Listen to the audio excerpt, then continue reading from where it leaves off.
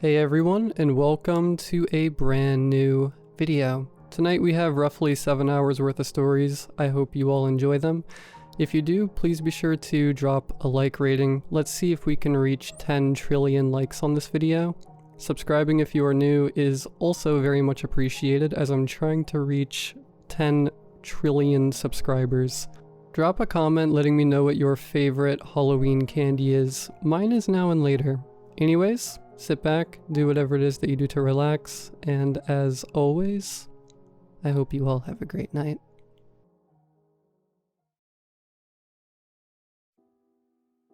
I'll always be thankful for the sprawling Kansas cornfields for saving my life. Without it, who knows what would have happened to me. I don't like to dwell on it. This story happened 9 years ago, back when I was still a stupid kid. My parents and siblings had left for back-to-school shopping, driving all the way down to Wichita.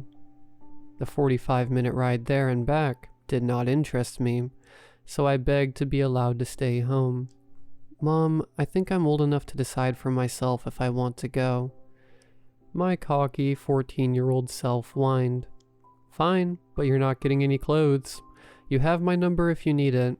We'll probably get dinner there, so don't wait up," she called while wrangling my two most quarrelsome brothers into the car. "Sweet, thanks." I'd never been completely alone before. I mean, Burns was pretty rural, but growing up with 5 siblings meant I never got to enjoy the privacy that's supposed to come with country life. Hell, the concept was so foreign to me that I spent the first 20 minutes trying to decide what to do.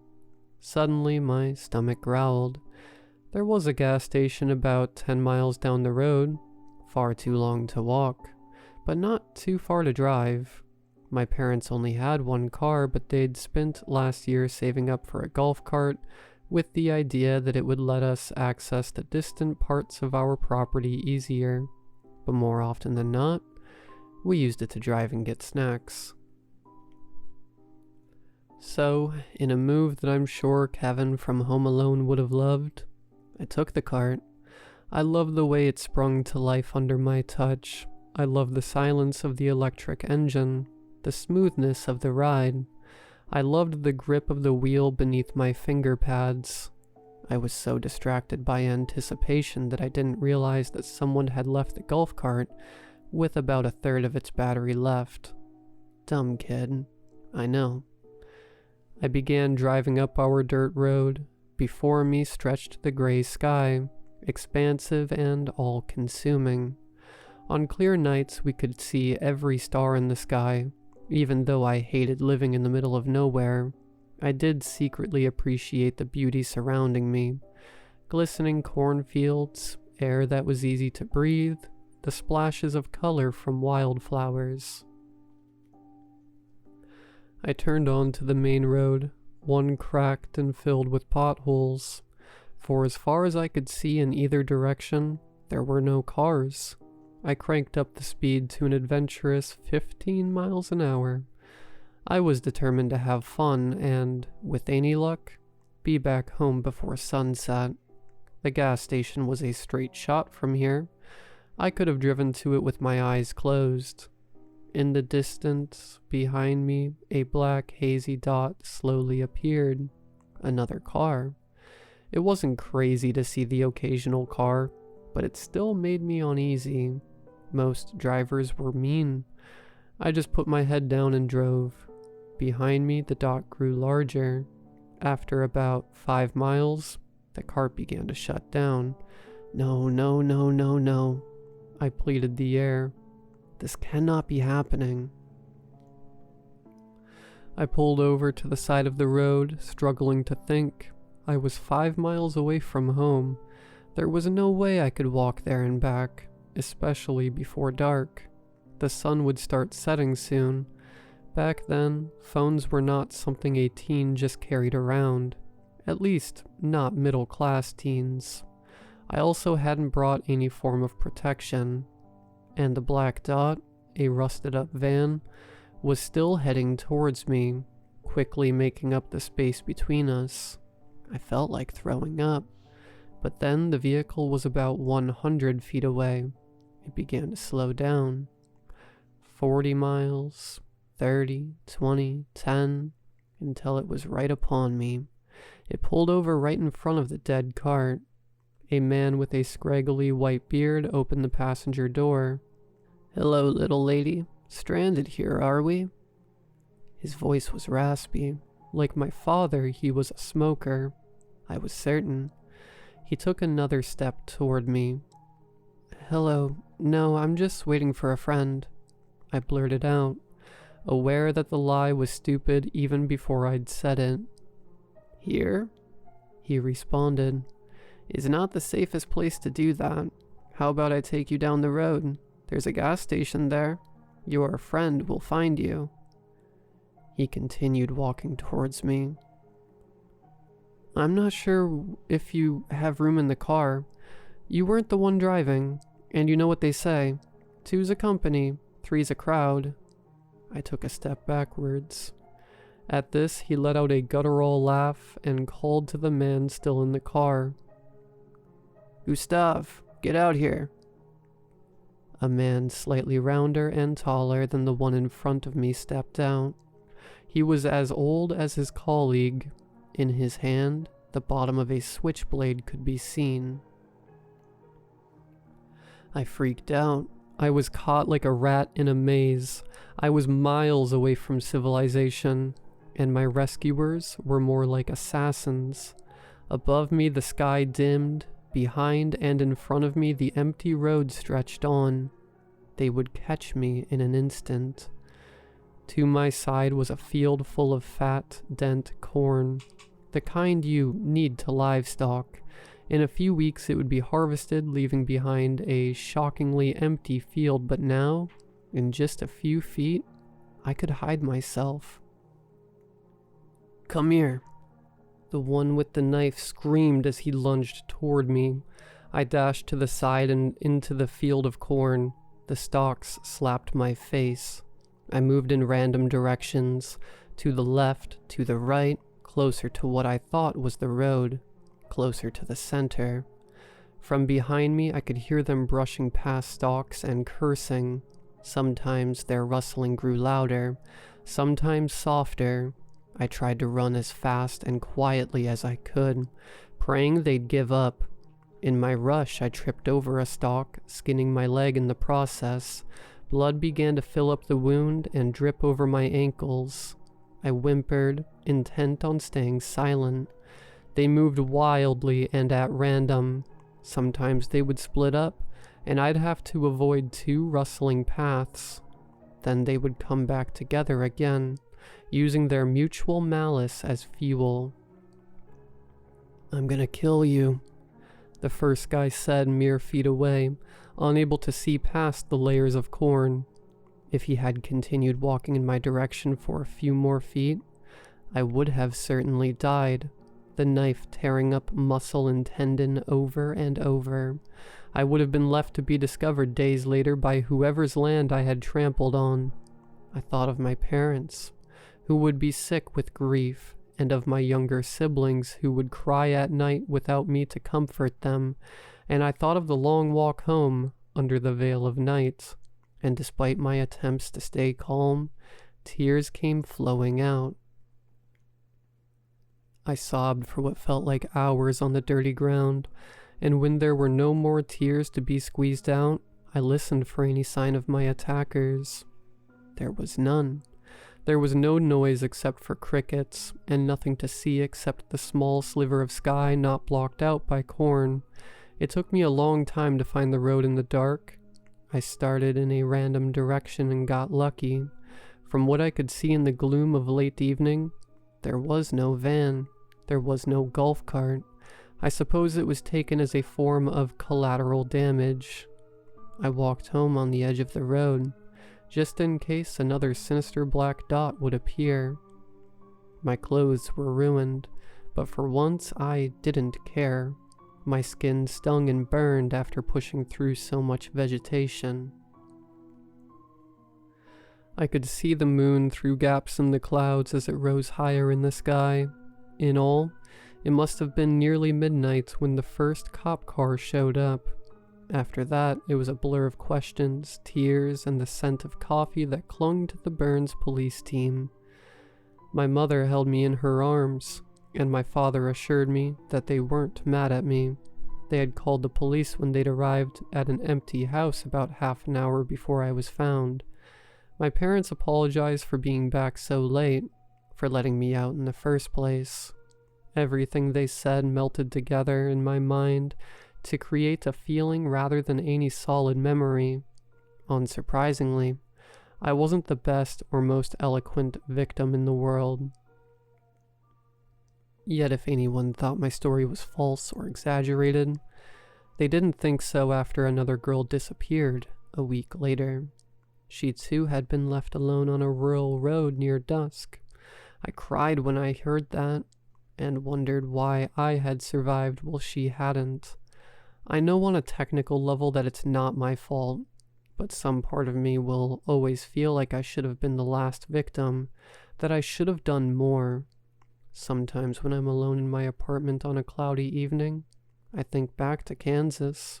I think back to that girl, someone who was just a few years older than me, and I wish so badly that I could tell her to run into the corn without looking back.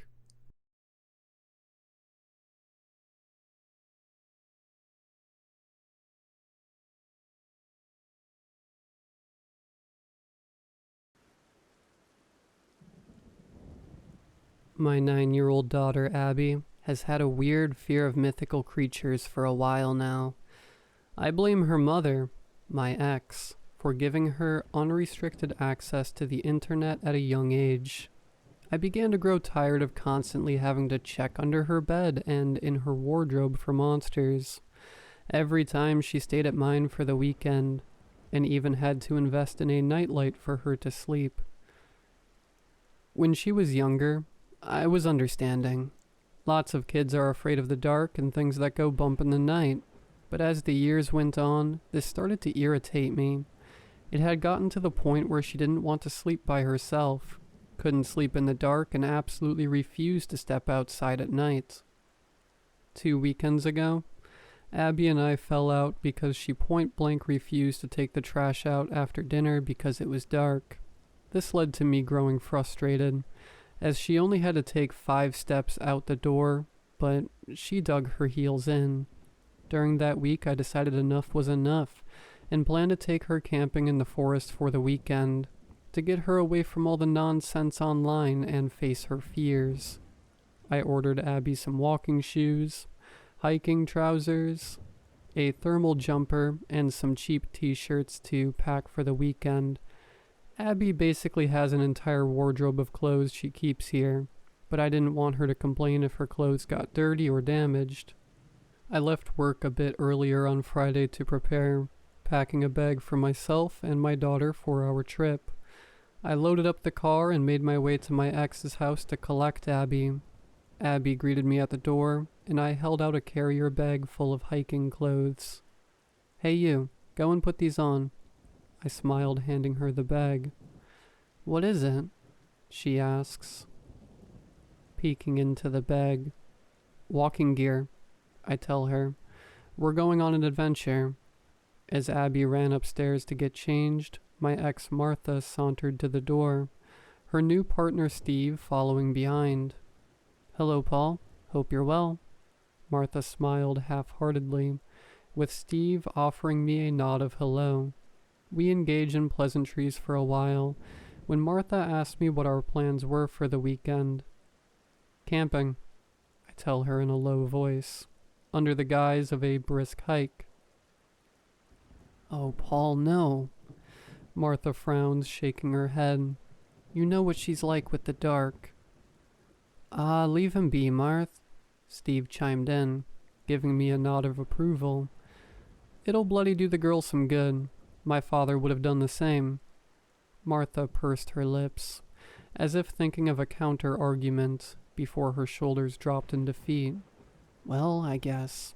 Just look after her, Paul." she told me sternly. She'll be alright, Steve assured her before I could respond, rubbing her shoulder. Don't you fret. Abby returned to the door not long after. How's it fit? I asked her. Well, the shoes fit fine, she replied, lifting her foot out in front of her. But the trousers are a little long, and the fleece is kinda big. She wasn't wrong, but I put it down to the unpredictability of online shopping. Looks alright to me, Steve said, giving me a final nod farewell before my daughter and I retreated to the car. Dad, this hike's taking ages, Abby whined, her arms swinging by her sides. It's only been a couple of hours. Usually you're full of energy. I chuckle. We carry on walking until we reached a large clearing. Here will do, I announced, sliding the backpack from my shoulders. Abby looked at me perplexed. For what? The campsite, I smiled. Abby's eyes widened. What? She snapped. Tell me you're joking. Oh, don't be dramatic, I told her. Didn't you catch on when I got this huge bag out of the car? Abby began to panic, explaining to me how it will be dark soon and we need to leave. Hey now, calm down, I assured her gently. We won't make it back to the car before dark anyways. Let's set up camp and we'll get a big fire going. I've brought marshmallows. The tent was up, baked beans and hot dogs were eaten, and we sat around the campfire with marshmallows on sticks. See? I smiled at her. This isn't so bad. Isn't it nice to be away from screens and pollution?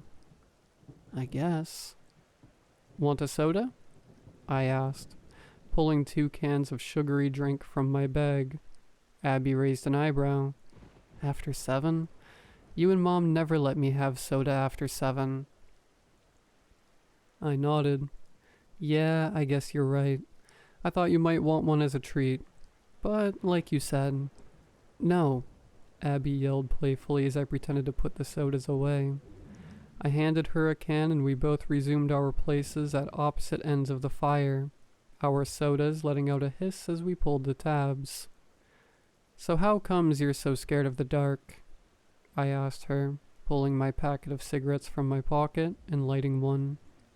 Abby ran her finger around the rim of her can. You know why. Monsters? I reply. Abby nodded without looking up. Do you believe in monsters? She asked me. I shook my head. Nah, well, I mean, I don't believe in the kind of monsters you do with the claws and horns. I believe some bad people can be monsters, though. I don't believe in those kinds of things, Abby told me. I raised an eyebrow. So what sorts do you believe in? Abby looked down at her can again, prodding the tab with her finger. Have you ever heard of the hermits? The what? I asked, a slight chuckle escaping my lips. The hermits, my daughter repeated. Can't say I have. Abby pulled her phone from her bag, opening a folder in her picture gallery and handing me the phone. I put my can down next to me and began flicking through. The first image was a drawing of a humanoid creature, but its ears were slightly pointed and its eyes were a pale white with pupils like a snake. It had locks of thin, white, greasy hair. It looked as though its nose had been removed, and it was drawn wearing only a white shred of cloth around its groin. The second was a realistic-looking image similar to the drawing. It had long, sharp fingernails, and was grinning with pointy yellow teeth. It was thin and seemed to hunch over, with grayish skin and a hairless body. This image didn't show it wearing the shredded white cloth. Instead, it appeared to have a small, bulging pouch similar to a kangaroo where a human would have their reproductive parts. I scrolled to the next image, which was mostly text with 2 different sketches of the creature. One looked more male and the other female, with a slightly fattier chest, a pouch that went sideways, and a more flexible, hunched-over stance. I flicked my finger across the screen to the next image, which showed local statistics of missing children and hikers who vanished without a trace, with some locations and images of victims. What followed this image was a screenshot of a written text. The hermits generally reside in woodlands and farmland where they can easily acquire food. The hermit's usual source of food is bone marrow of larger mammals such as livestock, mainly cattle, horses, deer, and humans. The hermits are attracted to the smell of blood. Some say they can smell it from up to a mile away, although this hasn't yet been proven. The hermits are social predators, which follow similar pack rankings as we give to wolves. The hermits don't tend to follow the usual pack gender rules, with both males and females engaging in similar activities and ranks for both sexes. I continued flicking through the album, which showed more sketches, pictures, and grainy camera footage. Huh, they are pretty creepy, I admitted, but they're not real. There's been all kinds of folklore around since I was a kid. Used to scare me a bit too, but it's just make-believe. Abby frowned at me as I handed her her phone back. It's not fake, Dad. I've seen them. They roamed the woods at the back of the house. I chuckled. That's so. As I moved my arm, a pointy branch from the log I was sitting on snagged the sleeve of my fleece, pulling some of the thread out. Dang it, I hissed, raising my arm to inspect the damage. Abby suddenly jumped up. Did you cut yourself? She squealed. No. I just got my fleece caught on a stick, I told her. Abby went into a tirade about checking my arm for cuts to ensure it's not bleeding. They can smell blood. They target the wounded for an easy kill. I looked at her and sighed. Kid, let's just get ready for bed. I turned in my sleeping bag, trying to get comfortable. The dim yellow beam from the flashlight, which Abby had insisted we hang from the roof of the tent, was all that illuminated our shelter. I was about to drift off when I felt my shoulder being poked. Dad, I need a wee. I turned and sat up in my warm sleeping bag. Okay, go ahead and take the light. Don't go too far. Can you come with me? Abby asked awkwardly. You're plenty old enough to do these things by yourself, I told her, already unzipping my sleeping bag, knowing my fate was sealed. I grabbed the flashlight and climbed out of the tent, aiming the light at a large tree. Here, you take the light. Just go behind that tree over there. I turned around and took a deep, tired breath, feeling the crisp air caress my face. My daughter returned, her face pale. Dad, something's wrong. What's wrong? I think I'm bleeding. What? Where? Did you get a scratch? I've got a first aid kit if it's bad, and... Abby cut me off by pointing to her lap. There. She looked at me visibly upset and uncomfortable. It took me a moment before it clicked. Oh, yeah, no. Don't worry, it's normal. That's just something you get at a certain age. What a place for it to happen. I retreated back to the tent to try and find something to help my daughter. Did your mom pack you any toiletries in your weekend bag? I called out to her, dragging my bag out of the tent. Abby shook her head, her eyes beginning to water. It's okay. It's all right. Don't get upset about it, I assured her gently. I've got a load of tissues and some bandages. That should see you through until we leave. Here, go in the tent and get changed into some clean undies. I'll wait out here. Abby vanished into the tent as I took some deep breaths, hoping I handled the situation okay. Abby came out of the tent a few moments later. I left my weekend bag in the car, she informed me sadly. It'll be okay. I'll wash everything tomorrow whilst you have a nice bath. I smiled. Abby offered me a half-hearted smile before her face fell. They'll smell it. Huh? The hermits. They won't. Let's try to get some sleep. I was woken by a scream. I sat upright, looking in the darkness at my daughter's sleeping bag. It was empty. I fought my way out of the sleeping bag and dove out of the open tent. "Abby? Abby!" I shouted, looking around. I spotted the beam of a flashlight coming from behind the large tree Abby had used earlier and ran over. "Abs, are you okay?" Abby didn't reply, her shaking hand pointing the light into the tree line. I slowly took the flashlight from her trembling palm, rubbing her shoulders reassuringly. "Sweetie, what happened?" I dropped my bracelet here earlier. I didn't want to wake you, so I thought I'd be brave and go get it." Abby's voice shook with fear as she pinched her bracelet between her fingers tightly.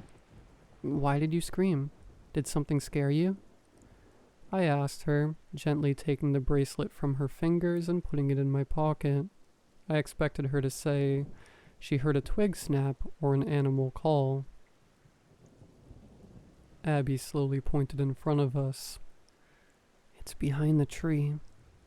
Confused, I raised the light to where she was pointing, just in time to see a figure step backwards out of sight. "What the?"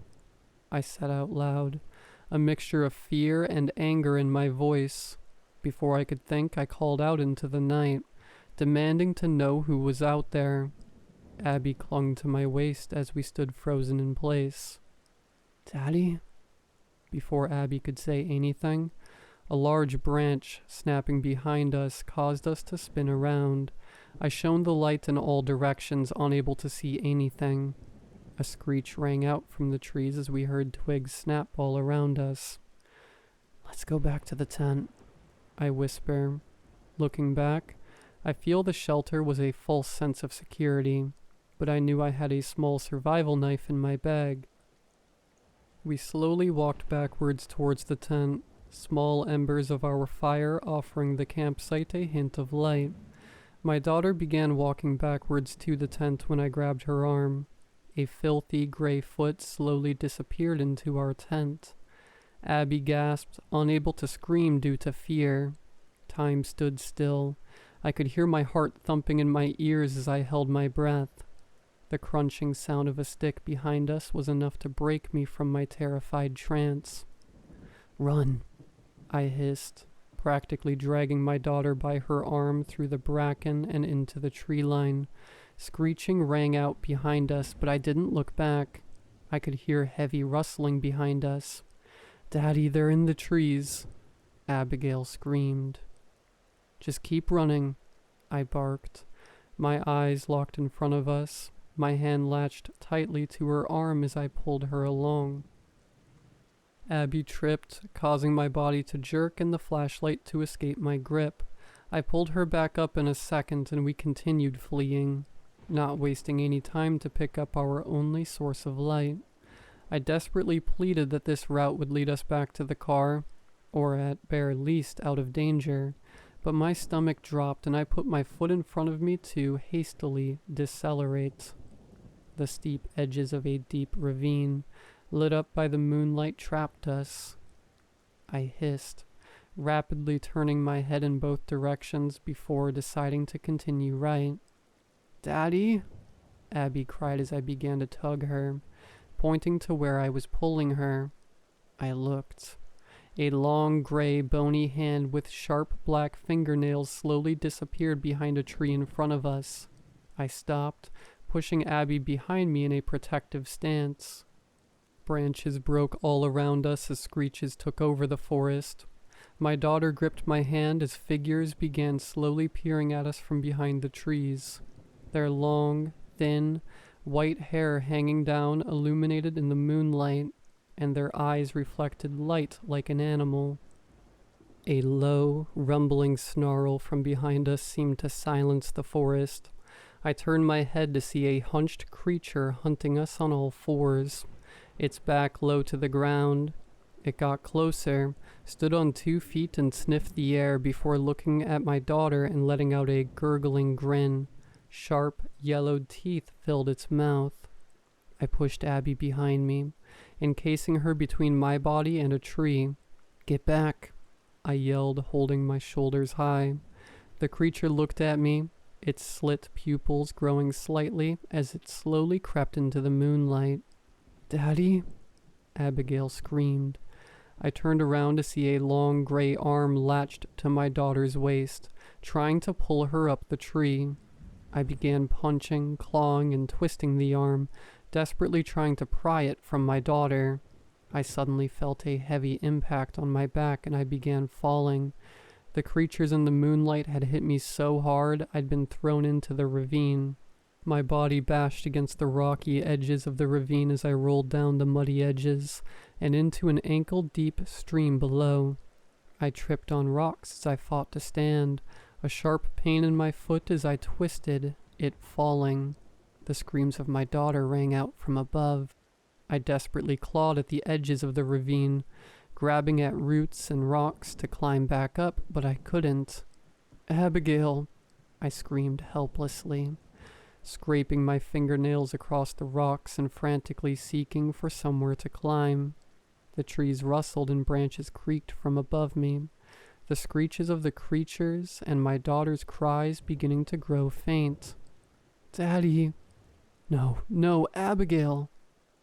I walked through the ravine until morning light, when I found a spot I could climb. Dazed, I blinked into the sunrise. I continued briskly limping until I got to my car, plucking my car keys from my fleece pocket and collapsing into the driver's seat. I punched the steering wheel, tears welling up in my eyes as I turned the key in the ignition and began speeding into town. I filed a police report. Police didn't believe me at first, but eventually confessed they'd had a lot of strange reports from that woods. They believe it's a group of sick individuals in costumes, targeting hikers and campers, even though I insisted that's not possible. No trace of Abby has been found. I live in hope that she got away somehow and will someday come back. Our campsite was discovered torn to shreds. Police did a thorough search through the forest and found the skeletal remains of some of the missing hikers. The bones had been snapped and were riddled with teeth marks. Police think an animal got to them. Martha blames me and has since demanded no contact. I can't say I blame her. I couldn't keep our daughter safe. I'll live with that guilt every day. I wish I could go back in time and just stay home that weekend. This story doesn't end with me hearing things in the night or seeing faces at my window. I haven't been to the woods since and keep my house well lit at all times. Abby, if you're out there and you read this, I'm sorry I couldn't protect you. You were my reason to get up every morning, my push to get me through the week and my reason to smile. Life isn't as bright without you. I've still got your bracelet. I keep it on my nightstand so it's the first thing I see when I wake up and the last thing I see before I go to sleep. Please come back, Abs. I'm scared of cryptids too.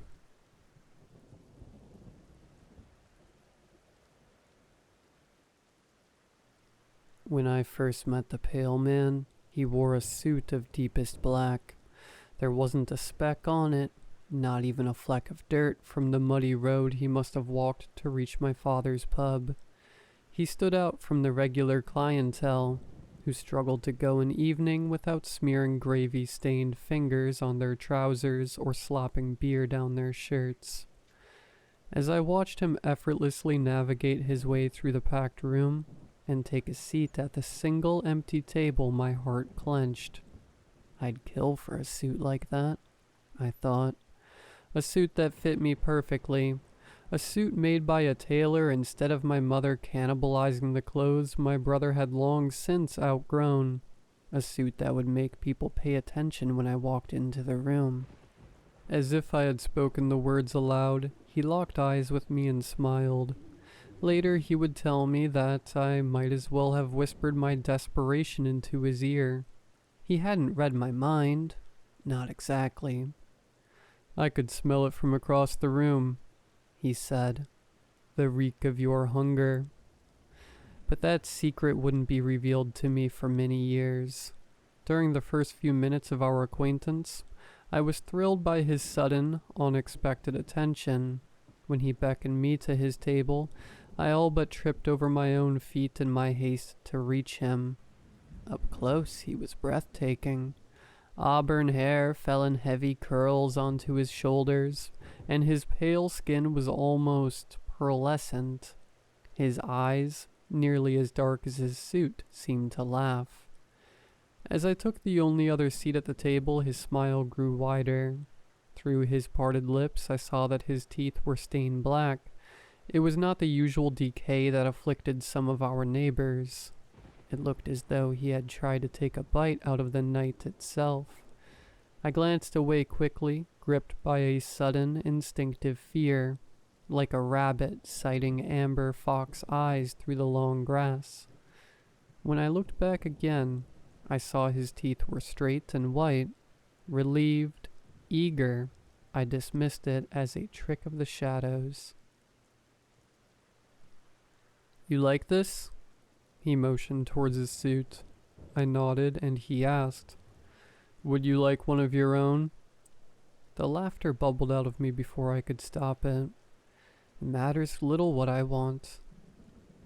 I've as much chance of affording one as a cat's in hell without claws. He tutted lightly. A rather constrained attitude. In life, half the bottle is deciding what you want. So tell me, Peter. He propped his delicately pointed chin atop his laced fingers. What do you want? Had I paused to question how he knew my name, I would have rationalized that he had heard one of our patrons summoning me back to the bar, demanding a fresh pint of beer, but I didn't question. The pale man was too fantastical a sight, too rich for our humble village, too important to talk with the likes of me. I feared that, should I allow my attention to wander, he would evaporate before my eyes. So I answered his question. Of course I wanted the suit. More than that, I wanted one for every day of the week. Every confession after that first one came easier. Most people born into our village lived their entire unremarkable lives there. They were christened, married, and laid to rest within the small boundaries of the same church and its yard. The thought of following that fate made me feel like I couldn't breathe. I wanted to escape, to travel dusty roads and churning seas, to see anywhere other than here. And I wanted to do it comfortably, luxuriously even. My entire life I had watched my parents hoard each coin. Usually it stretched just far enough, but in leaner times they agonized over how it should be spent. One winter, my mother skipped so many meals that she scarcely had the energy to rise out of bed. I wanted respect, and my own small stock of fame, a name associated with something other than pouring drinks in a dingy pub. Mostly, I wanted to be seen. All of this burst out of me in a rush. I didn't care that I might be overheard, and if my father caught wind of it, he would try to knock such notions out of my head with a sharp clap around the ear. Only two things seemed important: bearing my soul to the pale man, and keeping my eyes on the table while I did it. At the corner of my vision I could see his smile growing wider and wider, and a voice in my head I refused to acknowledge even as I obeyed it warned me that I should look. I would see those black fangs again. When at last I fell silent, the pale man said, "Excellent, Peter. See, you're already halfway there. You know what you want. Now you must decide what you're willing to do to get it." For that, I had no response. Dreams were well and good, but I lived in reality. For a young man of humble origins, the best hope was to strike out for the nearest town and try to forge a life there. But there would be no suits in that future. No ships nor accolades. Perhaps not even anything resembling comfort. The pale man leaned in close, whispering conspiratorially into my ear. What if I told you I could give all that to you? A long life filled with anything you could desire, and not in some dim, distant future, but right now. You could walk out the door and step into a new life. I should have laughed, or accused him of mocking me. Instead, I had an image of a serpent and an apple, and what our rector might say if he could hear this conversation. Goose pimples erupted across the nape of my neck, as though someone had blown cold breath there. Deep laughter rumbled in his chest. You give me entirely too much credit. I'm not him. I'm merely a talented individual in a position to offer you an excellent deal. I risked a glance at him. His teeth were thankfully still white, but his eyes had grown sharp. Hungry. I wondered whether that expression was mirrored on my own face. And what would my end be? Once a year, you will need to complete an errand for me. He waved an airy hand. Nothing outside of your capabilities, of course, and you will be able to discharge your duties in a single day. The other 364 days belong to you entirely. In my entire life, I hadn't owned a single day. They belonged to my parents, my brother, and as soon as I was as tall as the tables, the pub's patrons. Sacrificing one day a year seemed like an excellent bargain, the pale man supplied. I quite agree. If you wish to accept, we need only drink on it, no wait. He plunged a hand into one of his pristine pockets and withdrew a fat, gleaming apple and a silver paring knife. Dropping me an exaggerated wink, he said, We all must have our little jokes, Peter. When he sliced into the apple, I had a sudden suspicion that the flesh inside would be rotten and worm-riddled, but it was as crisp and juicy an apple as I had ever seen, the aroma strong enough to make my mouth water. He cut off 2 slices and held one out to me across the table. As I reached for it, he pulled it just out of my grasp. One more thing. You cannot exit our deal prematurely. We're entering a contract of sorts, and it must run for its full term. Is that acceptable to you? Last chance. The same instinct that had urged me not to look at his teeth now cautioned me again. Pouring pints is better than sticking your neck in a snare. Get up. Walk away. Instead, I plucked the slice from his hand and crammed it into my mouth. The apple was cloyingly sweet. Unaccustomed to such richness, I feared my body would reject it, and for a moment I was seized with panic at what the pale man might do should I splash his fine suit with vomit. Grinning across the table, the pale man had no such trouble. He ate his own slice in one bite. Go then, Peter, he said once he had swallowed, motioning towards the door. Enjoy your new life. Standing up so quickly my chair clattered to the floor, I strode to the door and yanked it open. Just before I stepped over the threshold, a voice whispered in my mind, See you in a year. As I set out down the road, with nothing more than my clothes on my back, I had no doubts. A single, irresistible urge dominated me. Head south. After a mile of following my new compass, I found a young woman stranded by the roadside. She gratefully accepted my offer to escort her to the next village, some 3 miles further. The walk gave us some time to get acquainted. I learned that she was wealthy and well-connected. She learned that I was charming and funny, although that was as much a discovery for me as it was for her. The next week in the city, I was fitted for my first suit, a gift from the grateful young woman. The next month, we were married with the blessings of her parents. who were surprisingly willing to allow their daughter to marry a poor man of no name. As a wedding present, they funded a 6-month tour of the continent. We wondered at ancient ruins and paintings so exquisite, they near moved me to tears, slept in sheets softer than anything I could have imagined, and dined with the wealthy friends of her wealthy parents. They also had friends at home, as I discovered when we returned.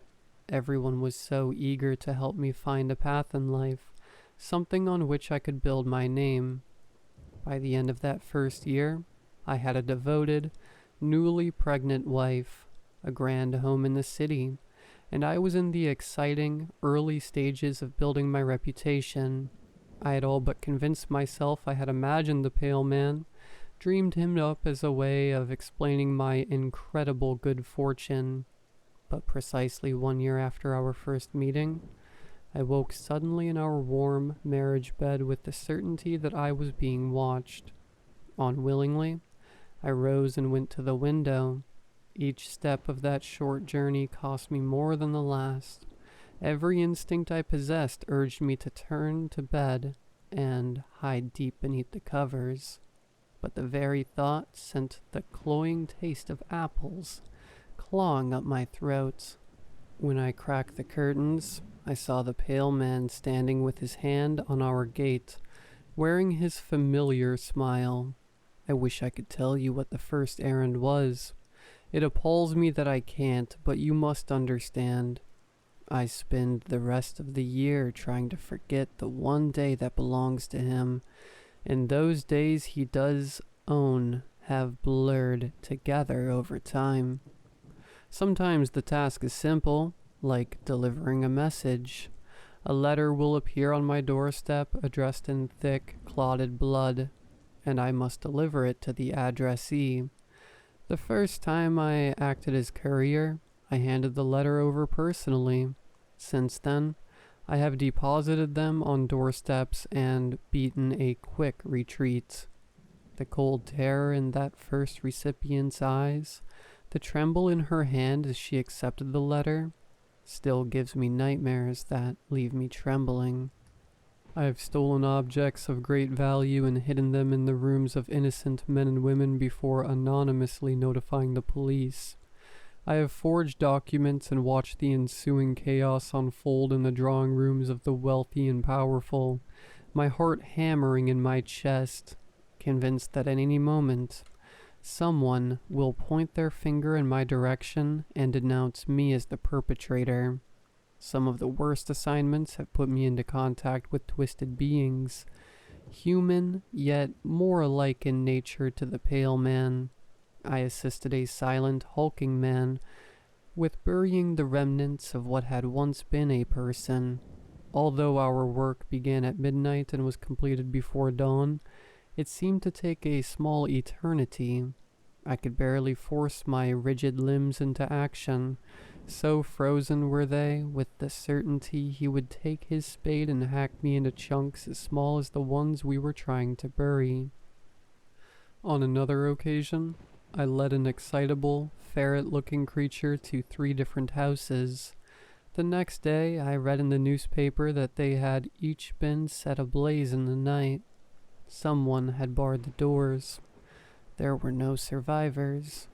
I took to my bed and didn't rise for 3 days, driving my wife to tears in her worry for me.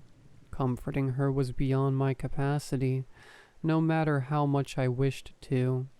I couldn't stop thinking of thick, black smoke filling my lungs while I listened to my family scream for help that would never come. By the end of the 3rd day, I could all but feel the heat cracking my skin. On the 25th anniversary of our deal, the pale man appeared at my dining room table, having conjured a feast seemingly out of thin air. For course after sumptuous course, he spoke of my exploits and achievements over the years, making comments and assessments, expecting me to venture nothing in return. The last course was mine alone. He gave a deep bow as he placed it before me, then removed the cloche with a flourish. before me lay a steaming heart. It's human. That was my one thought before he handed me a knife and fork, and I had to shut out all reason. The only thing that terrified me more than the grisly task before me was the thought of refusing the pale man. I could see the gleeful dare in his eyes as he waited for me to take the silverware. Try it, they seemed to say. See what happens. 2 hours it took me. 2 hours of sawing through the thick muscle, chewing, choking back my gorge. By the time I forced down the last morsel, I was weeping. He handed me a chunk of bread to sop up the pool of blood from the plate. As he buttoned his coat and made to leave, I asked why.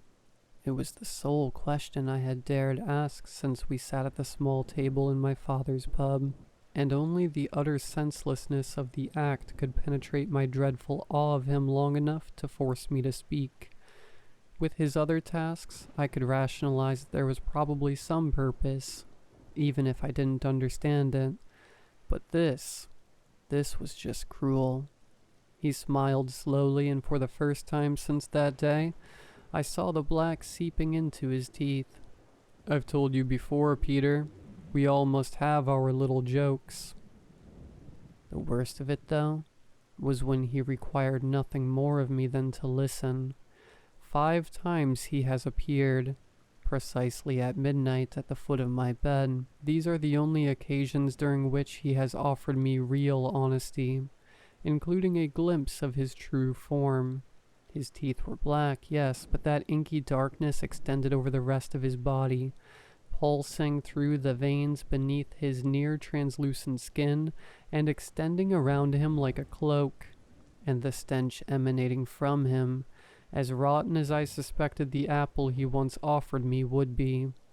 Each time he pulled a chair up to my bed and began to talk. He told me of deals he had made with other unfortunate souls, deals that were not so generous as the one he offered me. He told me of their gruesome ends, usually long after they had been driven out of their wits. He told me of where their souls were languishing now. I knew you were better than that, Peter. He said it each time, softly, almost affectionately. I could smell it from across the room, the reek of your hunger, your potential. He spoke of his own past in a time when men and gods walked closely together, and the person he had been before he became the Pale Man. Out of everything, through all the years, this has come closest to driving me to madness, for I fear it is a glimpse into my own future. It has become my daily practice to examine myself in the mirror, each morning with my chest so heavy with hope and dread that I can scarcely breathe. I pray for a gray line or a wrinkle before steeling myself to look into the glass. You see, I first met the Pale Man in 1812, yet I look no older than the day I left my father's pub. No one, not my family, nor the esteemed colleagues of my many ventures, has questioned my seemingly eternal youth. Part of the Pale Man's sorcery, I presume, to ensure the continuation of our bargain. In my long years, while I remained ageless, I watched first my wife go into the ground, then our children, then their children, until finally I could bear it no longer and cut myself adrift from them. The Pale Man spoke truly when he said I could not exit the contract prematurely. I first tried on the night I left my family. I have tried many times since by rope, by knife, and by poison, and always I awake, unharmed, at least in body, in my bed. Recently I have noticed a change, not the signs of aging that I have awaited for many decades, but something else, a certain blackening around the edges of my teeth. When it first began, I only saw it for a second or two. I would blink, and when I next looked into the mirror, they would be pristine and white again. But the closer I get to the Pale Man's next visit, the longer the blackness lasts during my daily inspections. During the daylight hours, I can fool myself into thinking it is a trick of the shadows. When I lie abed, slicked with sweat, even though my skin is ice cold, the comforting lies fall away, and I am left with what I fear is the stark truth. There is something more. I've begun to smell it, the hunger he spoke of, hunger for wealth and power, for security and belonging, for an ounce of comfort. I smell it everywhere I go, dining at a restaurant, being fitted for a new suit at my tailor's, through a computer screen. When I catch a particularly strong scent, it takes every ounce of my will not to follow it, to trace it to its source and see what they might do to sate their hunger.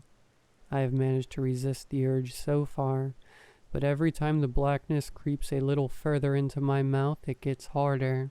A little voice, I'm unsure whether it's the pale man or my own instinct, whispers that taking their hunger and making it my own might be the only thing to make this existence tolerable. So I'm writing this now, while there is still enough of me left to want to warn you. If you are approached by a man with an irresistible offer, think twice before accepting it. It might be the pale man, or it might be a man once known as Peter.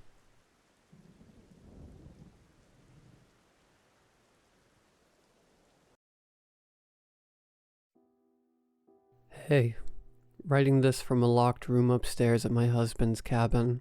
It was supposed to be our 2-year anniversary, but now I'm not sure what it is.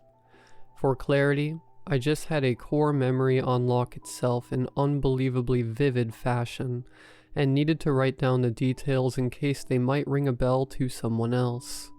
The details surrounding the watching, kind of fuzzy, but I'll do my best. The details around the tape itself, oddly clear. Some gaps I might be missing here or there, but overall the elements that comprise the video are very palpable for me despite the time that's elapsed. It was 3rd grade, a field trip to a nature trail, the 30-minute school bus ride, remnant of a now bygone time, was boring. The wheels on the bus take you somewhere you'd rather not be. We arrived at the lodge-like area near the entrance to the trail.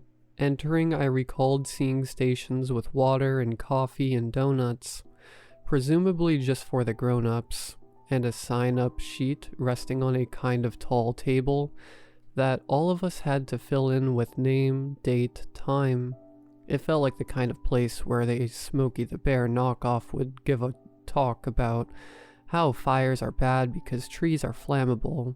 You morons. A local visitor center vibe, like there was plenty to do here but nothing really meant for someone my age. Sign-ups completed for our class of 30. Tall humans around us, tiny ones. And I heard the tour guide beside our teacher speak up. Alright, who's excited to go on this trail?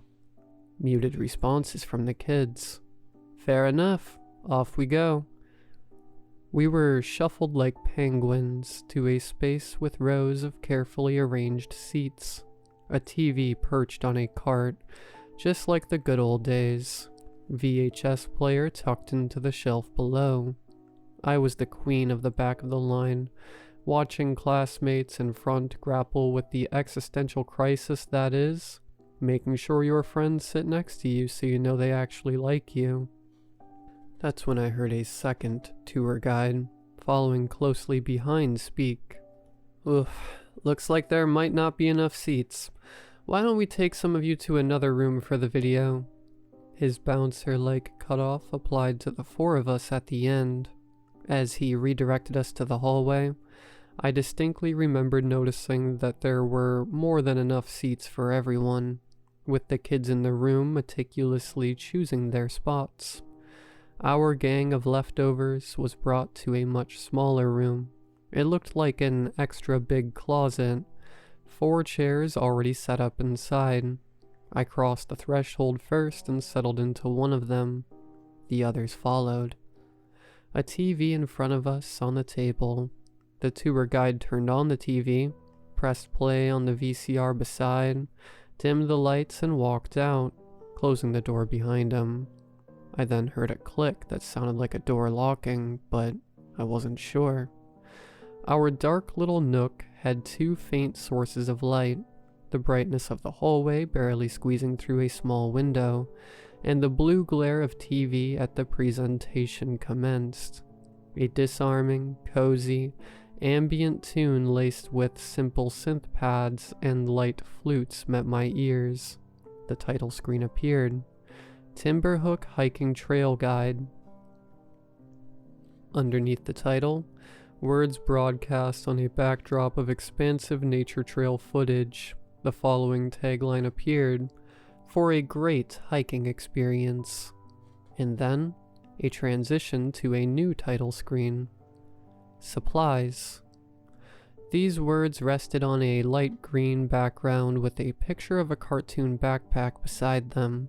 The music changed, a transitory bell chime, followed by a breezier and more upbeat arrangement. It dawned on me at the time of watching, 21 years ago today, that the video seemed dated, like really, really dated, on screen.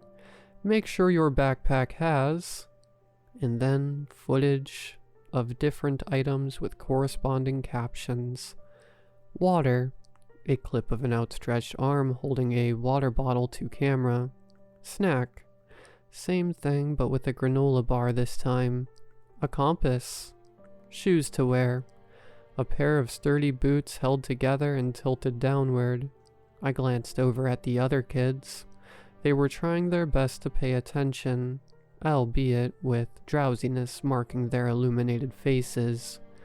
A new title card on the CRT in front of us. The hike. Words displayed on screen with a light blue backdrop this time, another bell chime, and a shift to the musical tone again, the same instruments taking on a more forward, adventurous tune. This was followed by a scene of arms linking with text at the bottom of the screen reading, "Pick your buddy," a camera panning over a very clearly defined footpath in the woods.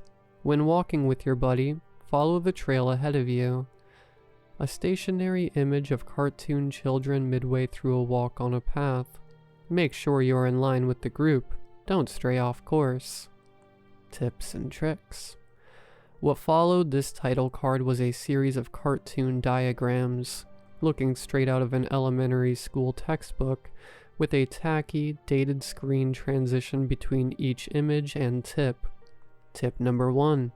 If you feel like you're lost, stop right where you are and listen to the sounds around you. You might hear the road, or people talking nearby. The lengthy bit of text splayed across the screen beneath a drawing of a boy standing in the woods with a hand to his ear, listening out with a smile. Tip number 2. If you come across a log, step on the log, then off the log. Do not step over it one leg at a time. This tip paired with a progression of images showing a kid, as one would indeed imagine, approaching a log, stepping on and then off it. Tip number 3. If you hurt yourself or have a wound, words accompanied by the image of a kid holding out their bleeding arm. Air it out. Then a strange transition to clips of a real-life bleeding arm now, held out in the forest air. With each successive shot, the arm looked worse. The wound, the bleeding, the almost gangrenous effect on the appendage growing.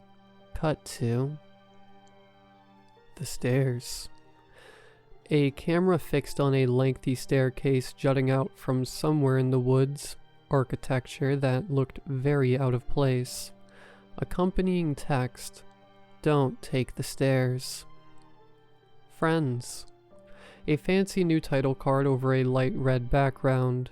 the heading over top, a display of cute cartoon woodland creatures huddled together, shifting to video footage with captions underneath of squirrels scampering up trees looking for nuts, birds, sparrows and songbirds flitting about near shrubs, deer softly peeking behind the trees before moving along out of frame, foxes, one seen darting through an underbrush, sleepwalkers, slow zoom in on a distant tree in the forest, someone peeking out from behind the oak, a woman-like figure with black matted hair in a white nightgown. Midnight. And suddenly the comforting background music was gone. Amateur camcorder footage now of someone maneuvering the woods at night with only a minimal light source illuminating the uneven path. Text coming in, line by line atop the footage. If you're still here, they'll be looking for you. Don't panic. There are many places you can hide. A transition to a nighttime shot of some trees. Behind the trees, slightly shaky but mostly still footage of some leaves on the ground. Still night. Under the ground. An even slower zoom in on a distant entrance to a passageway or cavern. The dungeon. The dungeon. I felt a chair beneath me, and remembered I was in a room with 3 other kids watching something. My eyes were glued to the monitor. I didn't feel comfortable looking to my left or my right. The imagery on screen wasn't resonating in any comfortable way, but the childlike fear in me told me if I stopped watching, something even worse would happen. It was hard to tell what I was looking at. The visuals on TV looked dark, thick, obscured, words that make no sense but are the best description I can muster, like the sorts of shapes you'd see with your eyes closed and palms pressed upon them. As I tried to piece together what it was, text, in the color red this time, appeared at the bottom. The dungeon might be a safe place to hide in for a little while. The text disappeared faster than usual. Slowly the video began to clear. The footage seemed to be taken in a dark, cluttered room. Tables, shelves, materials, tools, all sorts of items crowding the space. Near the top of the screen, what looked like a window. The sound of heavy breathing. It seemed like the video was recorded by someone crouching in the corner. They might never suspect you would hide in the same place they were planning to bring you to. Text gone. More breathing. Steady camcorder in the dark. Just don't stay there for too long. Eyes appeared on the window, with the sound of something sliding open and... nature. What? Once again there was daylight on the screen. Rivers, babbling brooks, and a friendly forest. A reprieve that made my 9-year-old self think about the best way to delete everything I'd seen from my brain. My first tango with compartmentalization. Nature, just comforting nature scenes. Nature is beautiful. Take some time to appreciate its wonder. Everything is in balance. The text lingered for a beautiful while, before cutting to a new title card again. The final one, as I would find out. The cabin. A camera that must have been positioned high on a mountaintop looked down at an expanse of forest from afar. Daytime at first, but the footage quickly revealed itself to be a time-lapse, tracking minor changes and movements before bringing us to the night. Then, for the 3rd time, the camera began to pan, this time painfully slow, delving deeper and deeper into the forest. Granular details sharpened as it zoomed in, while I wondered just how far this seemingly telescopic lens could go. Closer and closer, further and further until landing on a large cabin. Isolated in pitch-black darkness, it didn't belong with the rest of the forest. Lights on in all of the rooms, a glare cast out on the dense woods surrounding. The the following subtitle: "Do not go near the cabin." Mechanical sounds as the camera pushed in slightly closer, with a different clearness, as if the lens was suddenly changed. "If you are near the cabin, do not go inside." Silhouettes of what appeared to be people within the cabin. "If you are inside the cabin, do not leave. It will be too late." And then the camera violently started pulling back, away and away and away from the cabin as static warped the image. "You are nourishment to them." And back to the title card: Timberbrook Hiking Trail Guide. The comforting strings, synths, and woodwind instruments were back. The text underneath the title now just read, "For a hiking experience." Then the tape stopped, and it was just our smudged reflections on the TV now. We sat in the still of the dark. No one moved an inch. The shared, telepathic agreement we all seemed to fall under was, pretend everything is okay. If none of us said we were scared, then we wouldn't give the game away. If we looked like we were alright, then we were alright, right? The tour guide returned. He was hunky-dory as normal. "Alright," I heard him say, opening the door. Light switch flicked on. "Looks like you're all done. Ready to hike?" he asked with chipper delivery. A muted response from us kids. He motioned for us to follow, and so we did. I'm not sure if it was a trick of sound or a hallucination, but I remember the guide whispering, only to me it seemed, "Best of luck," as we joined the larger group. Whether this potential remark was tinged with sarcasm or sincerity, I wasn't sure. The hike happened. It was mundane, barely any elevation. It wasn't a particularly dynamic path, more like a trudge through some level, open forest with an almost industrial-looking path leading the way through. Like any in-depth video guide on the how of maneuvering this was completely pointless. There was no way anyone could have gotten lost, and it looked nothing like the video we'd watched. Only one thing caught my eye on the trail: the insignias that had been carved deep into the trees. Elaborate scrolls and markings all along the path. Then it was over, quicker than one would have imagined. And I had to wonder if the larger group of 26 students actually saw the same tape that my group did, or if ours was different. Now, some odd 21 years later, that same question cuts to the front of the line in my mind as I reconcile with the bizarre childhood experience I'd severed from my head so many years. It's my 2-year anniversary. As I mentioned at the beginning of this post, my husband pitched renting a cabin for the occasion, something I enthusiastically jumped at.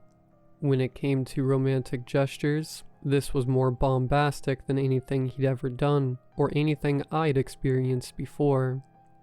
Our love story origins are pretty unremarkable.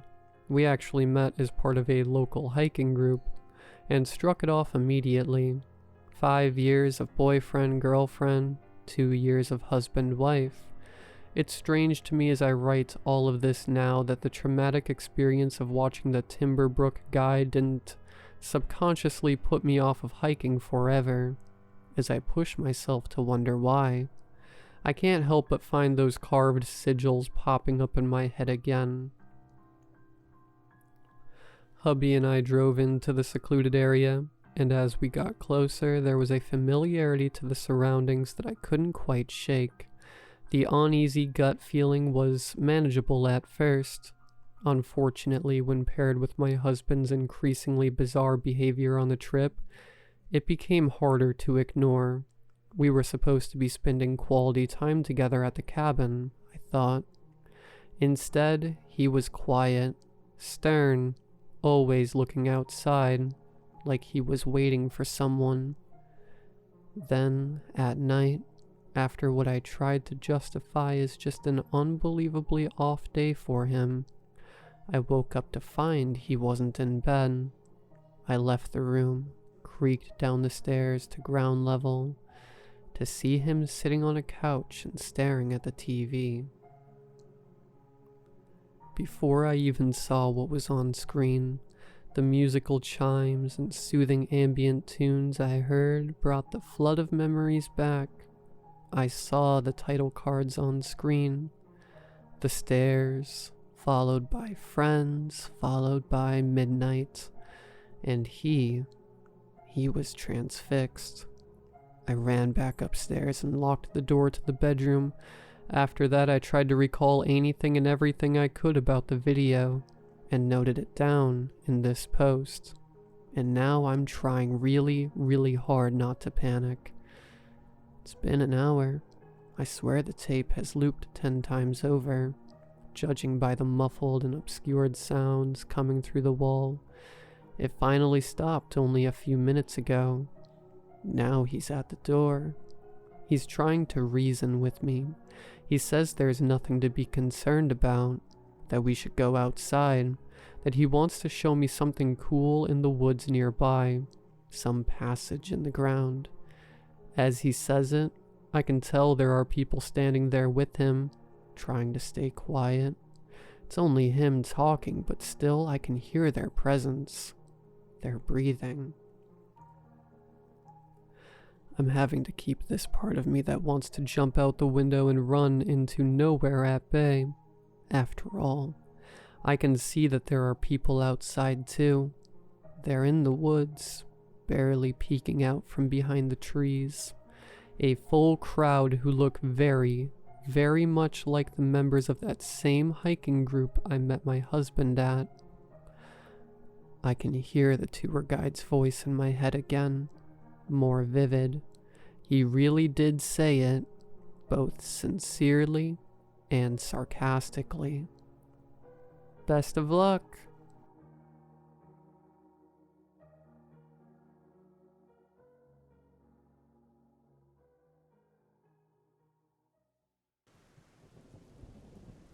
I hadn't seen my father in years. It had been 2 decades since I had set eyes on the man. My last clear memory of him was the one of him walking out the door when I was 5 years old. I had been watching cartoons. I turned just in time to see my dad's back as he walked out the door, wearing his standard blue jean jacket, with his head down as the door slammed behind him. My mother was on the floor, sitting cross-legged, and crying a few feet away from me. The sight shocked me. My mom never cried. She was my rock, and I had never, ever seen even as much as a tear from her. I crawled over to her and sat in her lap while she sobbed, completely at a loss of what to do. I remember I stroked her hair to comfort her, something she had done countless times for me when I was sick or upset. "Where's Dad going?" I asked innocently. My mom looked at her, her eyes red and puffy from the crying. "Your daddy is gone, sweetie. Your daddy left us," she mumbled. The divorce had to be done in absentia. No one knew where he had gone. I remember walking around town with my grandmother putting up missing posters for my father. She could never accept that he had simply walked away from all of us. The posters stayed up for a few months before they all got torn down. Years passed. Mom remarried a great guy. I got therapy to deal with my dad leaving and eventually went off to college. Life was normal, though I never stopped thinking about my dad. Not really. Even when I thought I came to terms with it, I'd get the urge to Google his name and search for him on social media. But nothing ever turned up. That's why when he finally did message me, it came as a complete surprise. I was at work, messing around on my phone while I had reports to write when it popped up on my screen. "Is this David Lewis from Topeka? And your mom's name is Penelope? If so, then this is your father. I have been trying to get in contact with you." I sat and stared at the message in disbelief. I set the phone down, then picked it up again and read the message. While I was processing everything, more messages appeared. David, I'm sorry for everything. For these years I stayed away. I really need you to answer me. I need you to agree to come meet with me. My first instinct wasn't to reply. I was half convinced that this was some kind of scam. Someone knew about my past and they were going to ask for a Venmo or money transfer. I finally replied, how do I know this is really my father and not some kind of scam? I waited for a reply. My heart was pounding, and a rush of thoughts were going through my head. If this was really my dad, I had a lot of things to say to him. Most of them weren't good. I promise you I'm your dad. When you were a kid, you had a ginger cat named Polka that died when you were 3. You had a stuffed teddy bear you slept with every night whose name was Mr. Simon. Please, David, this is really me, and I need you to agree to meet with me. I stared at my phone. I was racking my brain, trying to think of what to say. Tell him off. Tell him I'd gladly meet him because I had missed him all these years? I did neither. I need some time to process this. Let me write you back later this evening. I'm at work and I need to focus. Holding the phone, I waited for his reply. It came quickly. I understand, but please, I need an answer by tonight. Going back to my desk to work on the reports was almost surreal. It was like I was a ghost in my own body. I did get everything done, though. It gave me something to focus on. Once I was home, I went straight to the bedroom and flopped on the bed, phone in hand. My fiancée wasn't home yet. Today was her late day at work. Of all the people I wanted to talk to the most, it was her. But she wouldn't be able to answer even if I did call. I read over the messages again. Honestly, I didn't have to reply at all. I could block him, let him sit around and wonder what he did wrong to make me abandon him. But I did finally message back. The curiosity was too much. Why do you even want to meet with me? If there's anything you want to say to me, just type it out.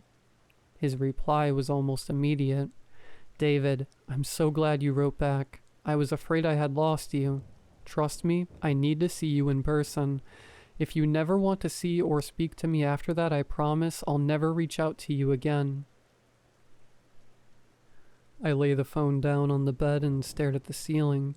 This was just too surreal for me. The front door opened and Alicia walked in. I'm home, she called out. She walked into the bedroom, and when she couldn't find me in the living room, she looked down at me and furrowed her brow. Are you okay? Did something happen? She asked, concerned. I shook my head and held up my phone. My dad just messaged me. He wants to meet me tonight to talk in person. I don't know if I should agree to go or not. I explained, holding out the phone to her so she could read what he wrote herself. Her eyes went wide. Of all the things I could have told her, this didn't seem to be the one that she expected.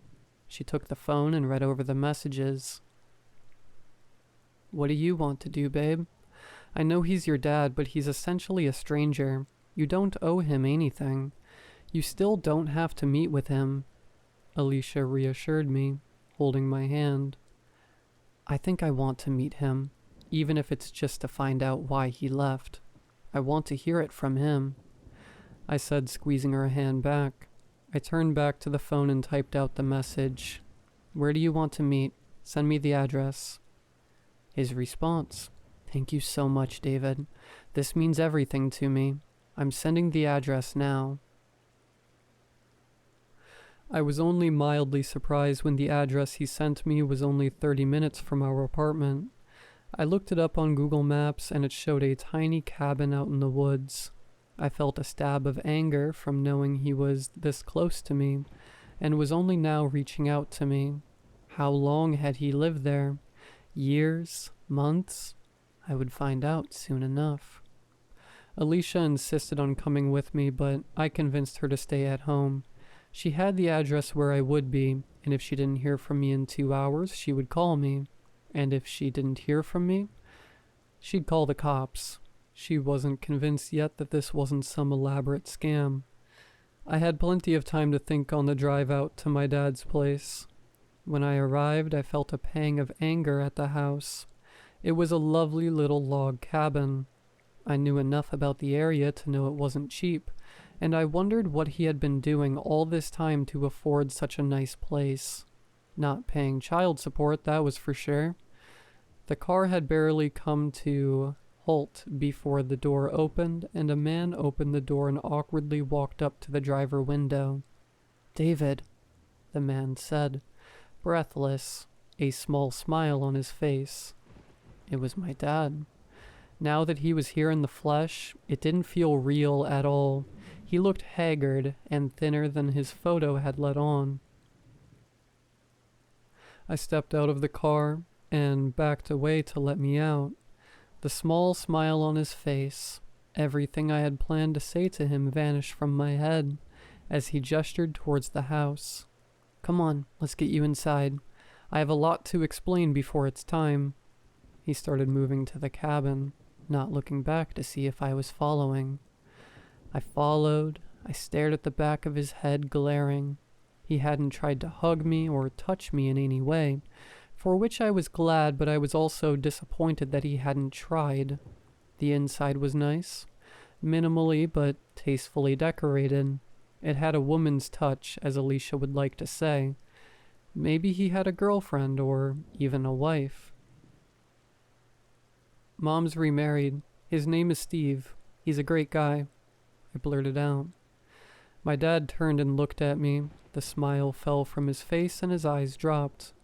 "I know. I saw that on social media. She looks happy," he said softly.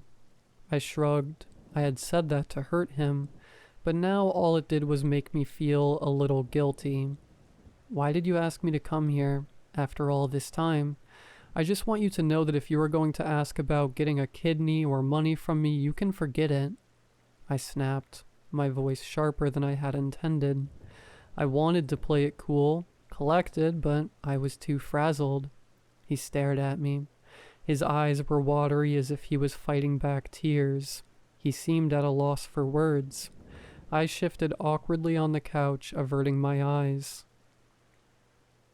"I just needed to see you. I wanted to explain why I left. I'm not going to ask for forgiveness, but I do want you to understand why I did what I did," he said in a rush. I looked up at him. The obvious answer was that there had been another woman, or maybe some kind of debt to the mafia. Anything, really. But now that I was about to learn the reason, all I felt was a slow, simmering anger. No matter what excuse he gave me, it wouldn't be good enough. "I'm a werewolf," he said simply, spreading his arms in a gesture of resignation. I had to admit that all the things I had thought he might say, this was not one of them. "I see," I said slowly. He was mentally ill. Maybe he was schizophrenic, or some kind of mental break. "Look, if you brought me all the way out here so you could spin some kind of fairy tale about why you left, save it. I can tell you're doing well for yourself. There's no need to lie to me." I gestured angrily around the cabin. His eyes followed my hands as I pointed to our surroundings, and a tiny smile formed on his lips. "Oh, this isn't my house, David. The people who live here are on vacation and I broke in, but we needed a quiet place to talk," he explained, stepping closer.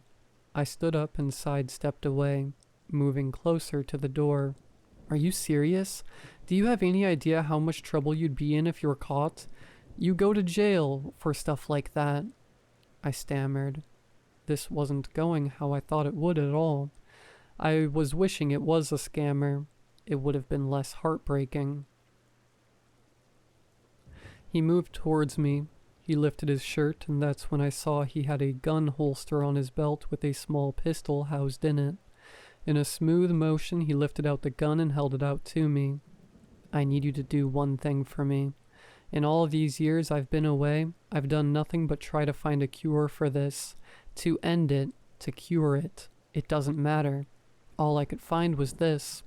The only thing that can truly stop me is silver. I have this thing loaded with silver bullets.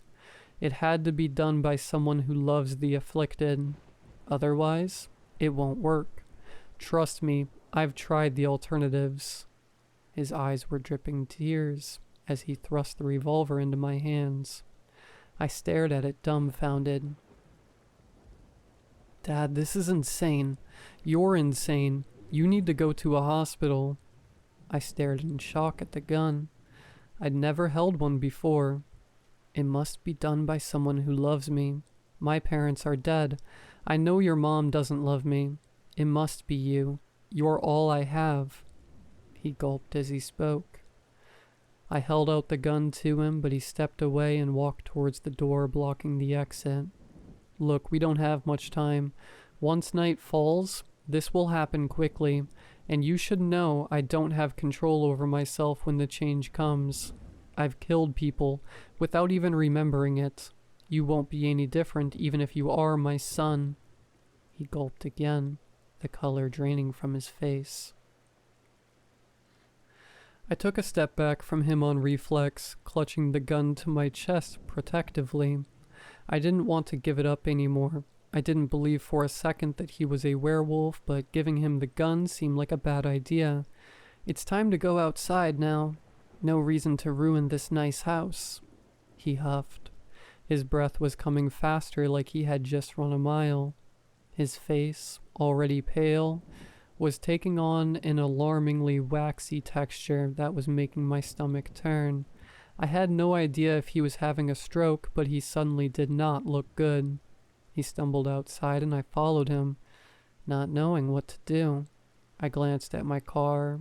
I could just run to it and leave, take the gun with me and call an ambulance for him. Don't even think of trying to make it to the car. You won't have time anyway. He looked up as the last rays of daylight vanished over the horizon. It's happening. Forgive me, David. Please know I always loved you. I hope you still love me. He rasped as he doubled over, seemingly in pain. Dad? I gasped, taking a few steps towards him. No, he screeched at me, holding his hands out and backing away, before he fell to the ground and started convulsing. It happened instantaneously. In the movies I'd watched about werewolves, the transformation is always drawn out, painful and dramatic. But this wasn't it. His skin split open like it wasn't even skin anymore.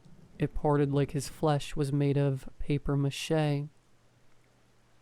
My vision blurred as I took everything in. The beast rising from the sheds of skin and clothing and looking at me. Its eyes were a vicious amber, glowing and filled with pure malevolence. There was nothing human in them. We stared at each other for a few seconds before it took a leap towards me, closing the distance between us in a split second. I shrieked and brought up my arm, the one with the gun. The creature was close enough for me to touch. I could smell the wet animal smell of its fur as it reached out towards me. I fired the gun on instinct. I fired twice, one bullet hitting the thing in its cheek, and the second in the chest where the heart should be. The beast let out an almost dainty and human-sounding gasp as it collapsed sideways. It looked surprised as it hit the dirt. I dropped the gun, my fingers numb from shock, and I ran to my car.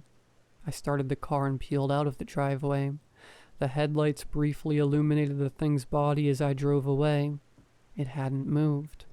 The shock hit me as I was driving, and I struggled to keep myself on the road.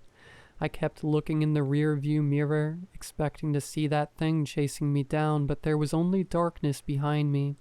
I didn't call the cops, or an ambulance. I cried silently the whole way home. There was nothing I could tell anyone that would make any sense to anyone. Alicia had waited up for me, and when I burst in the front door, she gasped and asked me what had happened. I couldn't tell her the truth. I made up a lie on the spot, that I had met my dad and he was a drug addict asking for money, that the cabin wasn't even his but a place he had broken into. I had to talk her out of calling the cops. There was no way I could ever explain why there was a dead lycanthrope in the driveway. She stayed up with me until exhaustion finally took over, and she passed out on the couch. I stayed awake, though. There was no way I could sleep. I sat in the dark, sipping coffee and shaking. When the first rays of light peeked through the blinds, I let out a sigh of relief. The sunlight brought sanity with it, and I could start trying to convince myself that I had hallucinated this whole night. That's when my phone buzzed, and I reflexively looked at the message that popped up on my screen, and my heart dropped. It was just a single sentence. David? It didn't work.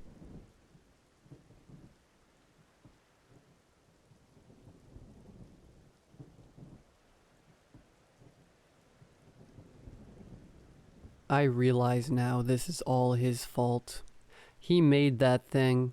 If you are reading this, stay out of the woods in Australia. It could still be out there, and it's smart. This all started about a month ago. I was startled awake from my couch. Knock, knock, knock. Who is all the way out here banging on my door this early? I grumbled as I approached my front door and gazed through the peephole. Sure enough, there was a middle-aged man, balding with a wrinkled forehead and not very tall. He noticed the peephole and gave me a wide smile. Well, this guy isn't creepy at all. Might as well see what he wants. I opened the door and the man greeted me. Hey there. I just moved in across the street. Just wanted to say hello. I'm Tulio. His aged expression shifted to a grin. Annoyed but not wanting to be disrespectful, I greeted him back. Nice to meet you. Name's Ned. Hiding behind him, I noticed a little girl. Come now, don't be rude. Ned is our new neighbor, Tulio said. Say hello. Hello, the girl muttered. Then more clearly this time, looked up at me and said, I'm Olivia. I smiled. My wife and I were expecting to have a little girl. Olivia's brown hair and eyes reminded me of my wife's, a beautiful shade of orange-brown like that of autumn leaves. I scratched the back of my head and greeted her as well. It's nice to meet you, Olivia. I glanced at the house across the street behind them. Nobody had lived there for years.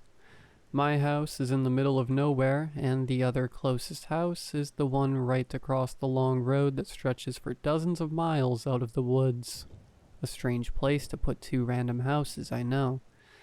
But apart from the terrible phone service and internet, for me, it was perfect.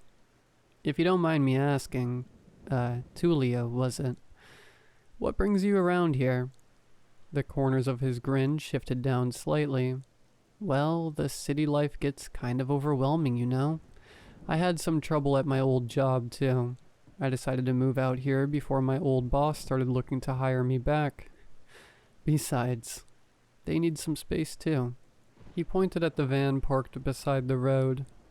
I know. Let me introduce you. I raised an eyebrow at Tulio. Don't worry. It's nothing strange, he said, noticing my suspicion. My curiosity piqued. I followed him and his daughter down the driveway leading to my front door and onto the pavement to the back of the van. They must have grown tired of staying in here by now, he stated as he opened the doors to the van. My eyes widened. Inside the van were all sorts of birds, parrots, peacocks, many that I've never seen before. Tulio gave me a pat on the back and smiled. Beautiful, aren't they? These guys are my whole life. I'm an ornithologist, you see. Ah, that explains all these birds then. I'm guessing you couldn't keep all of these back where you lived, right? Tulio's dark brown eyes looked down for a bit, as if contemplating the next words. Yes, something like that. I looked back at the birds. They really were beautiful. All of them had vibrant colors, and there were species I'd never seen before. One of them, however, caught my eye. I'd read about them in a book back in middle school. It was a lyrebird, nature's greatest mimic, I thought out loud. I see you noticed, Tullio said as he climbed into the van and took out the caged lyrebird. This one is special to me. You see, she was my wife's favorite as well. I noticed Tullio's expression change to one of melancholy. Your wife? Where is she now? She passed away not too long ago. Tullio looked down at the cage of the bird he was holding, his gentle grasp tightening ever so slightly on the wooden handle. This bird has been with us for many years. It's all I have left to remember her by, but I like to believe my wife's closer to us than you'd think. There was silence between us for a bit. I knew the feeling he had all too well. I opened my mouth to try and break the silence with some words of comfort, when the sound of a woman's soft voice stopped me. Tullio, I love you, sang the lyrebird. It was a gentle voice, even when replicated by a bird. It could give you a sense of ease. I looked down at the bird, its beady brown eyes staring back with intelligence I didn't think possible of an animal, and then I looked back at Tullio. I could see his eyes begin to dampen with tears, his surprised expression shifting to a grimace as he held them back. Feeling a bit guilty about what had just happened, I racked my brain for anything I could say. Wow, that bird's super cool. You're super lucky to have something like this. It's like a living recording of your wife, right? I stammered. Immediately, I regretted my words. That was the worst thing I could have said. In what world is he lucky? For crying out loud, I should have been able to sympathize with the guy, and this is the best I could say? But before I could apologize, Tullio flashed me a smile and wiped his eyes with the sleeve of his sweater. You're right. This little one is a blessing. It's the reason I'm able to see her again after all. In hindsight, that was a strange thing to say, but I was too busy feeling relieved he didn't take my words of comfort the wrong way to notice the grim meaning behind his previous statements. Regaining his composure, Tullio spoke. Now, me and Olivia could use some help bringing these guys inside, if you don't mind. Sure, I replied. Tullio led the way to his house with Olivia following close behind him and then opened the front door. Inside, I was surprised to find that the house was already furnished, and not so surprised to find that everything was painted in a fine layer of dust. Aside from this, the only furniture of note was a large bookshelf and a portrait depicting a white-haired woman, clutching in her hand a long, slender blade. The portrait was beautiful, and as for the bookshelf, its contents were a little odd. Books about biology and human anatomy, as well as bird anatomy. A couple, however, caught my eye. Strange books about rituals and others about alchemical sciences. I took out another book that seemed the most normal. It read, Hiding in Plain Sight by Susan Lewis. Disinterested, I placed the book on the shelf and resigned from inspecting it further. But then something else caught my eye. A small picture frame on a table by the bookshelf. There was something familiar about it. After looking at it for a while longer, I realized it was a picture of young Tullio dressed in a white lab coat and a woman with long brown hair like that of autumn leaves. Why would he lie about just having moved here? Well, technically, he never claimed to have not lived here, but something's off, I thought. I decided to stay quiet about it and turned to face Tullio, who was admiring some of his new free furniture. Lucky me, Tullio laughed. Must be from the folks who lived here. Too lazy to move stuff out, huh? Saves me some money. Looks like it, I replied. Olivia ran up the dusty wooden stairs, yelling enthusiastically, I'm gonna look at the rooms, Dad. Okay, but be careful, Tullio yelled back. Together we made our way back to the van and began to bring all the birds inside the spacious living room of Tulio's house. But when I was picking up the cage of a large parrot, I stopped to look at something. I put down the cage and got closer to the front of the van, where I saw a large bag leaning up against the wall of the van, in the shape of a human body. A strange smell was coming from it. My heart sank, and a million thoughts raced through my mind in the span of a second, but my rushing thoughts stopped when I heard the sound of footsteps coming up to the rear of the van. Tulio's once gentle and aged voice, now sounding cold and empty, called out to me. "Ned, you've been taking a while. Everything all right? That parrot should be the last one." Deciding the best course of action was to act normal, I stammered. Yeah, sorry. Just having some trouble carrying the cage." "Oh, yeah, that one doesn't have a handle, huh? Sorry about that." I carried the bird past Tulio, his small and unassuming figure now looking much larger in my eyes. Inside the house I placed the cage down, and then my thoughts once again began to race. That bag could have been anything, but why was it shaped that way? Could this guy really be a murderer? What about his daughter? Does she know about this? When he comes back, what should I do? The noise in my head was forced to quiet once again as I noticed Tulio returning, and to my horror, over one of his shoulders was the large bag. Act cool. He settled the bag down near the front door. I could feel a cold sweat running down my neck, and stupid as it may have been, I spoke. "Hey, just out of curiosity, what's in that bag?" I pointed towards the large bag he had just set down on the floor. "Good going.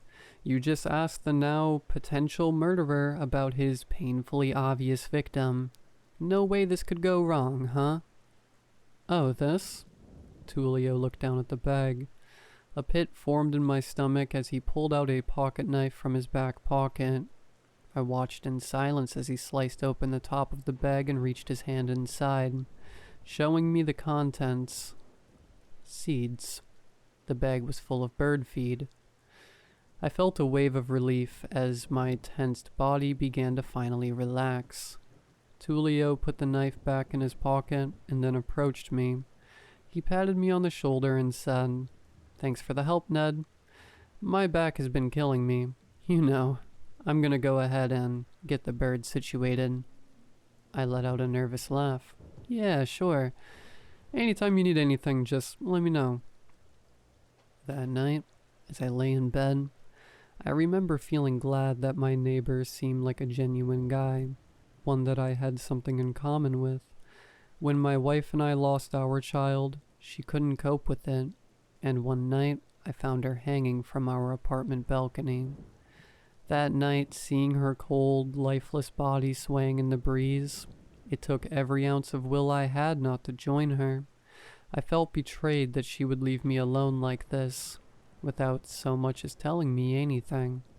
After this I became irritable and impossible to be around. Not a day went by that I didn't consider ending it all just to see her again, feel her again, listen to her again. I made plans to go through with it, but the day never came.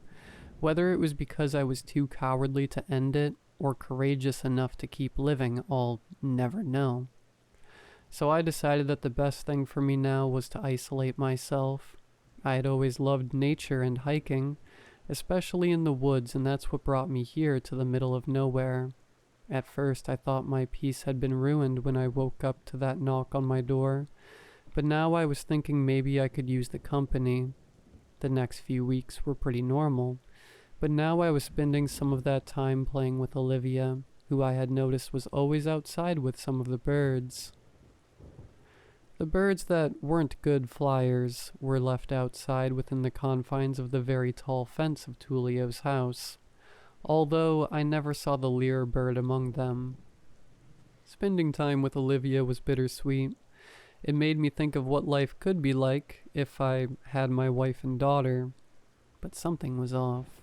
As the days went by, I saw Tullio less often. When I would see him, he had dark bags under his eyes, as if he was staying up all night doing something. The picture frame I had seen inside the house kept scratching at me. One day I couldn't put it off any longer. While playing with Olivia and the birds, I asked her, "Have you lived here before?" Olivia looked at me, raising an eyebrow, and giggled. "No, silly. We just moved here, remember?" "I know, but I was thinking maybe this was your old house or something. Or maybe your dad lived here before." Olivia put a finger to her chin and thought about it for a few seconds. "Nope, I have no idea." Then she went back to playing with the birds. I sighed and lay down on the grass. So not even Olivia knows anything. It's honestly none of my business if Tullio used to live here and didn't tell me anything, but why lie? And why come back here now? Was there something he needed here? Olivia stopped running around and looked over at me. "Oh, but you know, I never got to have my birthday party before coming here." "Oh yeah? Why not? How old are you now?" "I'm 12. But when we moved out of our old house, Dad said that seeing Mom again was more important or something. He also said we didn't have much time because the funny men from his job were looking for him. But I think he's just kinda crazy 'cause he's getting old." She laughed. "Hey, that's your dad. Show some consideration. He must have been really good at his job if his previous workplace is still trying to hire him back, huh? And you know what? How about we celebrate your birthday soon? Just let your dad know, and I'll get everything ready." I said as I brushed the grass off my clothes and headed home. "Really? Okay. It's a promise then." Olivia beamed as she waved goodbye. Walking home, I thought about what she said. Tullio said they were going to see his wife again. He must be going through it still. And if that is his old house, then it must be bringing back bad memories. Maybe having this party will cheer him up a bit. But the party would never come. That night I leaped out of bed to the sound of frantic banging on my door downstairs. I grabbed the bats I kept beside my bed and ran downstairs. As I got closer to the door, I recognized the screaming from the other side as Olivia's voice. I dropped the bat and opened the door. She had tears running down her cheeks. "My dad needs help. He's really hurt," she sobbed. "What happened?" She struggled to speak through her sobbing and gasping breaths. "He went into the room he always tells me I'm not allowed to go in, but he hasn't come out, and he was asking me for help." I told her to show me, and we ran across the street to Tullio's house. As I got closer to the front door, I immediately noticed that none of the birds were making any sound. At the door to the living room, I noticed that the same bag of bird feed Tullio had cut open was gone. Although not seemingly important, this bothered me. Then I heard Tullio's unseen voice pleading for help. "Please, help me," he screamed. "He's over here." Olivia yelled at me as she led me through the house to a basement door behind the stairs of the second floor. "Help me. Open the door, please." Tullio pleaded from beyond the door, and I had never heard such desperation in another man's voice before. Then I heard loud creaks come rushing close to the door, and Tullio's voice grew even more frantic. "Quick, open the—" His voice was cut short, followed by loud wooden creaks and thumping sounds, this time moving quickly away. "Tullio?" I called out. He must have fallen down the basement stairs, I thought to myself. I reached out and grabbed the door handle. It was locked. There's no time for this. Tullio could be hurt. I slammed my body against the door repeatedly, and then with a final heave, I saw my world turn black as I crashed down a long set of stairs into an inky dark basement. "Ned, are you okay?" Olivia yelled down at me. I got up groggily onto my unsteady feet and yelled back, "I'm fine. You stay up there." I looked up at Olivia, and the faint light that did little to illuminate the pitch-dark basement around me. However, I noticed that the stairs were splattered with blood. I felt a warm liquid run from my head and down to my cheek. I pressed my hand against it, and sure enough, it was blood. But it wasn't mine. Tulio must have gotten hurt. "Tulio, where are you? Are you okay?" I yelled into the darkness. No response. I decided to follow the trail of blood. How did he fall so far from the bottom of the stairs? The basement was large. It wasn't a trick of the darkness. It must have been an extremely wide room. The weirdest part was the strange, extremely intricate circles scattered on the walls, with markings and writings I couldn't recognize or read. The pungent smell of rot grew stronger the further I walked into the basement. Then I neared the end of the trail, where I heard a strange noise, wet popping and snapping. I could barely make out the figure of Tulio on the ground in a pool of blood, and some sort of massive, fuzzy spider tearing away at him. But it wasn't a spider. The thing's feathers slowly retreated, revealing those familiar, intelligent eyes staring back at me.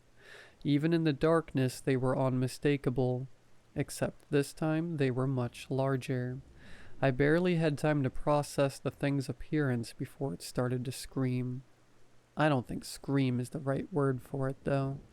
The only way I can describe it is that it sounded like a large number of people, men, women, children, screaming simultaneously in a dreadful orchestra of collective agony, so loud that I could feel my very bones vibrate. I covered my ears as hard as I could with my hands, my fear quickly transforming into terror. I ran back to the door faster than I had ever run. I could only have been running for a few seconds, but it felt like an eternity. The walls of the basement amplified the sound, making it feel as though it was coming from all around me.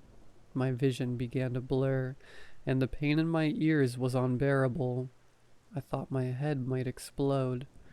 Somehow, in my disoriented state, I reached the stairs, but to my horror, I couldn't climb them. Every step I took sent me crashing down face first into the cold wooden steps, as the screams robbed me of my balance. My mind's pleas to my body to stand and walk fell on deaf ears. I felt the unholy cacophony of voices grow closer. This was it. I reached out toward the light above and felt an arm grab me. Olivia was pulling me up, yelling something that I couldn't make out through the noise. I had to act quickly. My senses in disarray, I used all my might to perform the menial yet grand task of crawling up the stairs. I shut the door just in time and locked it firmly in place by resting my back on it. And then silence. Olivia and I stared at each other in horror for a moment, but the silence was soon broken by slamming on the door. "Run!" I screamed at Olivia, and we bolted for the front door and out of the house to the yard. It was at this point I heard the basement door give way with a loud crash, and the birds began going crazy in response to the thing's presence. I didn't hear the sound of its pursuit. I didn't know if it had even given chase, but I dared not turn around. Olivia and I were halfway across the road to my house when we heard the gentle voice of a woman. "Olivia, wait, it's me."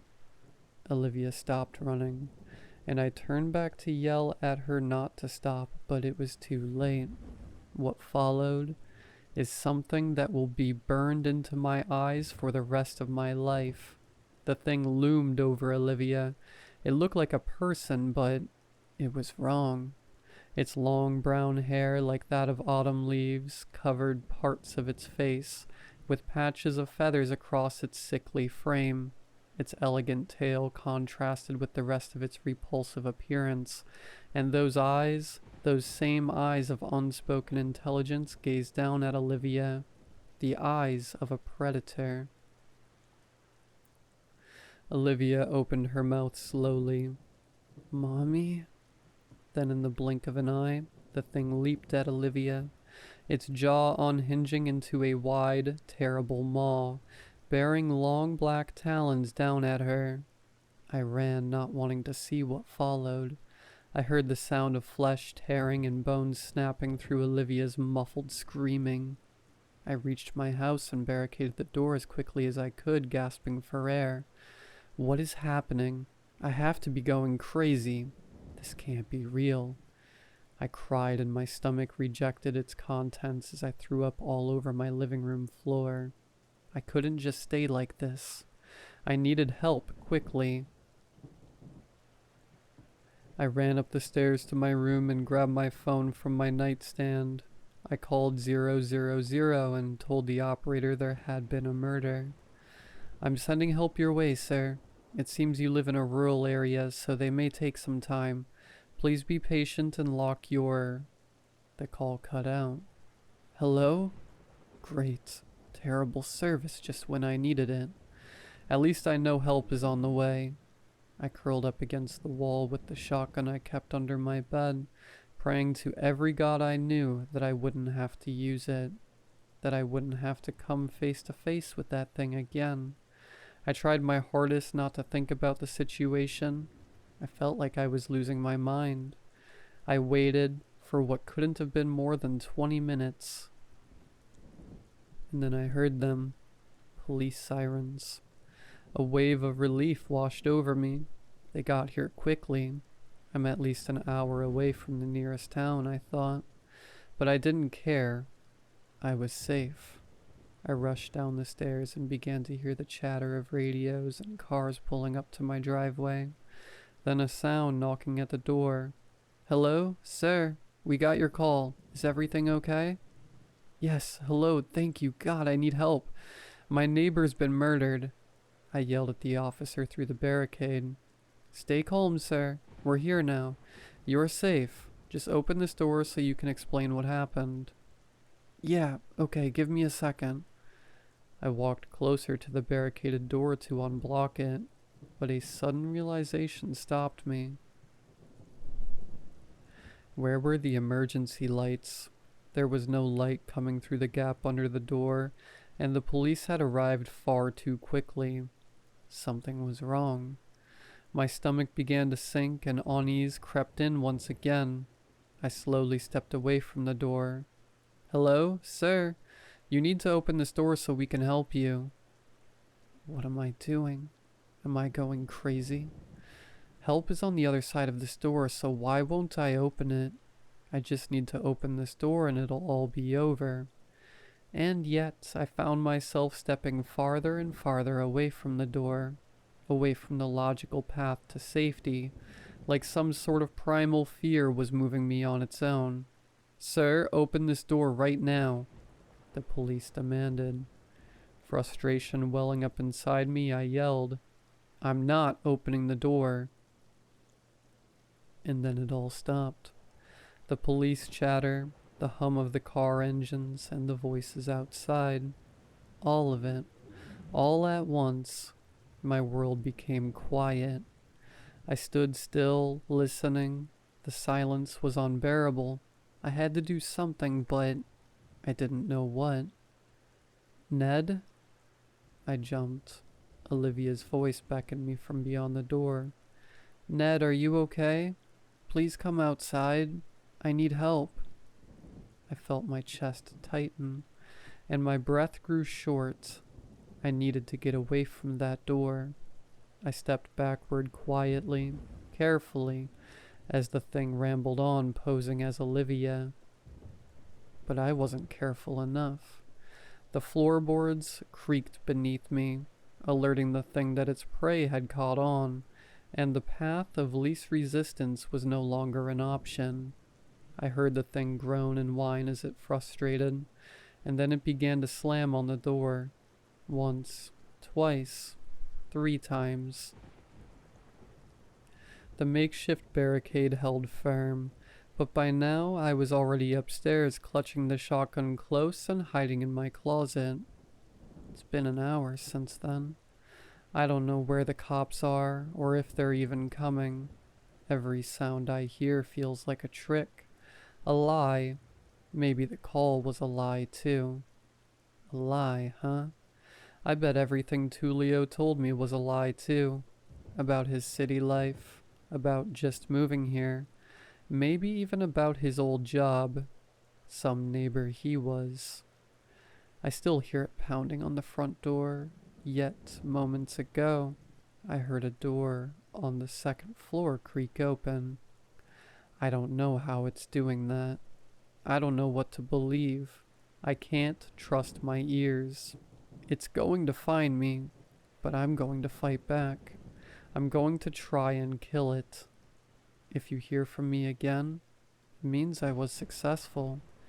This was the only place I could think to write this, and if I fail, if God forbid you encounter this thing, please don't fall for it.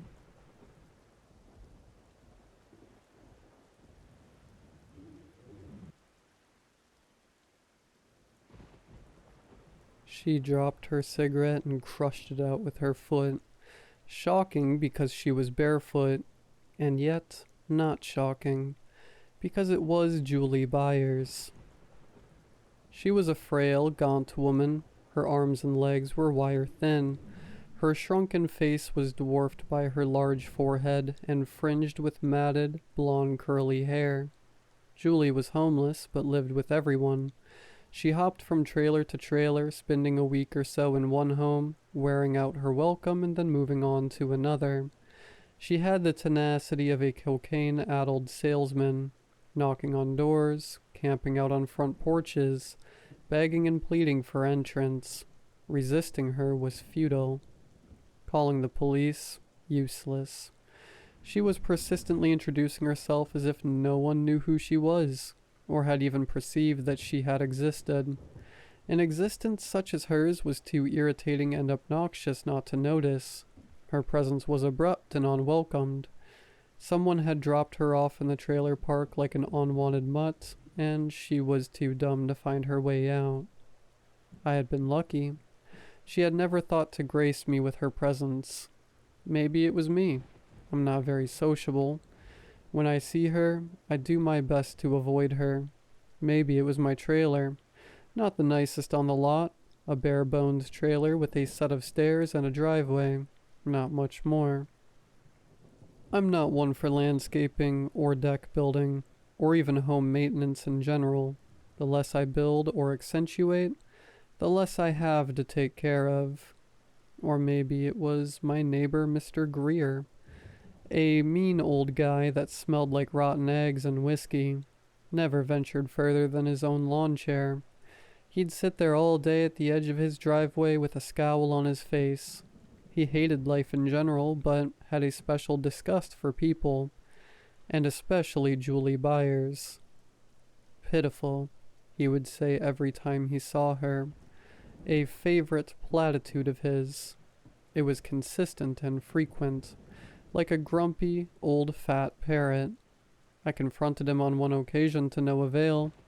I cared little for Julie, but the spite was a little overboard, and frankly, it made me mad.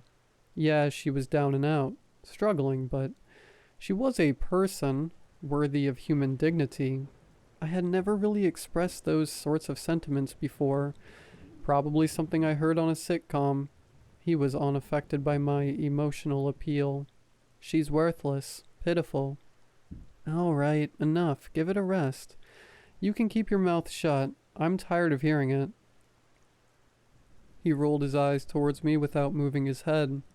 I saw an unnatural sway of his pupils as they dilated and contracted rapidly to an abrupt focus. I didn't ask your opinion. She's pitiful and doesn't deserve to exist. She's a waste of existence. That was the extent of our conversations. I thereafter resigned to never speak to him again. Fate guaranteed that I wouldn't have to work hard to achieve that goal either. Not long after, Mr. Greer was found dead in his lawn chair. The silly thing is, I saw the guy. I saw him out of the corner of my eye, but I didn't want to turn my head and draw his attention. I just figured he had fallen asleep. Later that night, the flashing lights of an ambulance woke me up. What happened? I asked my neighbor Angie. Old man died, right there in his chair. No way. And ever since, that trailer had sat there empty. 3 or 4 months, I gather. No relatives had come by and collected his belongings. No one had come to clean the property, or to sell it, or to even show it. Management didn't seem to care. If they didn't care, then I sure as hell wouldn't care. I thought it would be nice to have the corner lot to myself, with only one neighbor to my left, and rid of that nasty old man. And I guess that's why Julie finally felt safe to approach me and introduce herself. Hey boy, you like movies? She asked me as she started pulling out a pack of cigarettes from her back pocket. I had just pulled up into the driveway coming home from work. I didn't see her until I had shut the car door. If I had seen her in time, I would have kept driving. What's your name? My name is Julie Byers. Some folks call me July, being that I'm all sunny and whatnot, an account of my name sounding similar. We ought to watch a movie tonight, me and you. What kind of movies do you like? I like horror movies, but sometimes I'll watch a comedy. What's good is to watch a really scary movie and then watch a comedy after. It balances out your nerves. Although sometimes you can't balance out a really scary movie. I don't care how funny a comedy is. You try to laugh and think about that funny movie, but that scary stuff keeps popping in your head, whether you want it to or not. All the while, she's inching forward. I wanted to tell her that I got to go, make up something, but I couldn't get a word in edgewise. She's masterful at this game. She knew I wanted to ditch her. She knew she wasn't welcomed, but she didn't care. The screen door on Mr. Greer's trailer swung open and slammed shut. We both turned and looked. It swung open again, but not in a smooth mechanical motion as if blown by the wind, but in a deliberate way to signify anger. An angry swing. I know that sounds crazy, but that's what I saw. Julie saw it too. She shook and trembled. He's still there. He don't like me. It happened several more times, swinging out slowly then slamming shut. By this time, she was up on my stairs, and after one more vicious slam, she flung her arms around me and buried her head in my chest. I fumbled for my keys and opened the door. She unleashed me and hopped inside the trailer. I didn't have the heart to throw her out. It's just the wind. Maybe a good comedy will make it go away. We watched several movies. Her on the couch and me in my recliner. She talked incessantly. She narrated the scenes as they happened and provided a full commentary at the end of each movie. I fell asleep during the middle of the last movie, drifting off to a cacophony of slapstick shenanigans, with slide whistles and kazoos and her nonsensical babbling. I was awakened by a chilly breeze and an unexpected moment of silence. The television had been turned off. The front door was open, and the screen door was tapping against the exterior wall. A moderate wind was blowing through the night air. Julie was gone. I can't even begin to express the joy and relief that welled up inside of my soul. I felt like I had been freed from prison, able to do as I pleased. I went to close the door, somewhat miffed that she would just leave it wide open. As I reached out to grab the screen door, I noticed Julie standing on Mr. Greer's front porch. She was staring into the trailer, stiff and unmoving. "Julie," I yelled. No response, her gaze affixed. "Come back inside. What are you doing?" Aggravated, I jumped off the porch and stomped across the lawn. I got to the bottom of the stairs. The inside was dark, but there was a patch of moonlight coming through the back bedroom window. Julie noticed nothing. As I grabbed the rail to climb the stairs, she started to lift off the porch and float. There was an audible hum vibrating throughout, shaking the trailer and causing the metal railing to ring so slightly. Before I could pull my hand away from the railing, I felt a piercing shock of electricity. A shadow moved into the moonlight, an eclipse both obscuring and illuminating. A corona of a tall, slender silhouette, skinnier than humanly possible, taller than the inside of a trailer would allow. A quick glimpse of an alien or a demon, of which I didn't know, but I suspected it wasn't human. Julie's body was yanked into the trailer. The door slammed shut. The hum faded. I was hampered by an immense fear and yet burdened by an overwhelming sense of guilt. After about an hour debating with myself, in the relative safety of my own home, I decided against calling the police and acting on my own. They would think me a madman if I explained that my vagrant neighbor had just been lifted off the ground and abducted by an unseen force. The other consideration was how was I even to fight such a force? Maybe a stealthy getaway. Avoid a confrontation altogether. That was my plan. Sneak in, grab Julie, and get the hell out of there. I grabbed an old rusty fillet knife from my toolbox, a knife I had neglected for years but still sharp enough to cut hoses and other miscellaneous stuff I needed cutting. Not too sanitary for cleaning fish, but not beyond usefulness. With my fillet knife and a small stepladder, I made my way to the solitary window at the back of Mr. Greer's trailer. I surmised it was probably the window over the kitchen sink and the entrance where my presence would be least expected. I folded out the stepladder and placed it right up against the trailer wall. The window was unlocked and easily pushed open. I peered inside, but the darkness was unusually opaque. Not a sliver of light, or even a tinge of gray. The light from outside seemed to be absorbed into the darkness, destroyed as soon as it reached the interior. At once I felt a need to go back and get a flashlight, but then I would make my presence known. Still, I wasn't too keen on stumbling around in the dark chasing after a chatty cat who may have been killed by some mystical evil force, a force not likely to be easily injured by a fillet knife. I was frightened by a sudden moan for help. I heard Julie to the left in a distant corner of the trailer. The thought of calling the police intruded upon my mind. Guns. They had guns, far more effective than my knife. "Please help me," she said in a strained and weak voice. "It's asleep." I didn't move, but she knew I was there. It's asleep. That was her way of telling me that this was my only chance to save her, that the window of opportunity was closing fast and there was no time for calling the police. I needed to take action right then and there. I slid in head first, my chest moving across the faucet. I felt a thin pipe bend forward as it pushed hard into my skin. I tried to move away, but the window was too narrow. I had no choice but to push through the pane and hopefully fall to the floor without making a sound. I shimmied across the faucet and onto the floor. The floor was ice cold, so cold it burnt my hands. It reminded me of the time I changed out a propane tank and didn't close the valve. The liquid gas shot out across my bare hand. It was a burning cold, a fierce, sharp piercing of the skin. I pulled my hands back from the floor and quickly stood up. There would be no crawling on my hands and knees. Even though the floor was frozen, the air was hot and humid.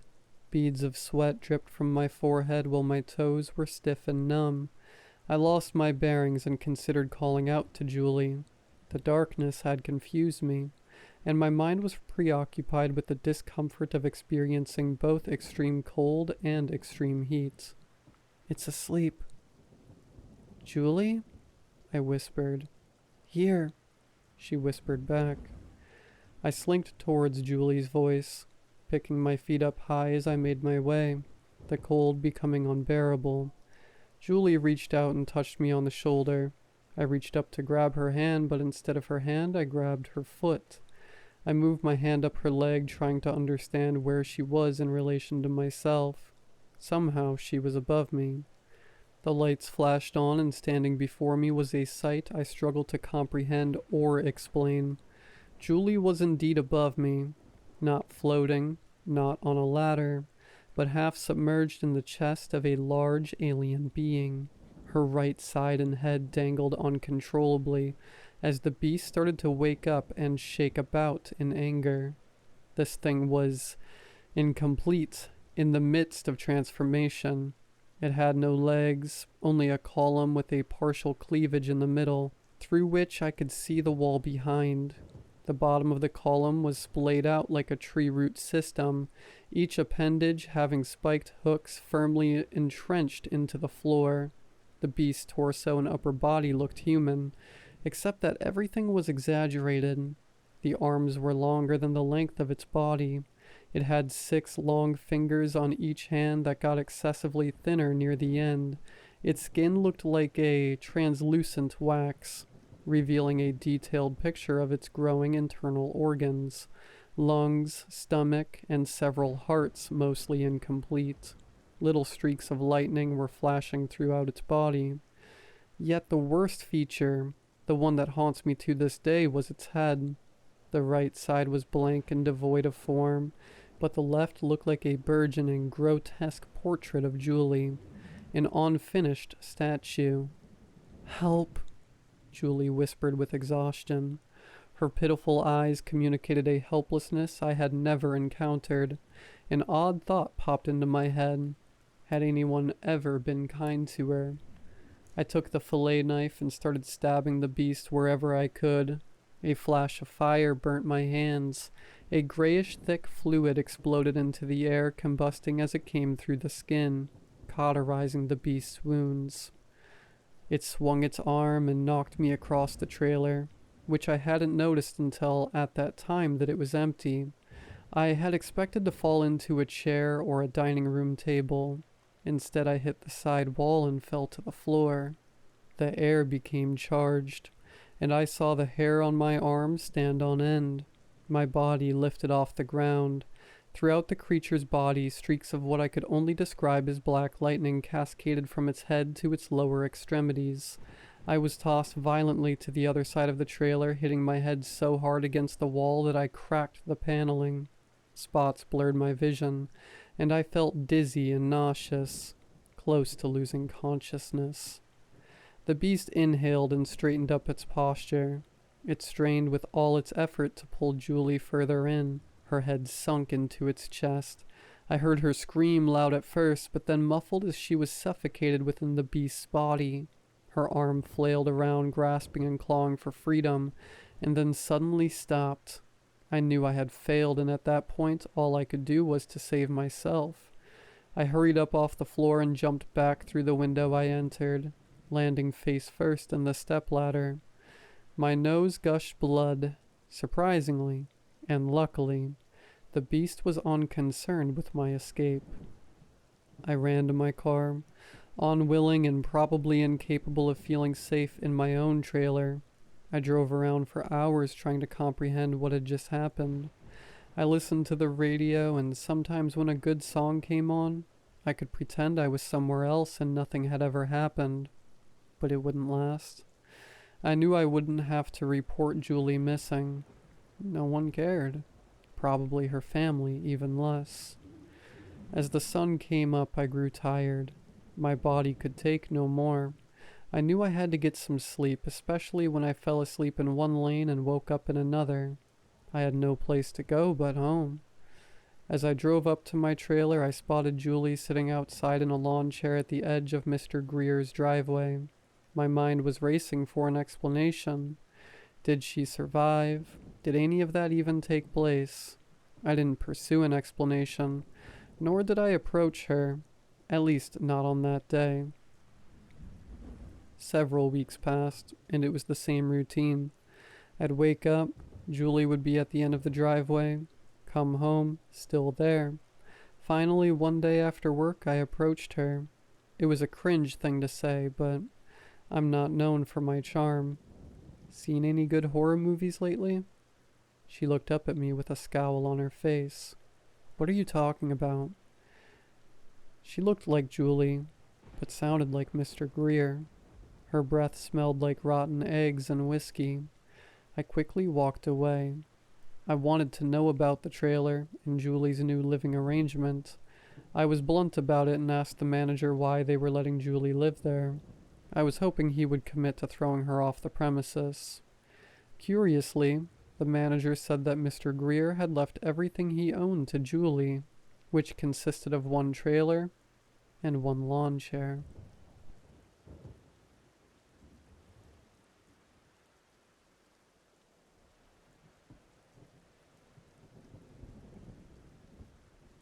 I'm about to start my senior year of college.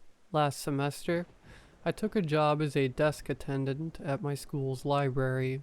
It's a private university, so they get away with paying their workers below minimum wage, but I don't mind. So long as I make enough to be able to afford my gas, I'm in the clear. I commute about an hour back and forth from home to school every day of the week, so a little gas money goes a long way. The cool thing about the library job is that it doesn't require much from me.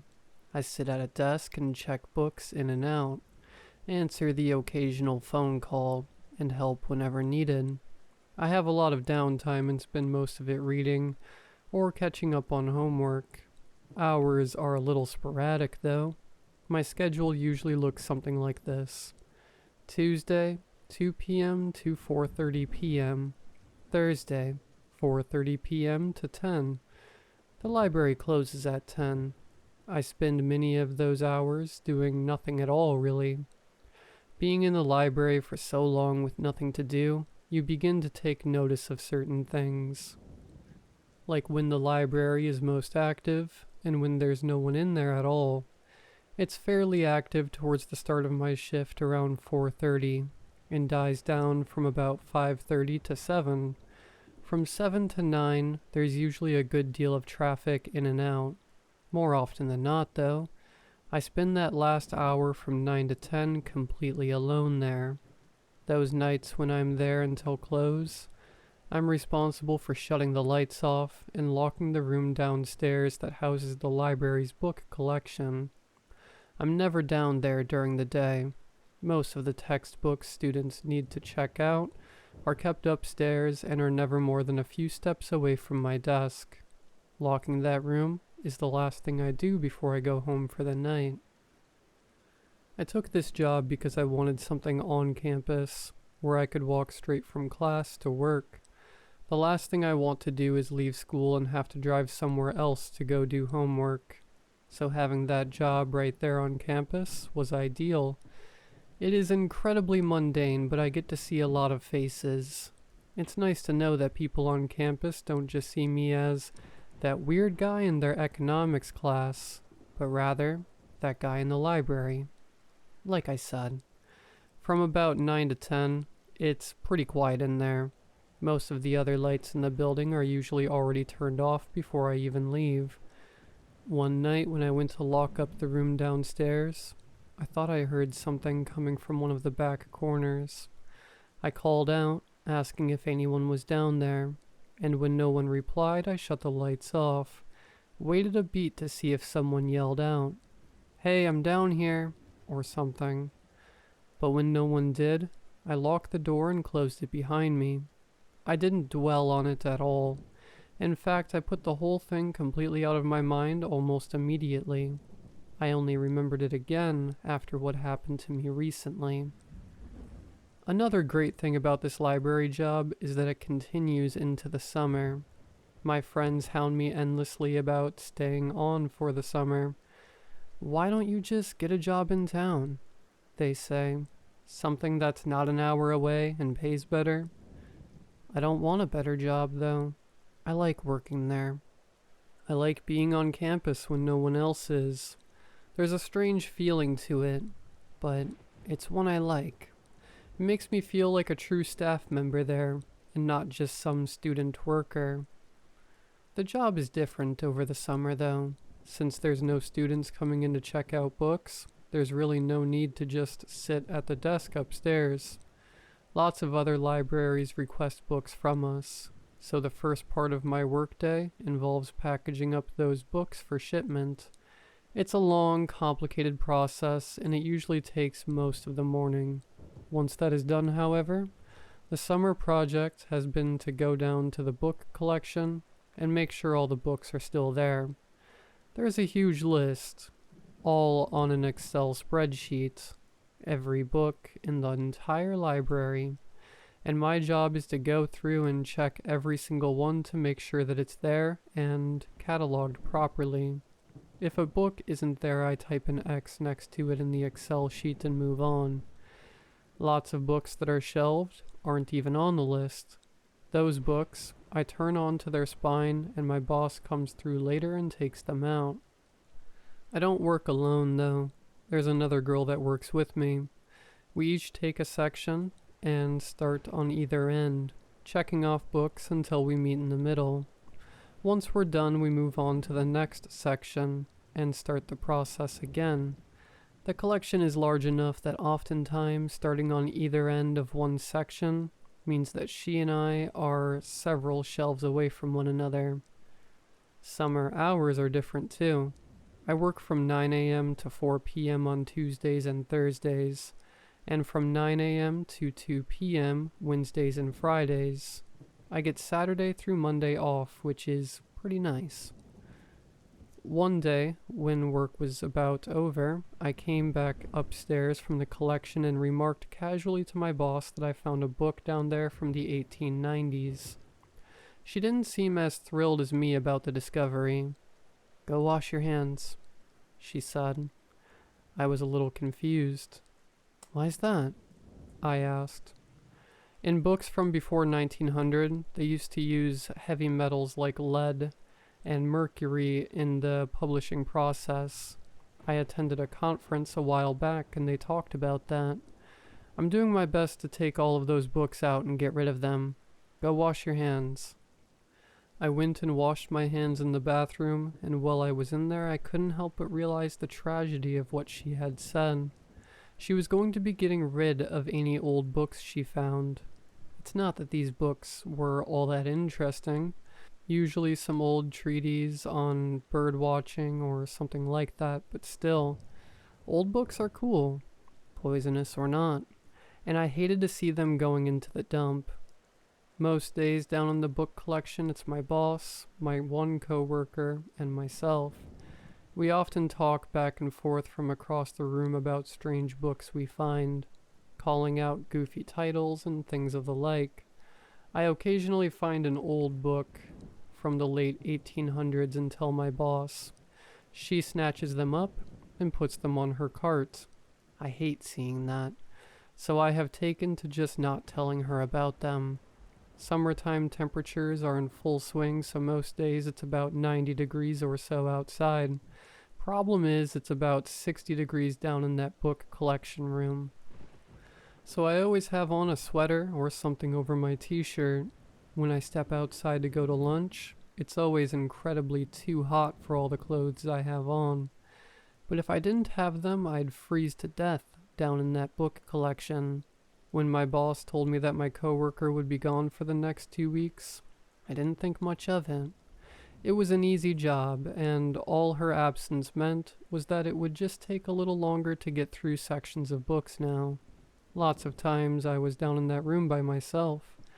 My boss was often in her office or running various errands around campus.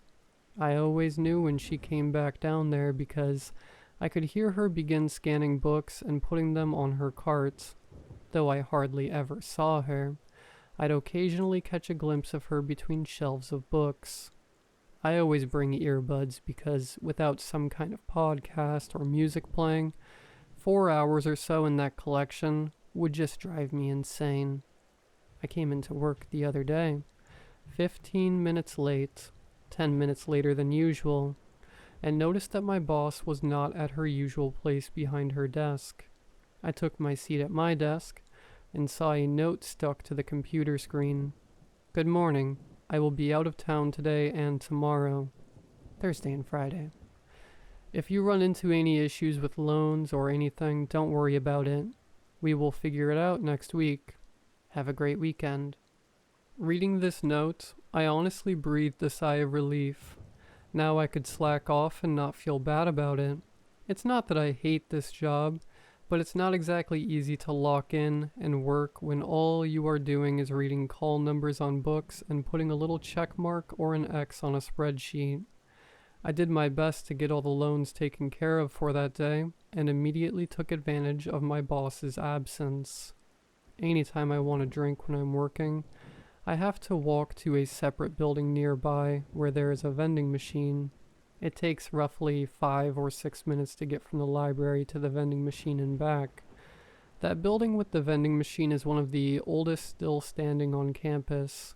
Even in broad daylight, it gives me the creeps. I got a drink and took the long way back to the library. I was probably gone for about 10 minutes. I went down to the book collection, put my headphones in, and picked up from where I left off the day before. I was at the very back of the library, the farthest corner from the door, but one of the overhead fluorescent lights is out, so it's oddly dark. Having just gotten back from that creepy old building, I was already somewhat spooked when I got back down to the book collection. Like I said, that room is always cold, but that day it felt even colder. I genuinely felt like my sweater and sweatpants were not enough to keep me warm. The longer I was down there, the more I wished I had a jacket or a thicker sweater or something. I made the mistake of listening to a creepy podcast that day. This was a podcast I always listened to while working down there, but today, all alone in that cold, poorly lit library, I realized that it was a mistake. I periodically took my headphones out because I swore I heard something. Each time I was proven to be incorrect, thankfully. I wondered for a while if the air conditioning in the building was broken or something. I couldn't think of any other reason that it was so cold in the book collection compared to the rest of the building, and especially outside. When I went out for lunch that day, I was genuinely shocked by the temperature discrepancy. I had to take my sweater off before I even got to my car. If you have ever been in a garage or an old basement in the winter, then you'd have a pretty good idea of what it felt like in that book collection. Getting back from lunch, I resumed my work, and yes, that same creepy podcast. As time ticked away down there, I suddenly got an overwhelming feeling that I was being watched. I couldn't see or hear anyone else down there, but I felt it strongly. I set my laptop down and walked around the room, checking every aisle of bookshelves. I looked through all of the windows to see if anyone might have been outside, but there was no one. I was still completely alone. I began to long for the workday to be over. I wanted to go home. I had gotten spooked, and at that point, there was no getting unspooked. I checked my phone and saw that it was 3 o'clock. I was relieved. Only 1 hour left. I went back to my work, but I soon became aware of some kind of sound.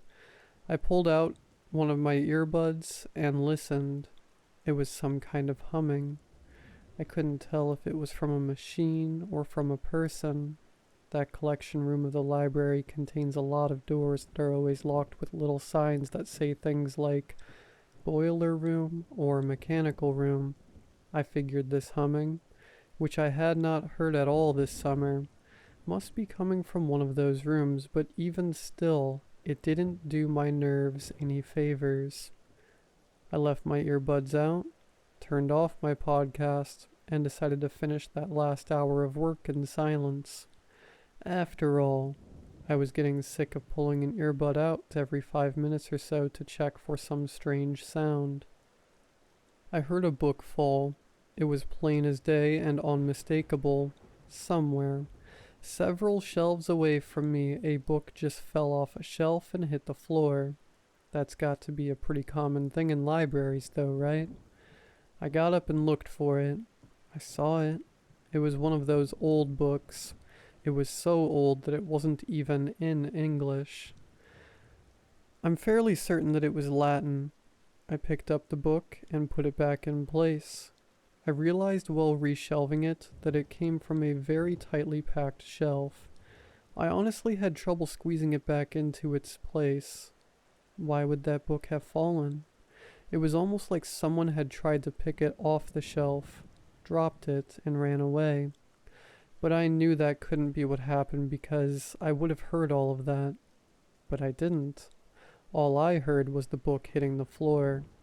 I checked my phone and saw that it was only 3:07. How had only 7 minutes passed? I decided that I was done anyway. I needed to get out of that room. I was freezing, and I was scared. I shut my laptop off and left. I hit the lights on my way out, and I know I heard another book fall before I closed the door, but I was not going to stick around to put it back. The whole drive home I thought of how ridiculous I was being. A book fell in a library. Big whoop. That's possibly the most normal thing that could happen in a library. I figured that I had just gotten spooked and had overreacted to everything. Fear has a way of heightening your senses. That must have been why I could hear every little noise in that library all day. I wondered if that humming I heard was something that is always going on, or something that kicks on periodically, and I just have never noticed it before. By the time I got back home, I was laughing at myself for how paranoid I had been. I woke up late the next day. It was raining. Rolls of thunder kept me from getting up. It was so nice. So peaceful. When I actually looked at my phone and saw the time, that cloud of serenity dissipated. I jumped out of bed and quickly got dressed, rushed to my car, and sped out of my driveway. Halfway to the school I realized that there was no reason for all this. No one was there at work. When I arrived I could be sure that I would be alone. A sinking feeling crept into my stomach at that realization. I thought of the day before. I was scared of my mind wandering again, elevating every little thing I heard or noticed. My fear was not of the library, but of what my own imagination would do to me while I was down there.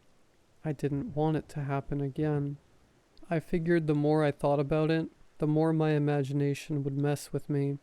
So when I actually got into work, I put my earbuds in and turned on some music.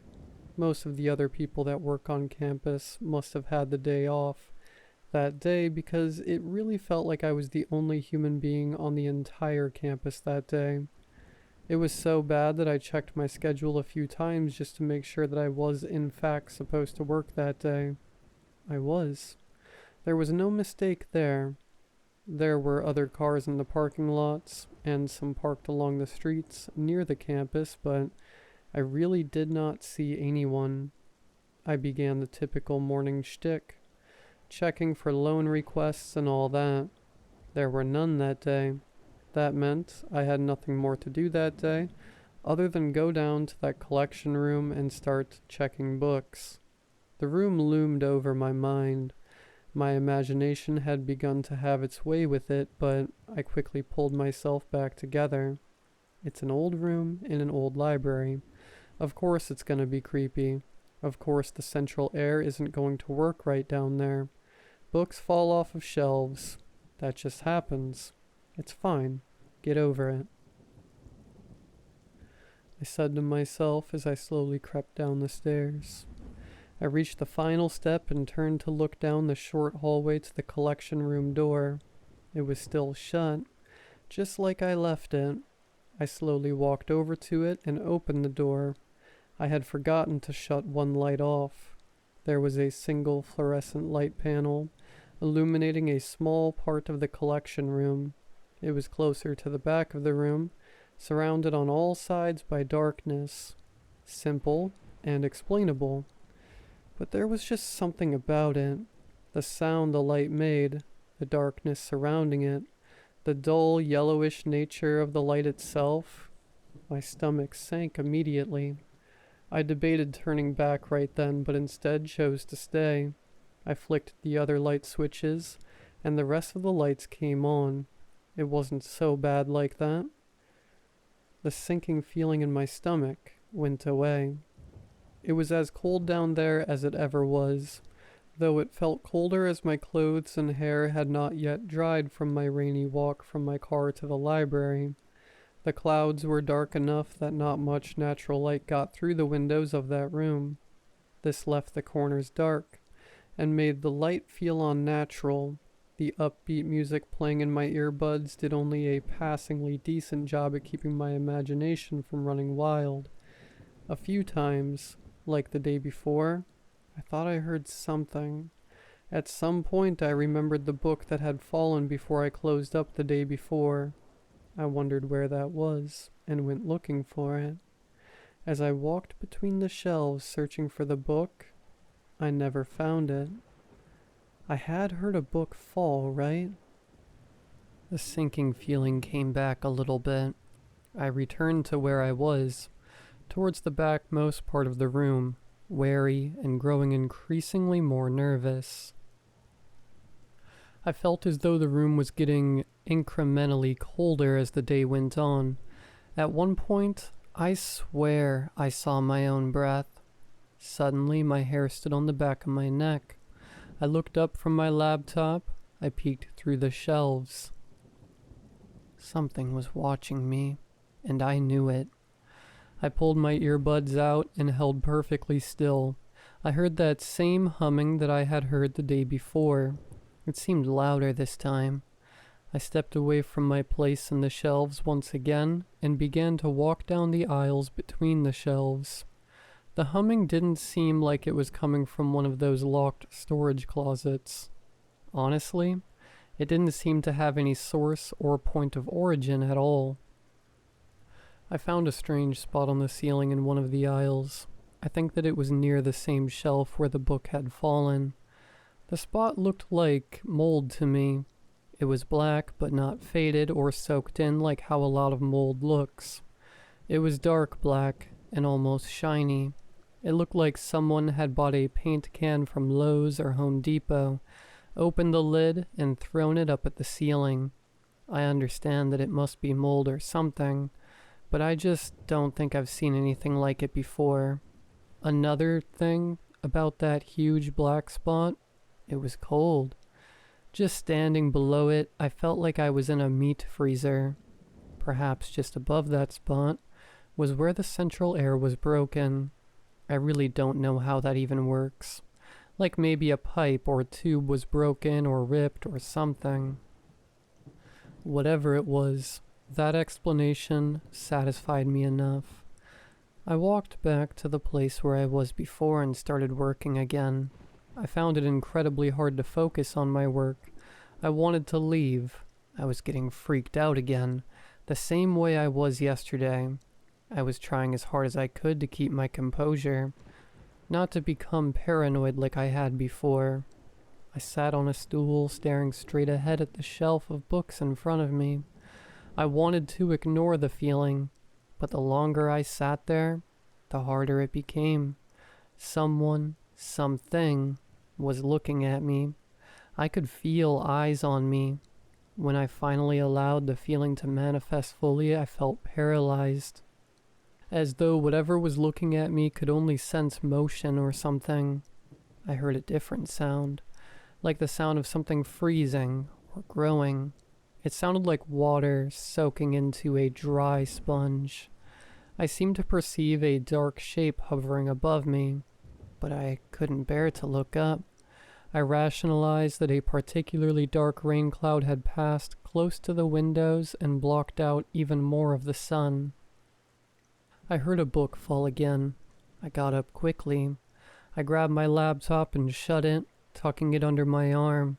I walked around until I found the book. It was that same old book that had fallen before. I knelt down to pick it up. As I stretched out my hand to pick up the book, I felt a hand touch my shoulder. The hair on my neck stood straight. My skin tightened around my muscles and became covered in goosebumps. Without turning around, I stood and began to run. I hit a sharp right turn at the end of that row of shelves, and another just a few shelves from that. Then I had a straight and clear path for the door. I could hear it, whatever it was. I heard footsteps behind me. Not running, but footsteps nonetheless. As I neared the door, I reached out to shut off the lights. I hit the switch, and just before shutting the door, I dared to turn and looked behind me.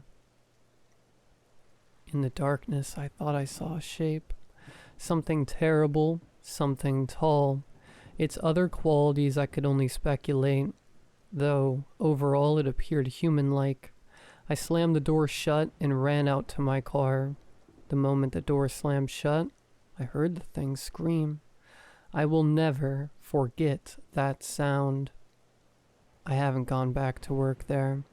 I've ignored the emails from my boss, which I started getting the week after the incident.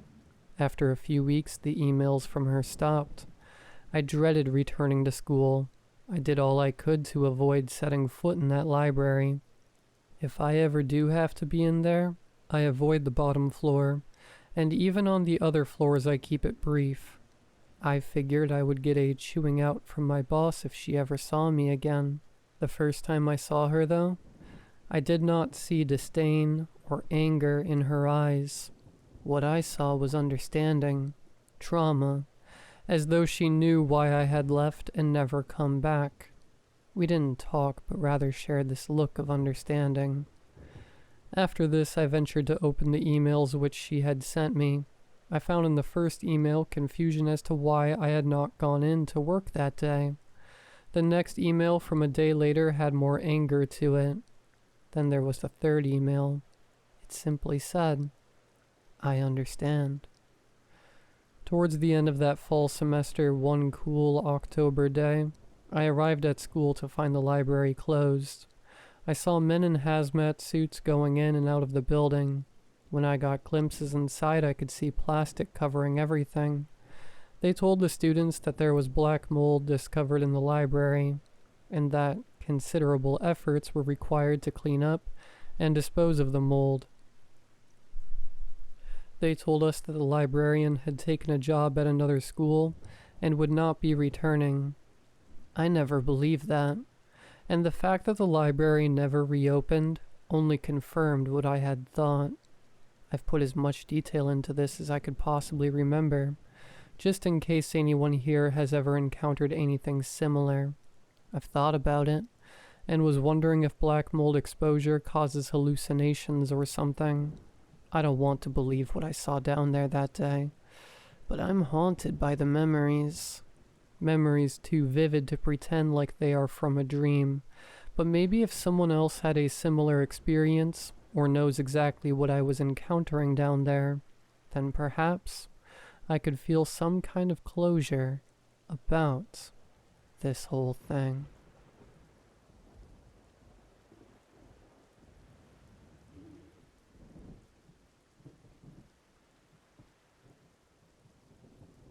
Many people are afraid of spiders or heights.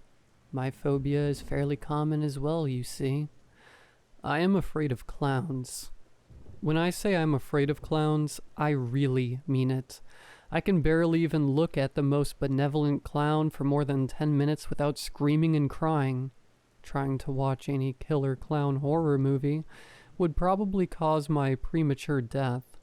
That being said, I'll tell you about the time that I tried confronting my fear. I doubt telling you this story will help me get over my fear of clowns. However, it might make you afraid of them, so don't continue reading if you don't want another phobia in your life. The story goes as follows. A couple of months ago, I was enjoying the weekend with a friend in his house. Only he and his cat live there, so his house is pretty much the perfect hangout place. We were playing video games while my friend's cat was curled up in my lap. Usually, cats hate me, but Bob always had a soft spot for me. He loves to follow me around everywhere I go. He especially loves when I use his fuzzy back as an armrest. After a couple of hours, we decided to buy some whiskey and Coke from the nearby supermarket. We quickly exited the house and walked towards the supermarket, which was only around 3 minutes away. Unfortunately, our trip wasn't as simple as I originally anticipated. Standing right next to the supermarket, we saw the one thing that makes my blood run cold. A clown. A panic attack hit me as soon as I saw the clown. Even though every clown creeps me out, there was just something about this one that made me extremely uncomfortable. He looked like a Ronald McDonald copy, although a very bad copy. The clown was sickly slim and short. His costume had many rips and tears. The makeup on his face was horribly done. It was so awful that his face looked like someone threw a couple of buckets of random paint on it. Even though the clown's appearance alone was frightening enough to ruin my day, what scared me the most was the way he looked at me. Even from a distance, I could tell he was staring straight into my eyes. He was smiling so hard that it looked like the skin on his face will get ripped off by his unnatural smile. Worst of all, he wouldn't stop smiling at all. His smile seemed to widen with every passing second. At this point, I was completely frozen in place. My friend tapped me on the shoulder and said, "Let's just go and grab the drinks. You don't have to look at that weirdo." I somehow powered through my panic attack and said, "Sure, but I'm gonna stare at the guy. Can't be a coward forever. It's about time I tried doing something about my problem." My friend gave me a reassuring look and replied with a simple, "All right." Another, even more potent panic attack hit me as soon as I took only 2 steps towards the clown. I started crying. Embarrassed, I barely mustered the strength to tell my friend that I'm going back to the apartment. I speed-walked back to the house. I collapsed on the couch in tears as soon as I entered. Bob rushed to cheer me up by jumping on top of my back and purring. It didn't take more than 30 minutes for my friend to return. He was proudly carrying 2 bags full of drinks and snacks like they were trophies. He put the bags on the nearby table, then cheerily, he started talking. "You know, that clown wasn't that bad. One guy gave him some money and then he..." Before he finished his sentence, annoyed and exhausted, I said, "Please, let's just drink. I don't want to hear about it." He nodded understandingly and went to grab the whiskey glasses. Hours passed. After some time of heavy drinking, we fell asleep on the couch. It wasn't an enjoyable nap for me, because a nightmare involving the supermarket clown, which I would rather not describe, woke me up. I groggily went to the spare bedroom, but before going to bed, I realized that neither of us locked the front door. Who knows how long we were asleep? It's not like this is a crime-free neighborhood. Anyone could have entered the house. I walked as fast as I could towards the front door. I checked it, and as expected, it wasn't locked. So I immediately locked it. I reassured myself that no intruder entered the house. Then I went to bed. While laying in bed, morbid thoughts started attacking my mind. What if someone entered the house? What if the clown we saw earlier followed my friend home and is waiting for the opportunity to surprise me? The sequence of disturbing thoughts was instantly stopped by the sound of soft meowing. I was shocked to hear meowing coming from under my bed, but that shock was immediately replaced by a feeling of relief.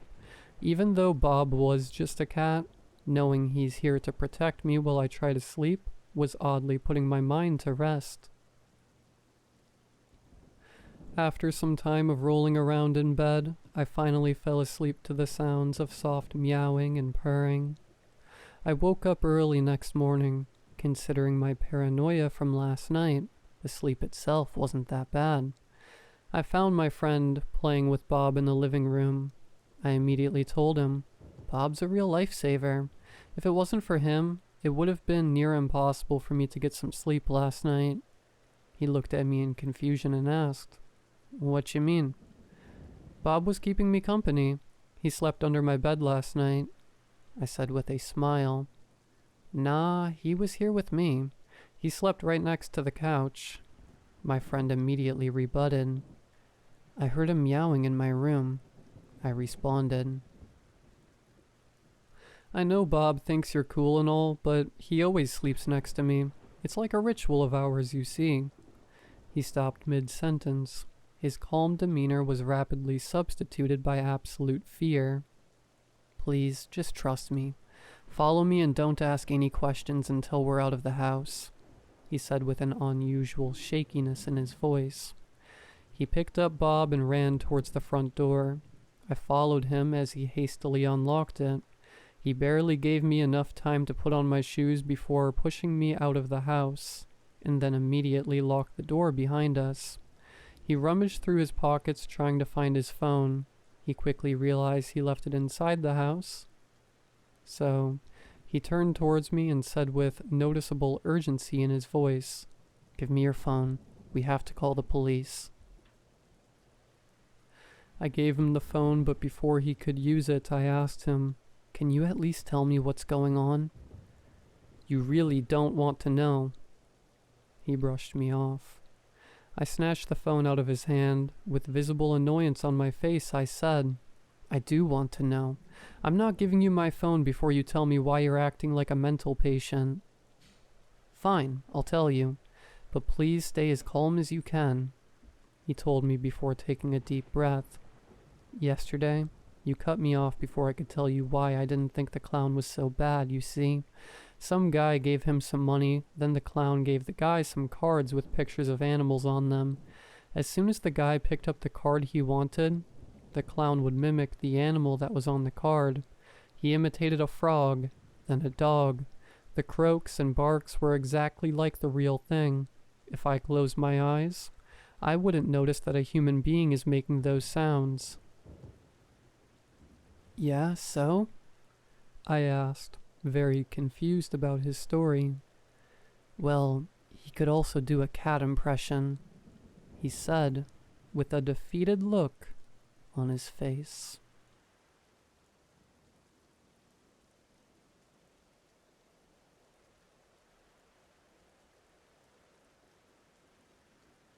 The house was beautiful. It was like a dream. 2 stories, 2 bathrooms, 2 beds. The living room dropped down like in the 70s, and the kitchen was complete with an island and a beautiful view of the garden and a large, towering apple tree. There was even some decor left by the previous residents. Little bird feeders, a stone Buddha by the front step, a tree of life tapestry hanging in the living room.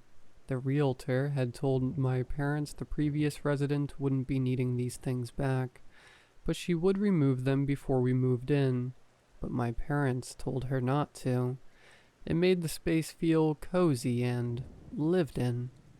We moved in at the beginning of summer, so I don't have to worry about school for a while. It was nice to have no additional stress. But it made me sad to have those months free without much opportunity to see my friends. I found myself worrying about what they were doing, if they were having more fun without me, if they'd already forgotten I existed. It didn't take long for me to realize moving was lonely. I spent my summer in the garden pretending I was a forlorn maiden, cast away from everything she knows. I lay in the cool dirt beneath the apple tree watching the leaves flutter in the warm breeze. Sometimes I would even eat an apple, but they were always a bit too bitter for my taste. I would wonder about the silver in the wood, like someone had hacked at it with an axe, then gave up. Who would try and chop down such a beautiful thing? The apple tree became a sort of sanctuary. The shade protected me from the blazing sun on the hotter days, and the trunk became an incredibly comfortable backrest to lean back on and read. One day, while I was doing just that, something blew up against my leg. A dirty, stained piece of paper. I set my book down and picked it up, curious. I scanned it quickly. It looked like a letter, from what I could make out, but it cut off at the end, and there was no backside. I shifted from my spot against the tree, digging my fingers into the soft dirt and searching around. I thought that if this letter had been here, maybe, just maybe, the rest were too. I was desperate for excitement at that point, and I wasn't beyond getting my hands dirty to find some. Sure enough, soon my fingers were prying at dampened notebook paper, carefully edging it out of the soil. I think I found most of them just searching in the dirt. They weren't buried very deep. As soon as I finished reading those letters, I went to find my parents, heaving. We left that house, and we never came back. I'll do my best to relay to you what the letters said, at least what I could read of it. Dear Sylvia, I miss you the worst in summer. The winter here is cold and unforgiving, but the summer is worse. I cannot even bring myself to leave the house anymore. I fear some days that death follows me, like a stray dog nipping at my heel. Now that you and Elsie are gone from my life, I have nothing left to run from. How could I be meant to stay here when you were not? Even so, I feel very strongly that dying now would be a betrayal to you, no matter how much I would love to join you, wherever you are. My days are lonely and plain now. I eat nothing but what I can take from the garden. Thank you for my nourishment and my survival, my dear wife. There isn't much flavor to my food without the smell of you cooking it in the kitchen. I think often of my time as a butcher. I used to be happy with that kind of work, but now it only disgusts me. The thought of slicing through meat that was once a living creature, nearly brings me to tears. Some nights when I close my eyes, all I can see is muscles twitching. It haunts me in your absence. I swear, Sylvia, I will never consume that stuff again. The apple tree is the only piece of you I have left, the only living piece. I could go catatonic for hours just watching it sway. When I see that tree, I feel that you are nearby. I miss you. R. Dear Sylvia, yesterday I went to sit under our tree. It pains me that when you were alive, I didn't spend much time in our garden. Perhaps I had old hermit in my blood. Even then, I preferred to watch you from the kitchen, admiring your gardening prowess from a distance. Perhaps that makes me a bad husband, but I think you liked that about me. How I always gave you enough space. It's nice out here. Very peaceful. The fresh air feels like you touching me. I could have sworn I could hear Elsie's laughter in the breeze. I noticed something strange. As I sat against the trunk, enjoying the sunshine on my skin, it felt like the tree moved against my back, almost as if it were squirming. Perhaps my mind is not what it used to be, but perhaps it was you. If it was you, thank you. I hope you'll reach out again. That night I had a very hard time falling asleep. No matter what I did, I could not feel comfortable. My bed felt wrong, felt lumpy and strange, as if it were not made for me. I gave up and went to our kitchen, and I watched the tree through the window until my eyes grew heavy. It was so beautiful in the moonlight, glowing gently, drawing the eye. It was so quiet, so dignified. It made me feel uneasy, but in a comforting way, as odd as that may sound. When I got back to bed, it didn't feel wrong anymore, and I was finally able to rest. R. Dear Sylvia, these days all I find myself doing is wandering the house, reminiscing. I don't dare move or change anything. I want to preserve everything just the way you left it. Our house is covered in little trinkets, hippie things that I don't entirely understand. You always had such an earthly style. Some of it I don't care for. It simply isn't my cup of tea, but I never would have told you that. I would never want to step on your toes. It's apple season again. I remember watching you and Elsie climb our tree, shrieking and laughing uproariously as you hung from the branches like monkeys. Elsie. My little monkey. I know she never cared for that nickname when I called her it, but it stuck. You were such a good mother, Sylvia. I hope you knew I knew that. I used to love apple season. I loved watching you pick them, dropping the ripe ones into wicker baskets in the grass, and a couple of days later, the entire house would smell of pie, sweet cinnamon and sugar, and it would linger for days, even all the way up in the attic. This is something I miss dearly. Please come back, Sylvia, and bake one last apple pie. R. Dear Sylvia, today I went out to pick apples. I thought maybe I could take a crack at your old apple pie recipe, perhaps treat myself to something besides wilted vegetables. However, something very strange and disturbing happened to me. I was collecting the ones that looked the ripest. I am not the most well-versed in things like this, but I can make an educated guess. I found one that looked so perfect. It was red and shiny, not a scratch on it or a single wormhole, which felt lucky. I went to take a bite, and what I found caused me to vomit into the grass. Inside of the apple was meat, raw meat.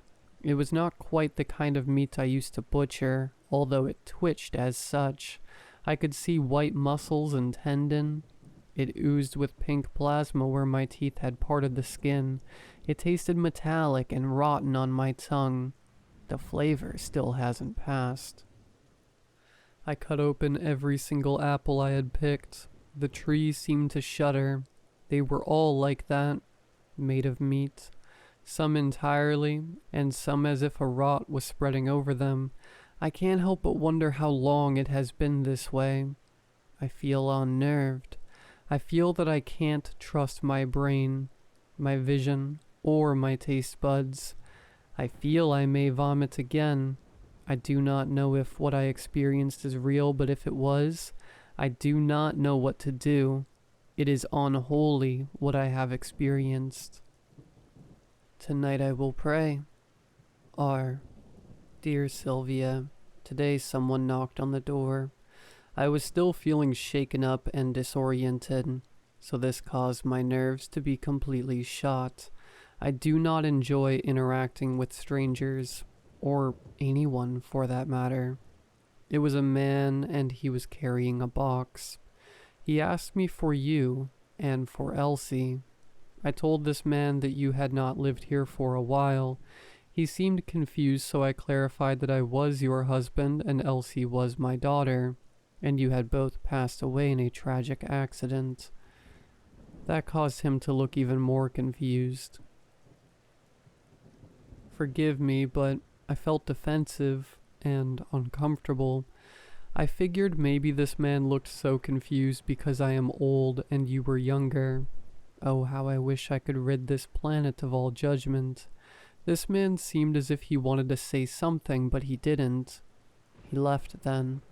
He did not give me the box, which I assume was meant for you. Perhaps he was a coworker of yours, or an old friend, or maybe even just a mailman. I feel sorry that he had to hear the news from me, even despite my disdain. I cried today. I didn't dare go back out to the tree, but I wanted to. I feel as if I may be losing my mind. That interaction with that man at the door made me feel unnerved. I wish he had not come. I only wish to be with you again. My bed feels strange and alien. It feels too soft, and I swear something smells rotten. Perhaps an animal has gotten trapped in the walls and died. I cannot sleep. R. Dear Sylvia, the smell of rot has become unbearable. I cannot live this way.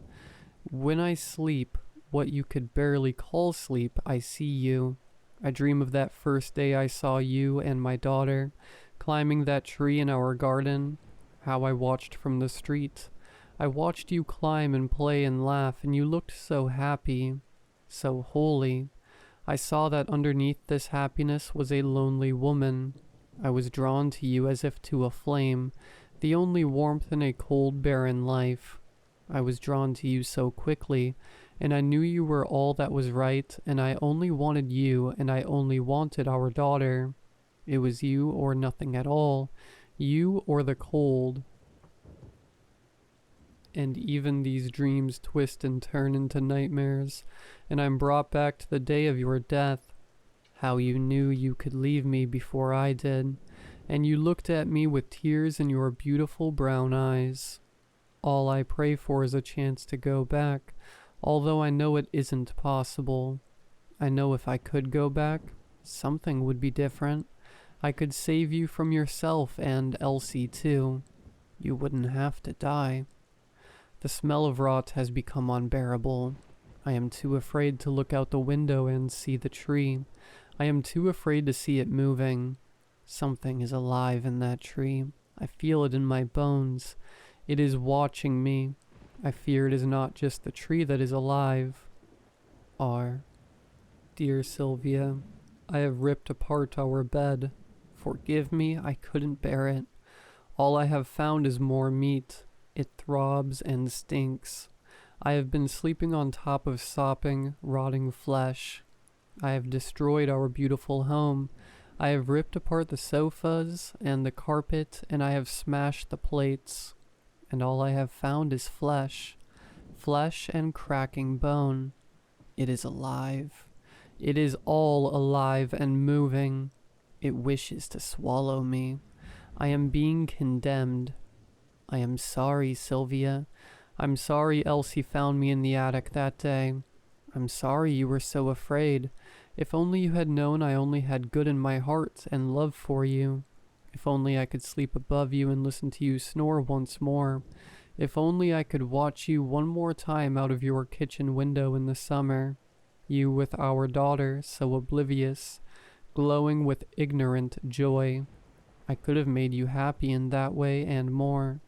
I loved you, Sylvia, and you loved me. I remember how we fought a few days after I told you you couldn't leave until we worked everything out. How you called me sick. If I am the one who is sick, why am I the one still breathing? It is all made of meat. It sickens me. It makes me want to scream and vomit and bash my head into the wall. It is all wrong. It is all rot. I can't help but feel that you are doing this to me on purpose. Do you want me to join you so badly that you would haunt my every waking hour? I hear sirens now. The blue and red lights flash against the throbbing crimson walls. They twitch with glee at my suffering, at my terror. I will go to the garden with my axe, the last thing you saw with mortal eyes. I will chop down our tree, and I know what I will find inside. I will find meat.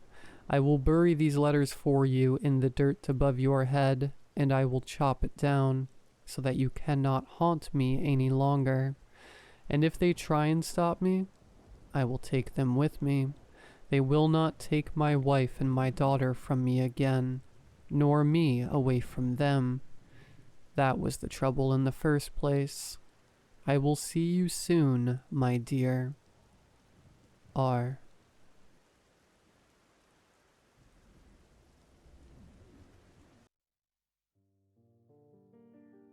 I wonder how my life would be now if I hadn't let my idle curiosity get the best of me. No therapy, no doctor's bills, no nightmares, no constantly looking over my shoulder, agonizing over the thought that today could be my last. So if I do disappear, at least I can leave my story behind. Okay, I can do this. You have a junk drawer in your house, right?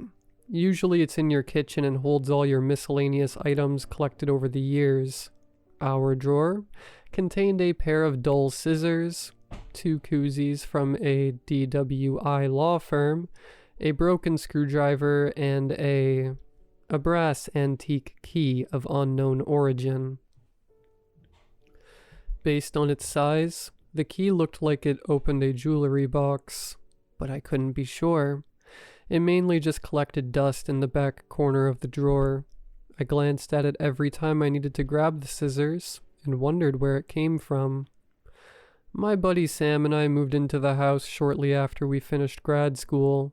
It was an older house, but it had a ton of space and a short commute downtown. where Sam and I both worked. We had another roommate named Rocky, who was a bit older than us, but we didn't mind. At the time, I worked in the mayor's office while Sam worked in finance. Rocky was a line cook at one of the fancier restaurants in town. We all worked long hours, so naturally, we spent a lot of time together. Rocky had a ritual of cooking dinner for us when we returned from a long shift at work, usually drunk, and we became fast friends. He was quite the character, covered in tattoos and kept his hair wrapped up in a red bandana. I remember that he could fix anything, and served us our de facto handyman because our ghost of a landlord was too lazy to make repairs. I assumed the key belonged to Rocky. After all, he liked to collect things, and the house was covered in baubles and trinkets he'd picked up over the years. My favorite being a life-size poster of Jackie Brown in our living room. I asked him about the key one day after a couple of beers, but he had no idea where it came from. The key had been in that drawer ever since he moved in around 10 years ago. Rocky figured it was his old roommate's key, and left it alone since the two didn't get along. So that was the end of that. We settled further into our lives for a bit until a rainstorm nearly tore the roof off. Naturally, our landlord went missing, so Rocky had to patch the leak in the attic. I'll never forget that day. Rocky trotted downstairs, soaking wet and covered in dirt, headlamp still lit. "Fellas, I think I found something," he said while grinning. Inside his hands, he held a lockbox. The box was metal, maybe iron, and almost totally rusted.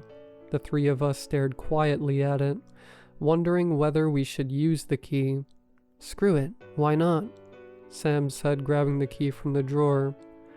It was a perfect fit, and the eroded lock fell to the ground with a thud. Rocky carefully lifted the top open and turned his headlamp on. "What the?" he whispered.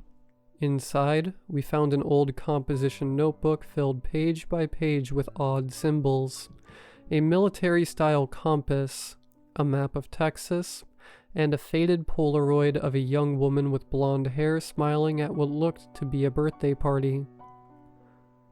The back of the Polaroid listed the coordinates: 30.565882 minus 95.569881. Huh, Sam said while looking at his phone. It looks like these coordinates are in the Sam Houston National Forest. Not too far away at all. "We should go," Rocky yelled. "You two have always talked about taking me camping." It was true. Sam and I were astonished that Rocky, a man of many talents and adventures, had never been camping. We teased him often about it since Sam and I met in the Scouts when we were kids, and we were well accustomed to the outdoors. Now seemed as good a time as any. "Who knows how many people have lived in this house?" Rocky pondered. "Maybe we'll find something worth keeping." I dream about that day often. I'm locked to a chair and watching the three of us rummage through the box, and I'm pleading, no, screaming, for Rocky to throw it away. I can feel my screams turn into laughter in a voice I don't recognize. We set off a few days later, listening to John Denver and Willie Nelson along the way while Sam twiddled with his new sat-nav device. The three of us parked our car at base camp and prepared for the 3-mile trek into the unknown, following the trails before the sat-nav incessantly beeped for us to go off the beaten path.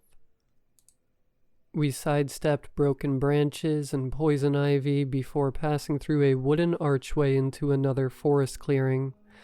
"Your destination is 500 meters north," the sat-nav droned. "Finally," Rocky muttered. "You would have made a terrible scout," Sam teased. Rocky was about to retort, but something made him stop in his tracks. In front of us lay a path sandwiched by 2 rows of trees. Cloths, Tattered t-shirts and dirty towels hung from their branches. Some looked like they were tied recently, while others were nearly rotted away. I had never seen anything like it. Your destination is in 250 feet. The sat-nav hummed again as we marched forward, gazing at all the trees. At the end of the pathway lay a decaying stone well covered in moss. Arrived, arrived. The sat-nav yelled at us before going quiet. Jesus, wonder how far down it goes, Sam asked. I picked up a rock and threw it down the well and was almost immediately greeted by a thud. Looks like someone plugged it a while ago, Sam said. Before Sam could finish his next sentence, Rocky had already plunged into the well. What are you doing, Rocky? We both yelled as he disappeared into darkness without a sound. A couple of seconds of silence followed before we saw a flash of Rocky's headlamp. Hey guys, grab the rope. I found something. We pulled Rocky out of the well and cursed at him while he brushed the dirt off. He rolled his eyes and pulled out something from the back of his pants. It was an old wooden box made to look like a small coffin. Someone engraved the same weird symbols from the composition notebook on its top. They'd crudely nailed the coffin shut, and several rusty nails protruded from the bottom. Creepy, Sam noted. I know what you're thinking. Are we idiots? Are we blind to the color red? Perhaps so. But back then, I didn't believe in the unknown and only accepted what I knew for certain. Now I can only be certain of my inevitable demise. Rocky cracked open the coffin with his crowbar. It immediately splintered, and a brown mass fell onto the ground. It looked like a primitive doll made out of hard brown clay, with holes for eyes and an agonizing frown on its face. Several faded blonde tufts of hair jutted out of the doll's head. It was then that I felt something off was going on. I felt an inexplicable sensation that someone was watching us. I darted my eyes around but saw nothing, instead noticing that the cicadas had stopped humming. It was deathly quiet, barring a weird clicking sound. Guys, I think we should put that back. I know I said. Well, fellas, Rocky said, remind me never to go into the attic again. He then launched the doll into the sky. That's not going in the living room, Sam laughed. Well, at least we found something. Come on, let's get out of here and set up camp. We left the clearing and set up at the designated sites. Rocky regaled us with tales from his youth as we drank liquor by the campfire with a woman named Bonnie, whom we met on the trails and was camping with her dog. I had a great time, but as I went to sleep, I couldn't escape the feeling that we weren't alone. The next morning, we awoke hungover and drove back home, satisfied with our adventure. I think that redhead liked me. I should have given her my number, Rocky muttered while trying not to hurl. Things soon went back to normal until one day, we received a letter in the mail. Huh, Sam said. Looks like our landlord died. I don't think I ever met her. Yeah, she was in like a coma or something when I moved in, Rocky stated while digging through his backpack. Hey, has anyone seen my bandana? She was in a coma when you moved in? I asked. Yeah, something like that. Definitely bedridden. That's why we send our rent checks to the LLC. Huh, always wondered. Sam started. Wait, it says here she died in a fall. How can someone in a coma die from a fall? Why would they even tell us how she died? I think I left my bandana at that campsite. How am I supposed to go to work? Yeah, I think I left my hat there, Sam said. I have to stop mixing liquors. Rocky threw up his hands in frustration and left for work. It was the last time we saw him alive. I don't know the exact details, but the story is that Rocky stuck his hand in a pot of boiling water and nearly cooked his hand off. We heard from another line cook that Rocky didn't say a word until someone finally noticed what he'd done. It took 4 guys to pull his hand out of the pot, and only then did Rocky scream. We rushed to the hospital, but Rocky had already died by the time we arrived. Doctors said they had him stabilized and were preparing him for surgery before he flatlined. We notified his family and attended his small funeral service in Long Island. Sam and I returned to the house and decided to break our lease. We hired movers to send Rocky's stuff back to his hometown and made plans to move into a new spot. That's when things started getting weirder. We received no communications from the LLC that managed the house, but someone had definitely been in the house while we were gone. Someone moved subtly, and the whole house seemed cleaner. We chalked it up to inspectors preparing the house for viewings, but it felt weird that someone was snooping around while we were gone. I noticed my reading glasses were also missing. The house also felt warm all the time. It was summertime in Texas, so it became almost unbearable to be in the house without the AC on. The thermostat always stayed low, so we figured it was a problem with the HVAC. We knew that new repairs were never going to happen, so we decided to brave it until our new place was ready. 2 weeks was no problem, but soon we wondered if that was possible. Sam woke up one morning sore and covered in bruises, while the top of my head felt like someone had yanked some hair out of it. Every night started to feel the same. I would go to sleep, but I couldn't shake the feeling that someone was in our house, poking around even though the nights were deathly silent. Sam finally gave up and told me he was going to spend the rest of the week at his girlfriend's. I was welcome to come and sleep on the couch. I told Sam to go ahead, and I would meet him the following night as I needed to pack a bag. "Adios, muchacho," Sam said on the way out and closed the door behind him. The next time I saw him was in a funeral casket. Car accident. Sam was on his way to his girlfriend Allie's house when his car veered into a telephone pole at over 90 miles per hour. He died on impact. Nearly every bone was broken in his body.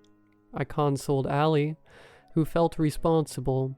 She read the autopsy report and noticed that while both arms were almost shattered, Sam's left arm appeared to have broken prior to the crash based on impact.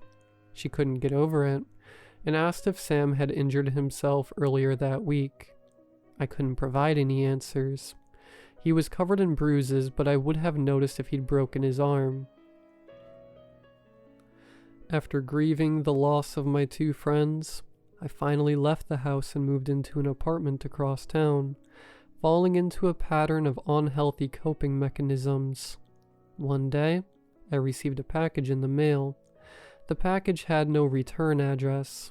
I carefully opened it and was horrified to discover it was the same box from the attic with the original key taped to the front. My stomach churned as I opened the box. It was full of Polaroids. The first Polaroid shows the 3 of us surrounding the well in the forest. Rocky's back is to the camera, but I can tell that he's holding the small coffin we found. The second Polaroid shows Rocky in his sleeping bag by the camp with his red bandana off.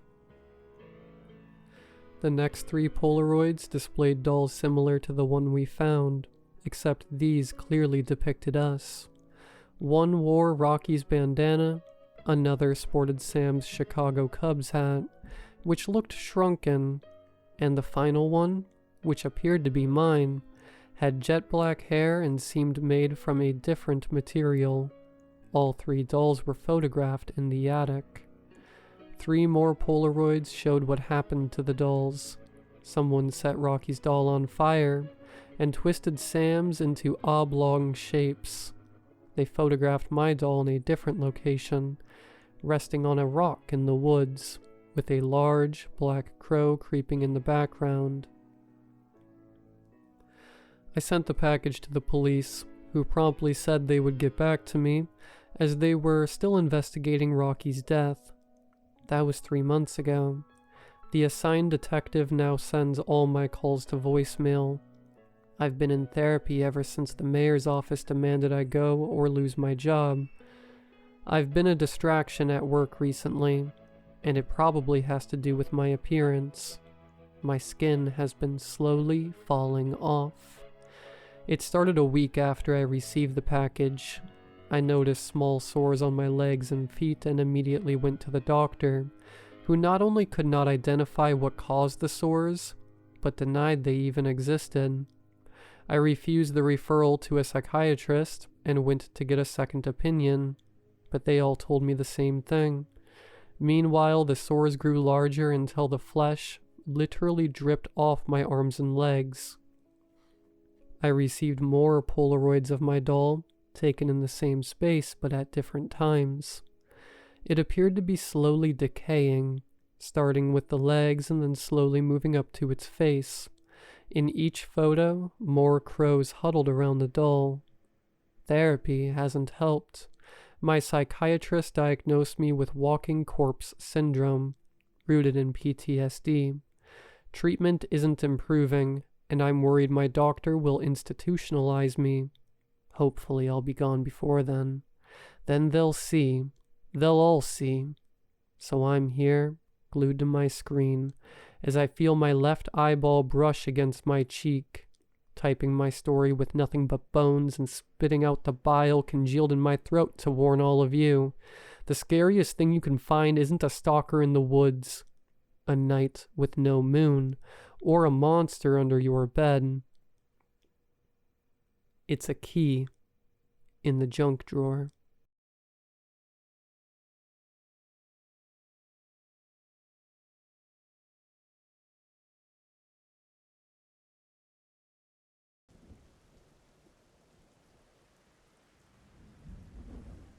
Not the first time my vices have gotten me into a bad situation.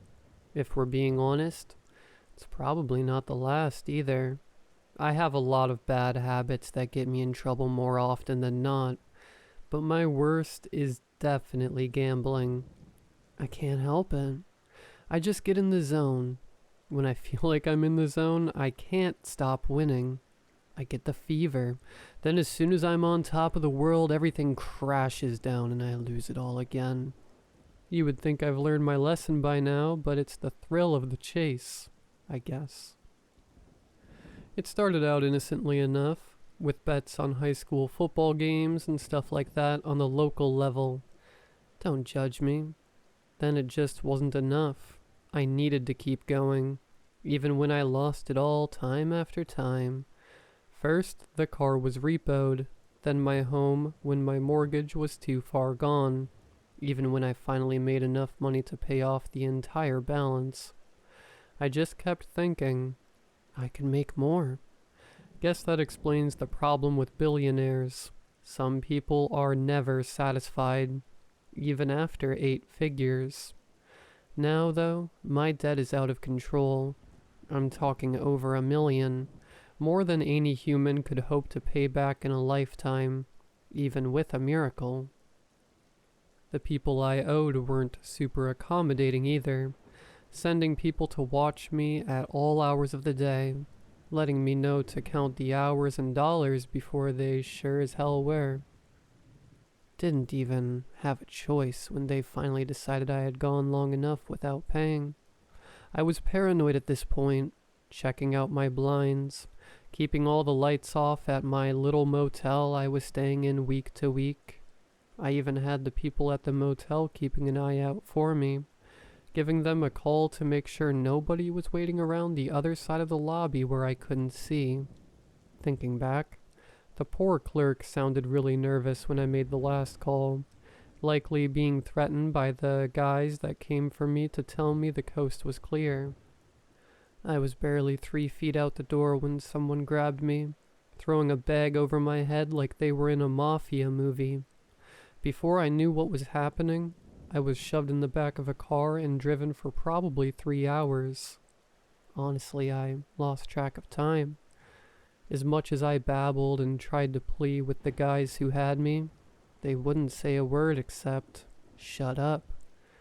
When they finally pulled me out of the car, taking me into a hot, dank building that smelled of mildew.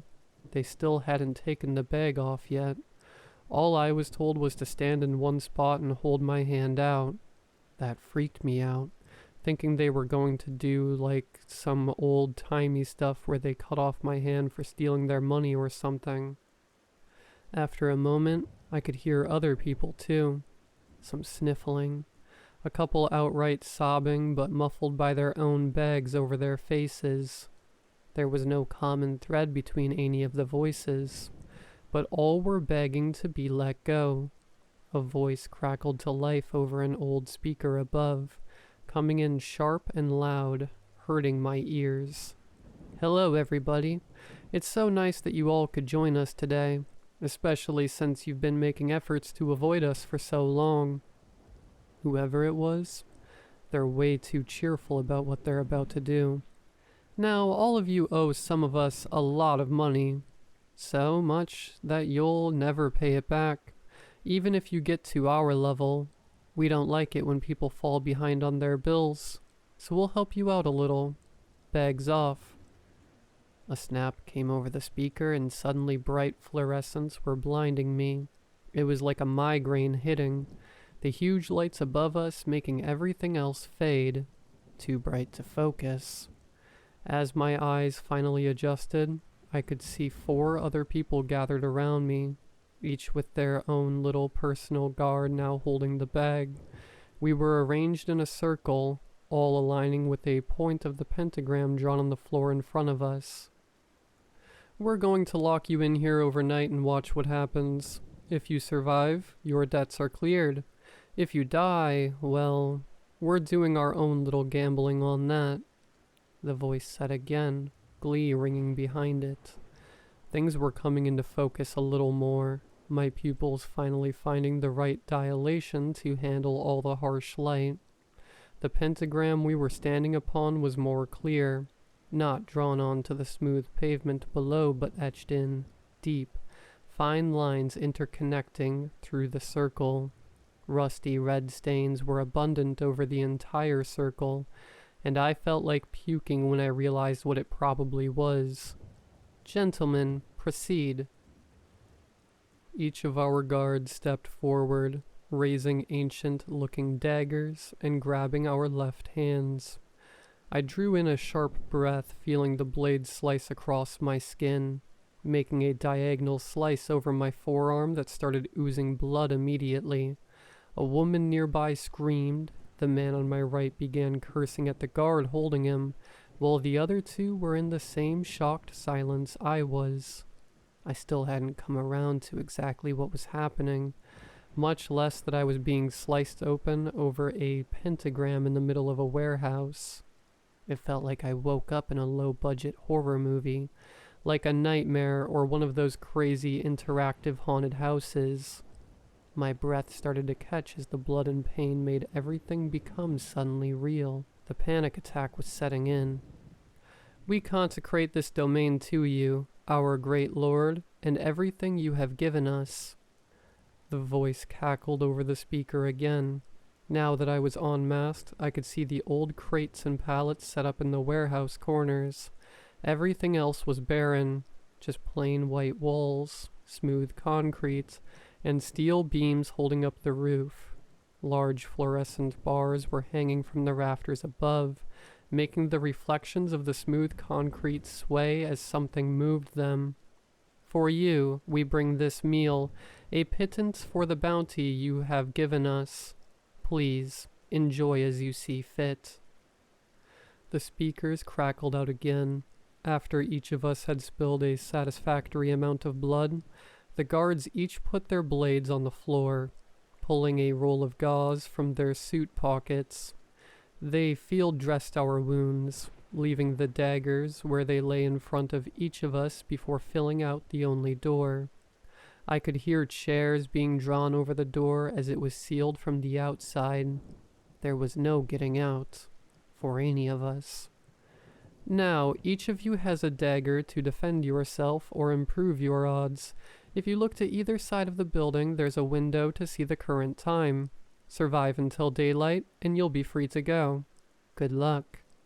The voice trailed off with a laugh, leaving each of us to sit in silence, all dealing with our own personal panic attacks. "Who are y'all?" The man to my right, the same one who had been swearing, was now looking at all of us in turn. "Why are we here? Who is doing this?" He was losing it, obviously already on edge before any of this went down. Even worse, it looked like he was having some wicked withdrawals from some sort of drug. Veins were popping on his bald head, eyes bloodshot, and face almost just as red, as he picked up the dagger in front of him, brandishing it at all of us. We fell back in fear. I managed to grab the dagger in front of me before sliding back, desperately pushing myself across the smooth floor to get away. "What? Did Tony put you all up to this? He trying to scare me because I haven't paid him yet?" He was waving the knife around like a madman, threatening all of us one by one. As the rest of us backed away, he stepped into the pentagram, moving towards us, still waving the knife. It was only moments after he stepped on it, though I'm still not sure of what I saw, and he was gone.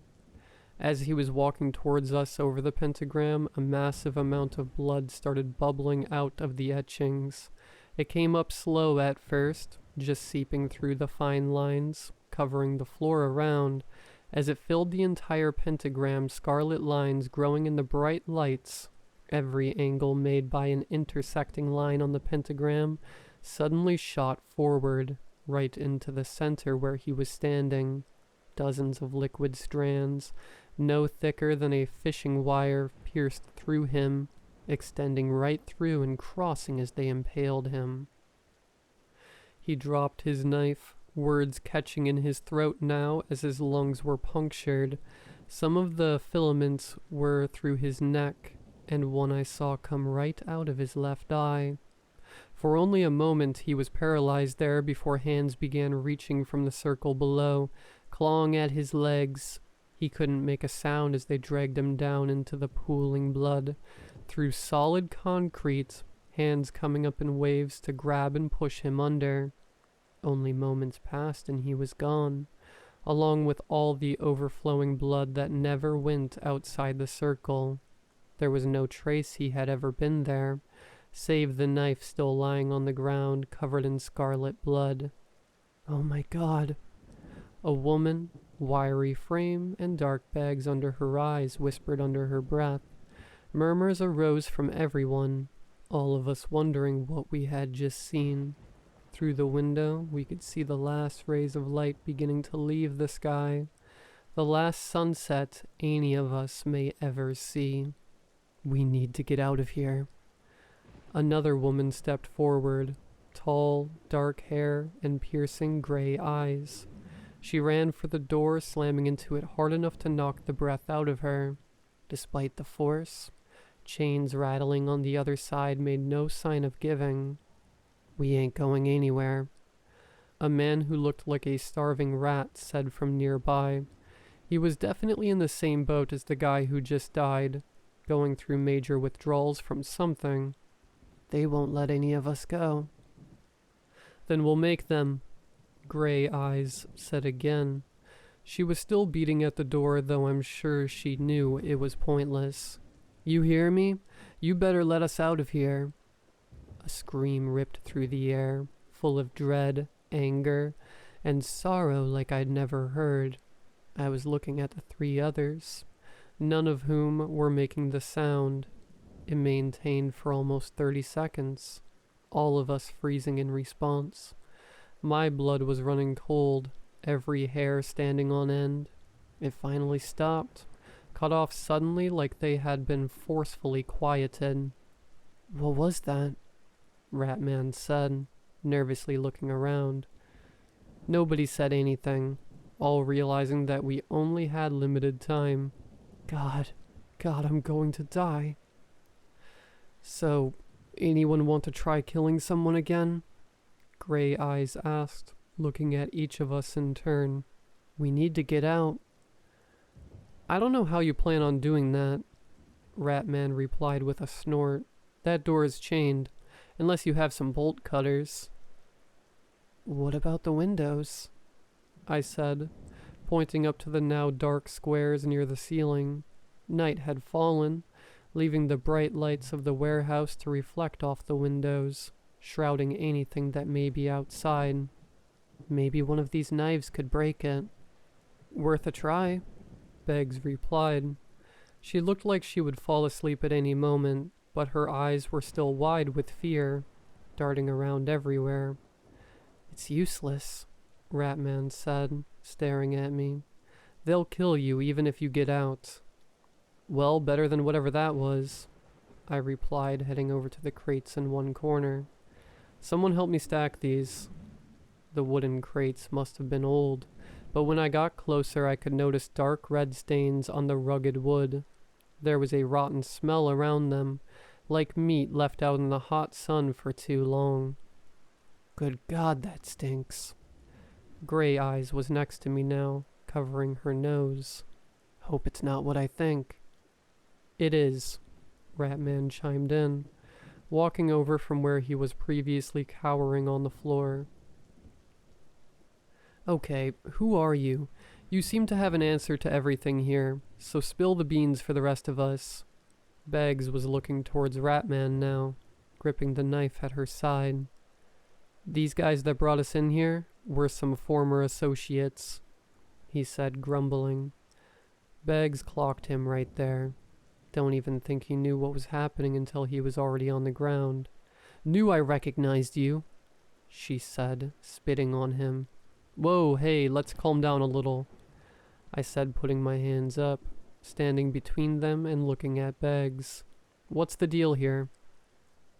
"He's the guy that killed my husband," she said, still gripping the knife in her other hand. "I've killed a few people, but he ain't one of 'em." Ratman was grumbling again. "Not my fault he was a tweaker." "It's your fault there was fentanyl in it. You killed him. He was sober for 10 years and you pieces of crap killed him." Beggs was shouting more, now waving the knife. I knew there wasn't going to be any stopping her, so I stepped back. Gray Eyes stood beside me, the stench of the boxes forgotten as we watched the situation unfold. "Don't kill him," Gray Eyes shouted, trying to get Beggs' attention.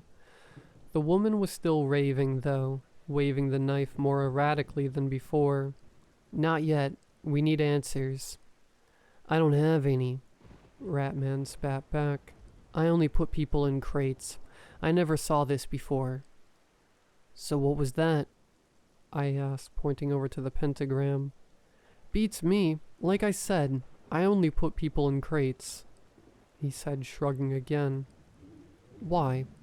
Gray Eyes was staring through his soul at this point, glaring in his direction. Ratman was cowering again, curled up on the floor with his hands up towards Beggs, no longer ranting but still holding the knife toward him, point out and gripped in both hands. "I just did my job, okay?" He spat back, fear in his voice. "I got my orders on who to off, and I did my job." "Jeremy Prim," Gray Eyes said, glare intensifying. 1 year since I've seen my brother. Was he one of them?" "Probably. I don't remember every guy I've put." Ratman was cut off by Gray Eyes, who was now pulling him up from the ground with one hand, while stabbing with her knife in the other. "You!" she was shouting. Suddenly she stopped, halting the knife before she brought it down again. Instead, she got up. Ratman, still breathing raggedly on the ground, and started dragging him. "Please, no, I'm sorry." He was barely able to get the words out. Probably had one of his lungs punctured when she was going at it. It didn't matter, though. She threw him right into the pentagram, rage making her even stronger somehow. "Please, don't kill me. I don't want to die." "I don't care," she said, walking away from the etchings on the floor. They began to glow once more, just like when the first guy was taken. Ratman was crying in the center as another noise began, this one a low rumble. It grew steadily, becoming a roar in seconds. A massive, beastly mouth burst from the pentagram, sharp teeth and huge jaws devouring him in one bite, severing a leg in the process. The circle went dark again, leaving only the severed leg to bleed on the floor. Gray Eyes looked at me next as she returned. You part of this too? All I could do was raise my hands and shake my head, still in shock from what I had just seen. Just a dude with a gambling problem.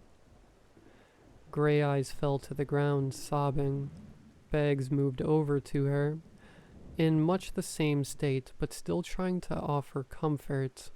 It only took her a minute, but Gray Eyes pulled herself together, coming off the floor and walking towards the crates again.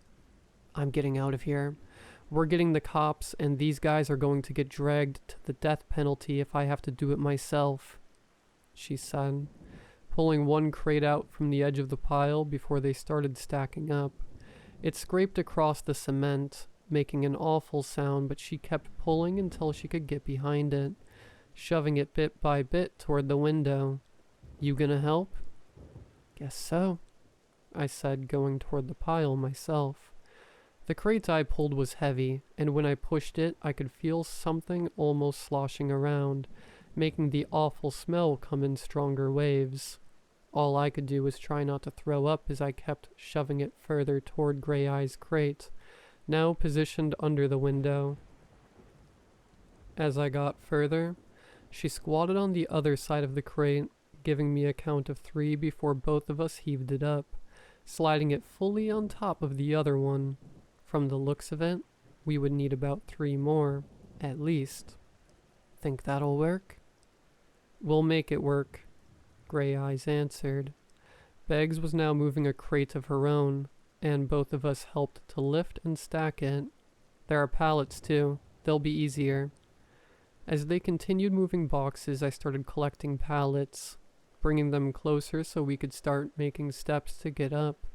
Even after what seemed like ages, we had barely made progress, needing to take breaks as all of us were wheezing in exhaustion. We realized pretty quickly we would need to make a stair pattern to get to the top, and pulling that off took a ton of work. I finally asked to tap for a break, both women nodding in agreement. My smoker lungs couldn't take this. Knock, knock, knock. 3 knocks, each in a quick succession, rang out, making all of us freeze. It sounded like someone jumping on the metal roof, making thunderous booms that I could feel resonate through. Then they came faster, always in quick bursts of 3, but now from almost every direction. The walls, the ceiling, the chains rattling as the doors were hit. I couldn't tell if it was knocking to get in or out, but I knew I would rather be out of here. All at once the knocking stopped, just as quickly as it began. The lights flickered, going out for a moment before flaring back on, making the migraine feel worse. We sat to take a breather after that, getting our bearings back together. Eventually, we got to it again, though we only got 1 trip in when everything went to hell. The window was maybe close enough to reach it with another pallet. Beggs and Gray Eyes were both pulling another crate, each toward the stack. Finally, it looked like we may have a chance to get out of there. As Beggs moved hers closer, pulling it right next to the already high steps, a hand reached from the crate, coming right through the solid wood to grab her.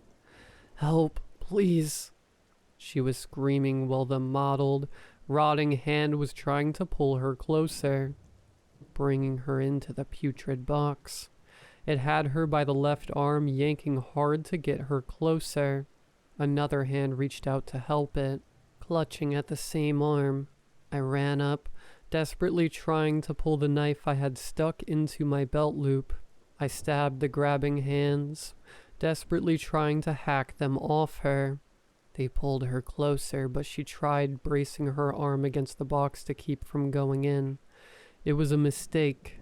They pulled her in closer, more hands coming to bring her in faster. She went straight through the solid wood, her screams becoming muffled as she was pulled inside. I could hear the screams turn to wrenching as the putrescent contents of the box overwhelmed her. She disappeared into the crate completely, hands receding alongside her. Gray Eyes and I both looked at each other. Beg's shrieks were intercut with desperate gasps for air, muffled through the box's wood. "Oh God, please." "Use your knife," Gray Eyes shouted at me, pulling hers out and positioning it in the crack between planks on top. I got beside her, doing the same and pressing down with both blades. It took a minute, Beg screaming the entire time. Her retching sounds were disgusting, and the smell coming from inside was quickly creeping out as we got the lid loosened. Eventually, it finally gave way. Gray Eyes grabbing one side while I grabbed the other to lift it off.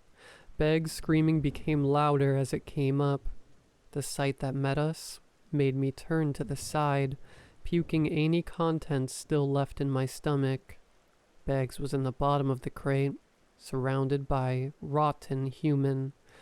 Goo is the best way to describe it. She was rapidly decomposing into the goo herself, decay working its way up her body as she was absorbed into the putrid muck. Screams faded to silence as her lungs liquefied, sliding into the human stew. Both of us fell back, scurrying as far away from the crate as we could. The knocking started again, rapid, staccato booms from every direction. The banging was echoed by the crate top snapping back shut on its own, sitting like it was never moved.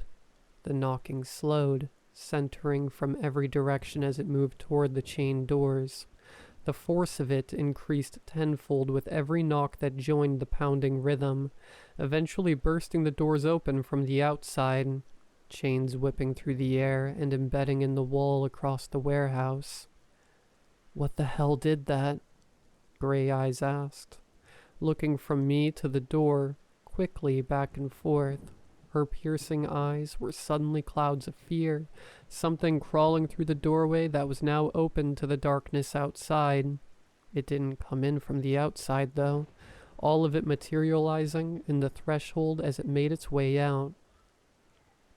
Arms, mottled in gray with rot, made their way through, a legion of skulls all stemming from the same torso, bunched around each other in various states of decay.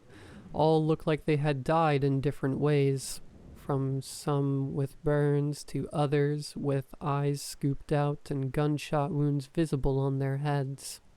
It finally dragged the remainder of its body through, scrawny legs scraping the ground behind it as it began moving slowly towards us. I was feeling nauseous again as a new wave of smells hit me. The rotting bodies mixed with the smell of burning flesh and smoke made me gag even more. "Run it around and get out the door," Gray Eyes said, holding an arm over her nose and studying the abomination in front of us. Every mouth on the thing was screaming now, even the ones that barely had mouths from injuries. I could see one gurgling, lower half of the skull totally missing, covered in blood from what looked like a shotgun wound. As it screamed, blood came flying out, spraying the floor ahead of it with sizzling drops of blood. "Don't get hit by that either. Jesus Christ." We both ran, going down the furthest end of the warehouse from the putrid mass as we could. It kept crawling towards us, picking up speed as it went. When we finally got it clear of the doors, both of us swept a wide arc, each going around a different side to hopefully try and confuse it, even if only briefly. I was able to reach the door first, hitting the threshold and bursting through, Gray Eyes right behind me. As she tried to leap out, the thing suddenly heaved itself forward, grabbing her with one long, rotten arm and holding her by the leg, dragging her away from the freedom in the dark night. "Help!" she screamed as I desperately grabbed at her, trying to pull her back toward the doorway. The abomination was digging fingernails into her leg now, drawing blood that seeped into its own skin instead of flowing down. It invigorated the monster, grabbing her other leg and fully pulling her back, making me hit the doorway and get knocked back on my butt on the concrete outside. I got up before I realized there were no screams. Rushing through the door, I saw why. There was nothing in there. It's like I ran into a totally different building. Lights off, dark rust on the rafters, and the window we were trying to climb through shattered into jagged edges. Gray Eyes was gone. No sign any of us were ever here in the layers of dust on the floor. Even in my shock at everything, I wasn't going to stick around this hell house. I got out of Dodge, though I was lost for a lot of the time until I found a major road. Lost count of how many cars passed by me until one finally stopped and took pity, right around the time dawn was beginning to brighten the horizon. I didn't even ask them for a ride, just to dial the police and tell them where we were. Think that spooked them a little, because they locked the doors and rolled the window up while they did it. Cops got there later. I gave them the name of the guy that I owed the debts to, telling them about the 5 of us being kidnapped and held there. I didn't mention what killed them, just that they had been murdered by the guards that brought us there. Police wouldn't have taken me seriously if I mentioned all of that anyway. The only good thing to come out of this is that I've effectively quit gambling altogether. I've taken up drinking a little since all I can see when I'm sober is that abomination. I hope Gray Eyes didn't suffer, because I can still hear her screams when I close my eyes. The smell of death hasn't left my nose, no matter how much bleach I take to my house. Hell, no matter what I use, it doesn't leave. I can't eat most of the time. I can barely sleep.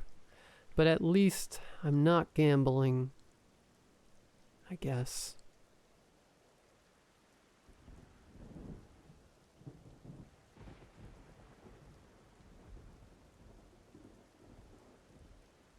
I don't know where to start. I live on my family's 250-acre property. Being a farm, it's pretty open with rolling fields surrounding my home, except to the left of my house where there's a small 2-acre woods. It took me a while to check it out, even though growing up I was always running through the woods wherever we lived. Since this particular woods, so thick I never spent much time in it. But one day I decided to explore. I grabbed a machete, knowing it would be a slow trek cutting down various plants and vines out of my way. I had made a complete circle around the outside of the woods instead of going through the center, which was full of vines and poison ivy. I had almost made it back to my starting point until I was stopped in my tracks. Sitting in front of me in a small clearing was an old, dirty mattress. I remember audibly saying, "What the?" when I got close enough to see. Even worse, next to the mattress were 2 things, an old stuffed rabbit doll and a bowl of water. Well, it obviously creeped me out being in the woods alone, with nothing but a now dull machete from hacking down various plants. Eventually my curiosity got the better of me. I got closer and closer, almost chuckling at my reaction to what, albeit creepy, looked abandoned. Still, something seemed off, and I could feel a pit growing in my stomach. That's when I looked up. I had been so focused on the mattress itself that I didn't even notice it was pointed directly towards my house. The woods in front of the mattress had been lightly trimmed, not enough to notice any difference against the thick backdrop of the woods, but just enough to see my home. I was feeling uneasy and decided it best not to dwell on it too long. Probably just a spot some teenagers used to hang out on an old mattress, I thought to myself. No doubt trying to ignore the multitude of questions flowing through my mind. Why would someone clear the weeds to have a direct view of my house? Why wouldn't someone throw the mattress away? Why put it in the woods right off the edge? All these questions were an obvious distraction to the thought that was slowly growing on my subconscious. Is someone watching me?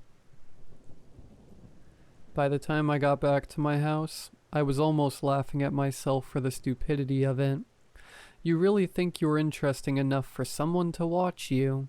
What are the chances someone is actually watching me? Eventually, the mattress fully left my mind while I got distracted watching TV. Still, I never felt completely comfortable knowing that old, dirty mattress was just sitting in the woods next to my home. Every day when I got home from work, I would look towards the woods in passing, and each time I passed by, I got an almost uneasy feeling. Being on a farm in the middle of nowhere, it's almost pitch black at night except for the light on my front porch that was turned on by a motion sensor that you had to get pretty close to for it to turn on. One night, while getting home from work pretty late, I got out of my truck and grabbed my keys to lock it. That's when I saw it. As my headlights illuminated the woods in front of me for a split second, 2 dots reflected back towards me. They almost looked like eyes, but were too big and spread out to be a person's eyes, and I convinced myself that I had been seeing things. When I tried clicking the lock button again, my headlights illuminated the woods once more and I saw something. I went inside feeling a little better, letting the thought slowly float away from my mind. If only I had known what I know now, maybe I wouldn't have been so calm. I should have called the cops, but can you blame me? If there really was someone there, they would have no doubt been gone the moment they saw a cop car pull up, and all that would have been found was an old mattress in the woods. Well, certainly creepy. I doubt the police would have given any serious thought to it. I should have done something. Anything. Because no matter how much I tried, I still couldn't get the idea out of my head. Someone was watching me from the woods, but I would never be able to confirm it. The moment I would go to investigate, the person could have run upon seeing me coming. I wish I would have thought of something, but I tried my best to just ignore it. A few months passed by, and the idea that someone was watching me had escaped my mind. At some point, my friend Ryan, who had been living with me, decided to make a dirt bike track through the woods. I showed him the mattress one day while we were walking through the woods and he just laughed. For one reason or another, Ryan didn't share the same feelings I had towards the mattress. We grabbed an old machine from the barn with a bucket on the front and lifted the mattress into it. We took it back to the barn and threw it away in the dumpster. I remember a feeling of relief when we left it in the dumpster. Ryan slowly worked on the track, going back and forth from the machine to his dirt bike, tweaking every turn, jump, and straightaway until, after a few months, he had finished what actually turned out to be a pretty nice and fun track. Running through the woods, it had a few twists and turns, going around trees and clearings he had made with the old tractor. Hearing him ride around on his bike, and the sound of an old diesel engine starting up, had grown so familiar to me on the weekends that I would almost forget the sounds were even happening. God, how I miss those sounds. Hey, I'm gonna go work on the track. I think I'm almost finished with it. It's going to be awesome, Ryan said on another Saturday morning. I had gotten so used to him disappearing into the woods weekend after weekend that it had almost become second nature. So much so that I didn't even notice as the time rolled around to 11 p.m. that day. I hadn't seen Ryan in a while. I didn't even realize that the noise I had been so accustomed to over the last few weeks was also missing. I stepped outside to a silent, chilly night to check on where Ryan had gone. His truck was still parked next to the house, as were mine and my girlfriend's vehicles. The old tractor was sitting behind the house, just in front of the opening that led into the woods following the track. It looked like a deep, dark abyss with the faint light I could see coming off the moon. I knew going in there alone at this time of night was the last thing I was going to do, so I resorted to every other option I could think of. I checked the barn where we kept the old tractors and found nothing but a calm breeze and crickets in the night singing. I checked the other houses that were on the property for the people who worked on the farm, hoping he had maybe gone over to one of them. Still, I found no sign of Ryan or his dirt bike. I tried calling his phone a few more times before giving up. After hearing his voicemail one last time, I knew there was only one thing left to do. So I grabbed the only flashlight I could find, one of those old-style bulb flashlights that was barely bright and made everything have a yellow tint to it. After taking a few more deep breaths and desperately trying to think of any other possible place he could be, I finally made my way towards the deep, dark, almost tunnel-like opening that led into the woods. I walked around the entire layout of the track for what felt like an eternity, even though it had only been 45 minutes. I almost started to feel relieved that I could walk out of this dark, seemingly endless forest and think of another place to find him. Still, I had to look one last time. As I rounded the third pin turn, something caught my eye. Just past the turn, lying on its side in the weeds, I saw something that looked like plastic and was red in color. My heart dropped when all the ideas ran through my head. What if he's out there hurt? What if he had been waiting for me for hours with various broken bones? Or worse, what if it was too late? What if one of my best friends died because I was too scared to go out into a small patch of woods right next to the safety of my own home?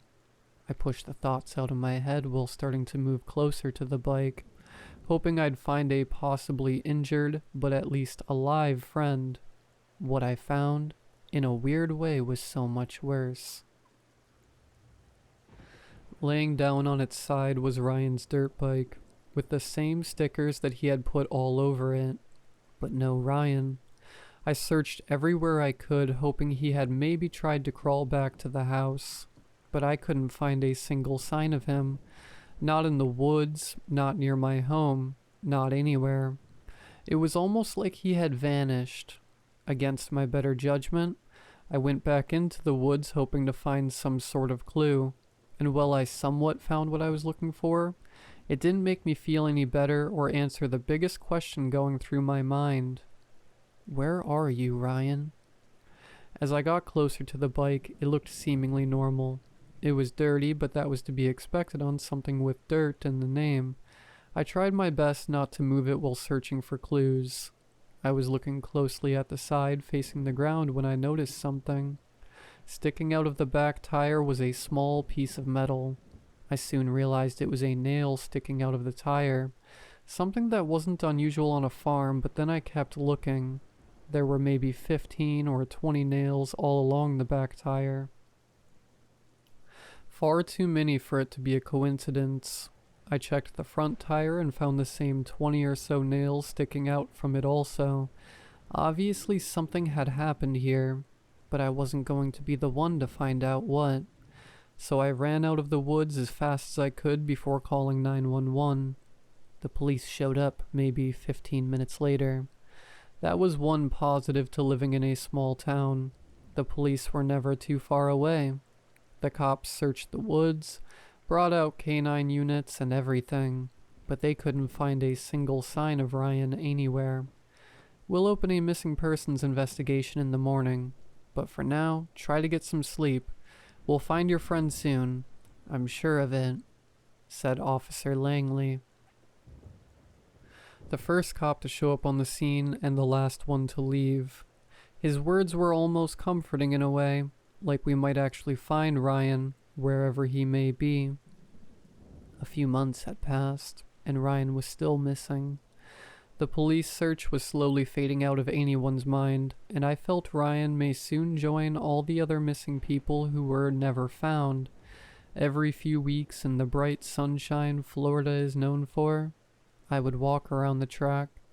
It was almost meditation for me.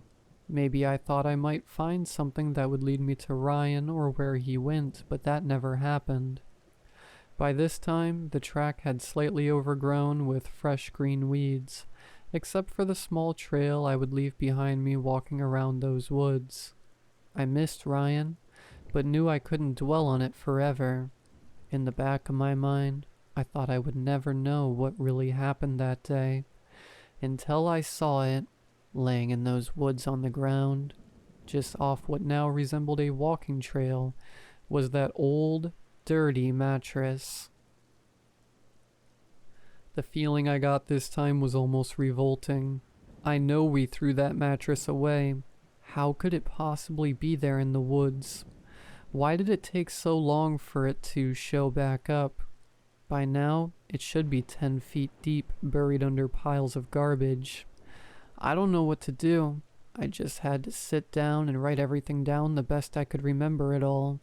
I don't know if I'll ever post this, but I can't get this uneasy feeling out of my stomach no matter what I try.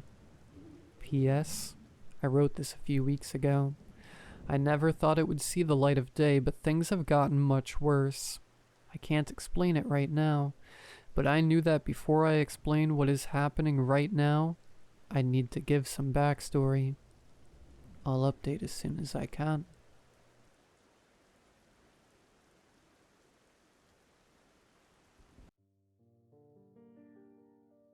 Personally tailored ads saved my life yesterday.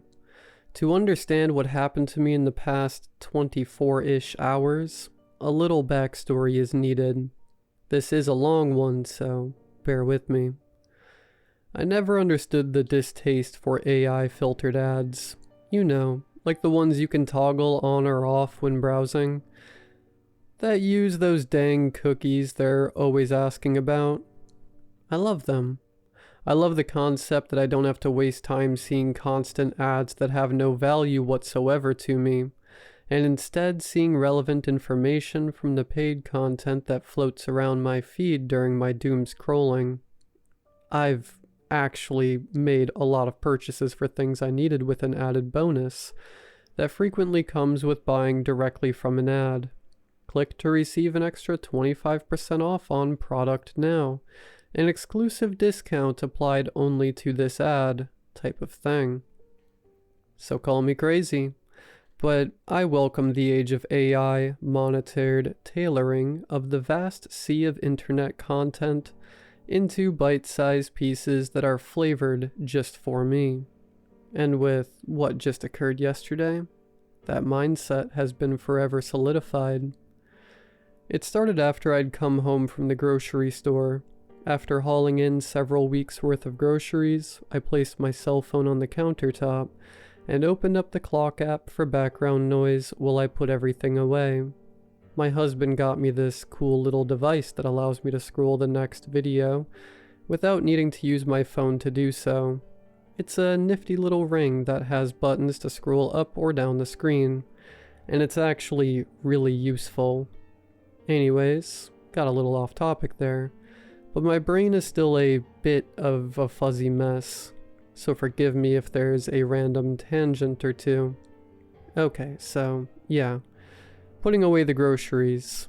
The sound of random skits and funny stories about people who work in retail coming from the countertop.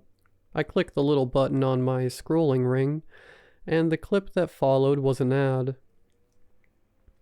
Not unusual, as every few videos is an easily bypassable advertisement, but this one made me pause. Standing in front of the open cabinet, holding some off-brand spaghetti sauce in one hand and a jar of peanut butter in the other, I carefully set them back down on the table and walked over to the countertop, eyebrows furrowed, to see if I'd heard the ad correctly.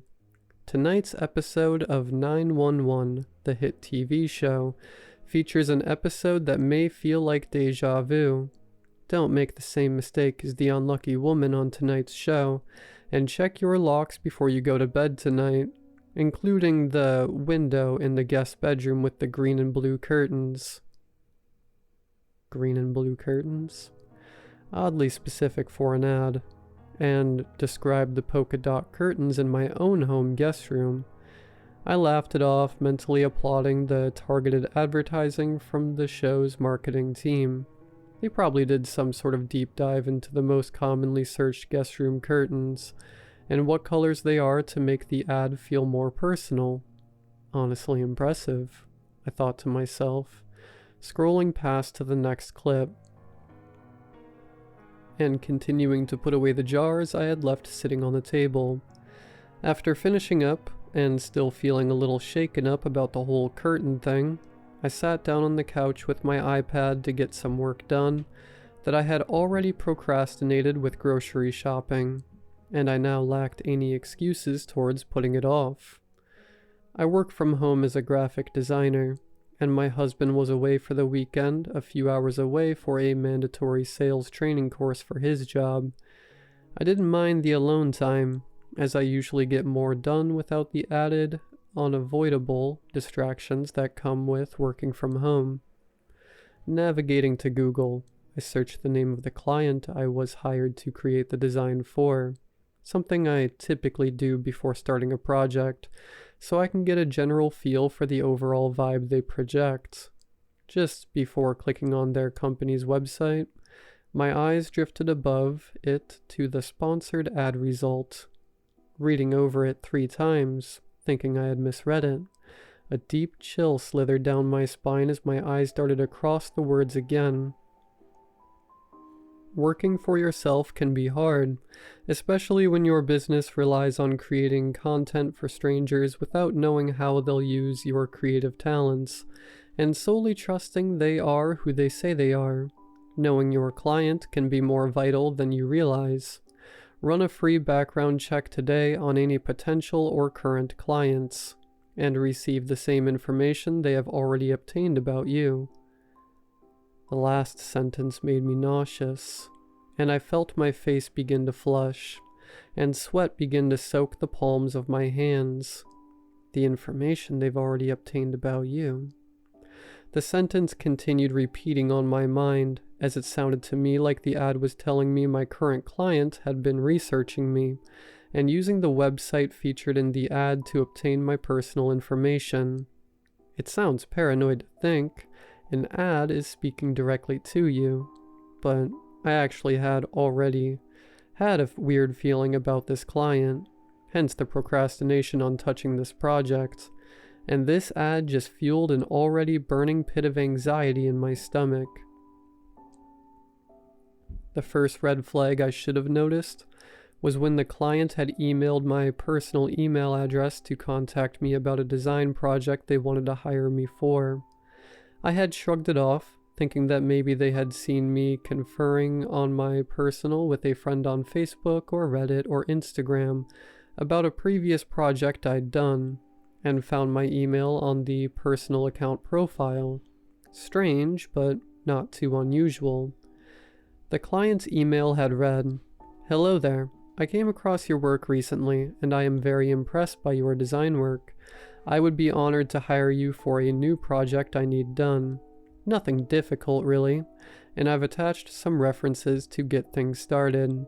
I'm willing to pay generously, and look forward to seeing you come up with something wonderful. Name, company name." The references he had included were standard and straightforward. A fairly easy project by the look of the links. The last 2 links, however, both led to 404 errored websites that were different than the other links provided. Thinking back, I'm pretty sure these links were just a way in and not the deceptive error that had been displayed. But the other attachments were more than enough to use, so I had decided not to bother inquiring about those last 2 when I emailed back to confirm the job and accept the project. At the time, I just figured they were old links that had probably been sitting in some company computer's folder labeled references for God knows how long, and he'd probably attached all of them without checking that they all worked first. I saw no point in worrying about 2 broken links with the other 20+ references working just fine. This was the second red flag I had just dismissed after getting distracted by the massive payout quoted for the project in his following email.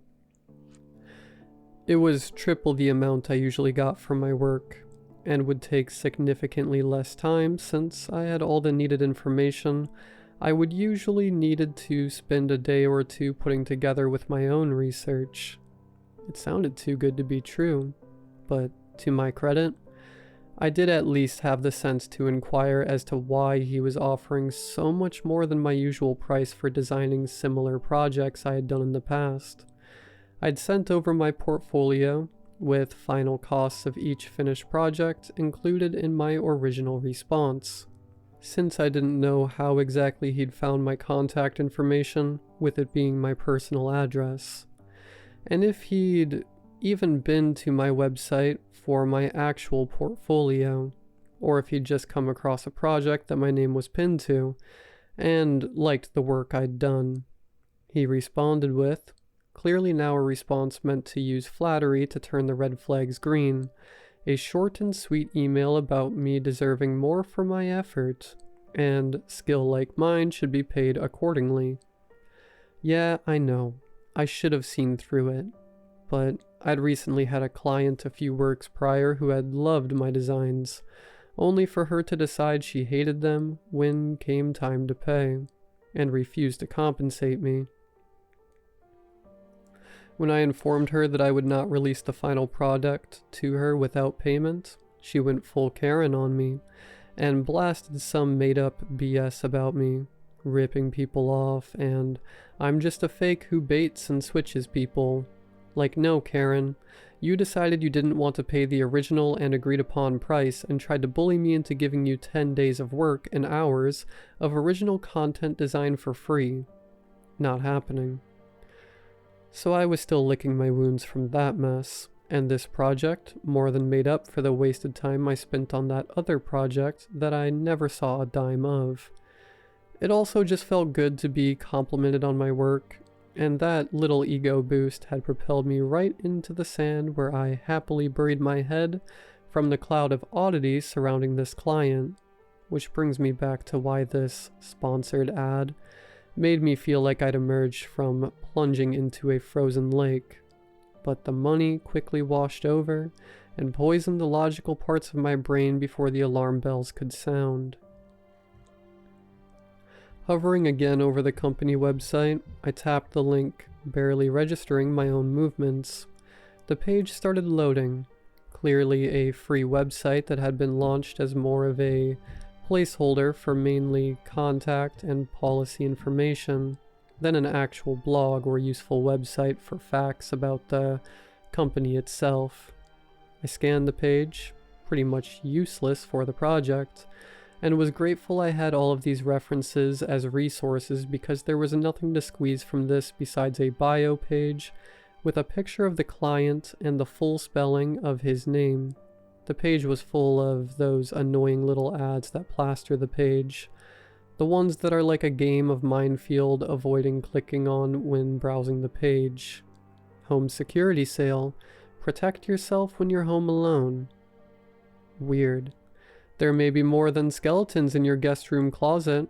Call this number, Exterminator, to get rid of pests hiding in your home. Weirder. Our probiotics ensure your gut is clean and healthy. Always trust your gut.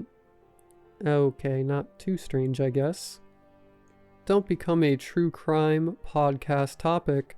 Local women's self-defense classes teach you to pay attention to your surroundings, teach increased awareness, and prevent surprise attacks when you're at your most vulnerable.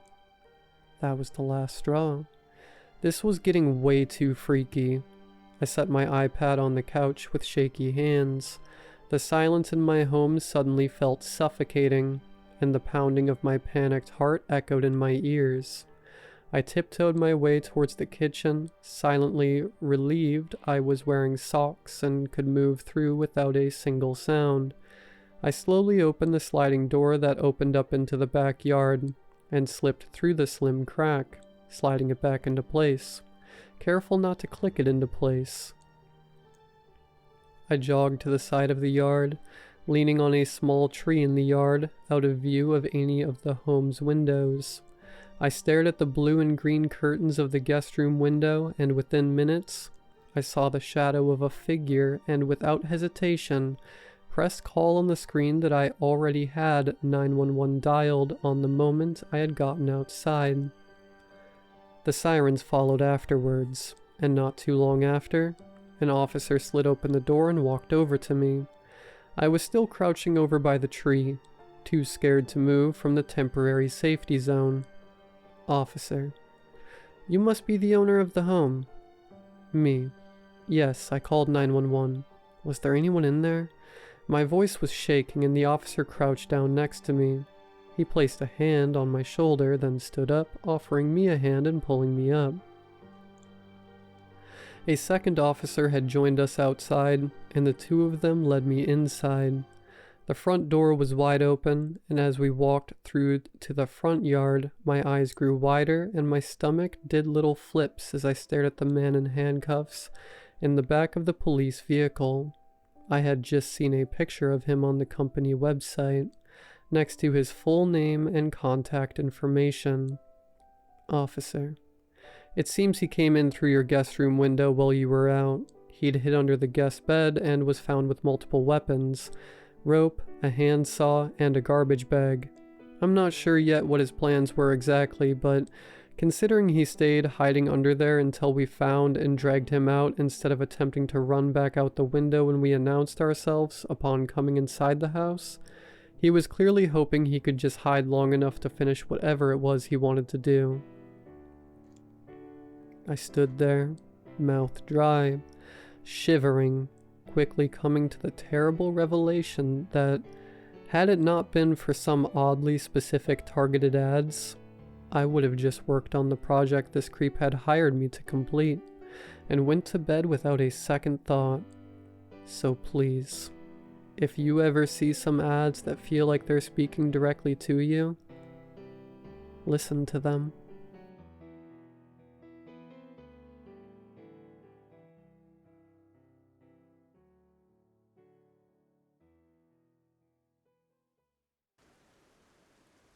Life can take us in strange directions. No matter how intricately our best plans are laid out, life has a way of disregarding them, as if they were nothing more than a fly buzzing around its head. For example, I wanted to be an electrical engineer. I'd had a few colleges in mind and was looking forward to graduating high school. Now I'm in Ketchikan, Alaska, getting ready to head north. I'm gonna be leaving a lot of my technology here, as it'll be useless once I get where I'm going. Which, come to think of it, is nowhere really. I don't have a plan, but regardless, I wanted to take a moment to recount the events of the last couple years that led me here. For starters, my name's Jake, and I've been living on the road for quite a while now. I'm from a small town in the Midwest called Riverstone, where I was born and raised. Some people from small towns tend to dislike them, or at least can't wait to leave. Not me though. I loved Riverstone, and it breaks my heart to know I'll never be able to go back. All because of the events which took place my senior year. It was a cool Friday night at the end of homecoming week. My classmates and I sat on our school's bleachers, cheering on our football team with enough energy to power the whole town. We were seniors, so this was going to be our last homecoming game. We wanted to enjoy it while it lasted. At the end of the first quarter, there was a short timeout to let people get snacks and use the restroom or whatever while the teams got ready to play again. My friends and I were sitting at the back of the bleachers, so we had a pretty clear view of the field and surrounding area. Two of them had gone to get snacks, while the other, a guy named Matt, was messaging his girlfriend on his phone. I, meanwhile, just stared out at the crowd and field, not really thinking about anything. As I scanned the crowd, my eyes fell upon a girl across from me in the away team's bleachers. It was hard to make out any details of her face, but from what I could see, she was gorgeous. Long brown hair, glasses, and a smile so bright it rivaled the overhead lights. I continued to steal glances at her occasionally. Her looks aside, I was really just trying to see if she was there with a boyfriend, or if she was playing for their team. She wasn't wearing a jersey, which gave me hope, but that fact was made immediately irrelevant just before halftime. After a particularly good play by her team, I looked up to gauge her reaction, only to be met by bare flesh where her face used to be, and she was looking in my direction. At least, the chill down my spine told me she was looking at me. It was hard to tell without any facial features.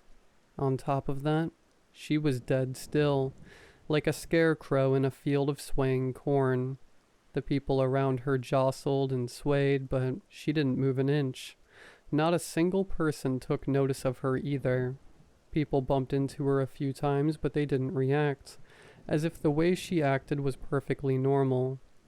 Thoroughly freaked out, I nudged Matt and got his attention. Thankfully, I'd pointed her out to him earlier in the game, so he knew where to look. In the moments I looked away and back again, though, she had returned to normal.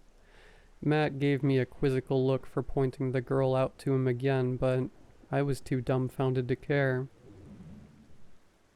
I thought maybe it was the distance, that my eyes had simply lost focus for a second, and turning my head got them to refocus.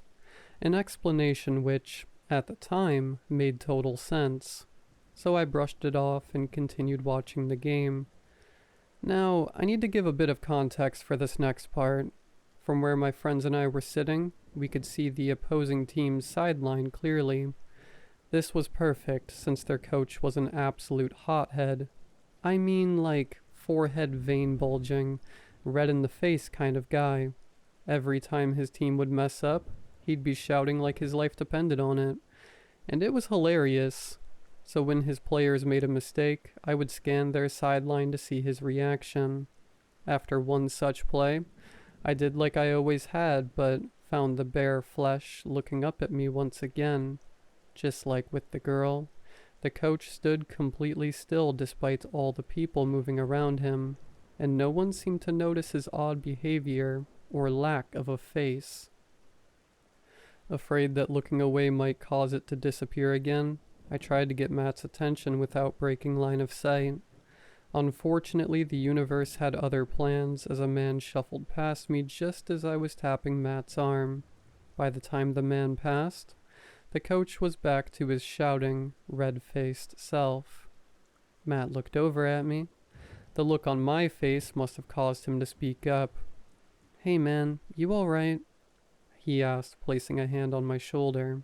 I continued to stare at the coach, but was pulled out of my dismay by Matt's hand. "Yeah," I said, not facing him. "Just thought I saw someone I knew." "You sure? You look like you've seen a ghost." I turned to look at him. "Yeah, man, I'm good." My words were cut off as a lump lodged itself in my throat. Behind Matt were my two other friends, but next to them were people we didn't know. The closest of those people, the one right next to my friend, was leaning forward in his seat. His arms hung straight down, limply swaying within the crowd. His head was turned at an angle just too sharp to be natural, and his face was gone.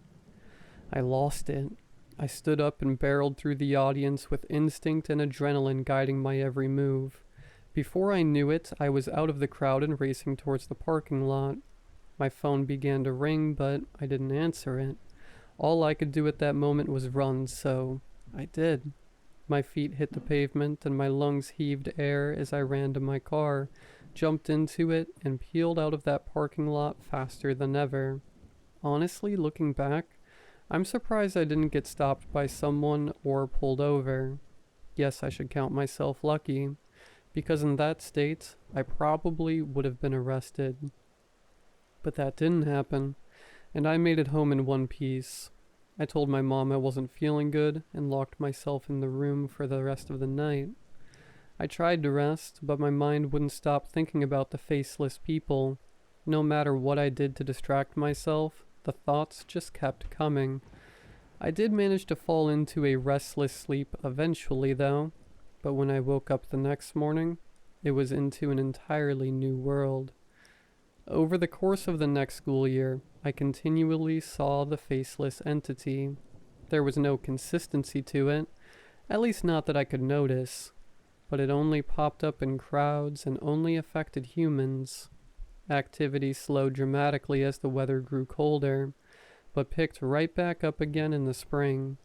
That was when I got the idea to try and get proof that what I was seeing wasn't just in my head. It started as a spur-of-the-moment thing.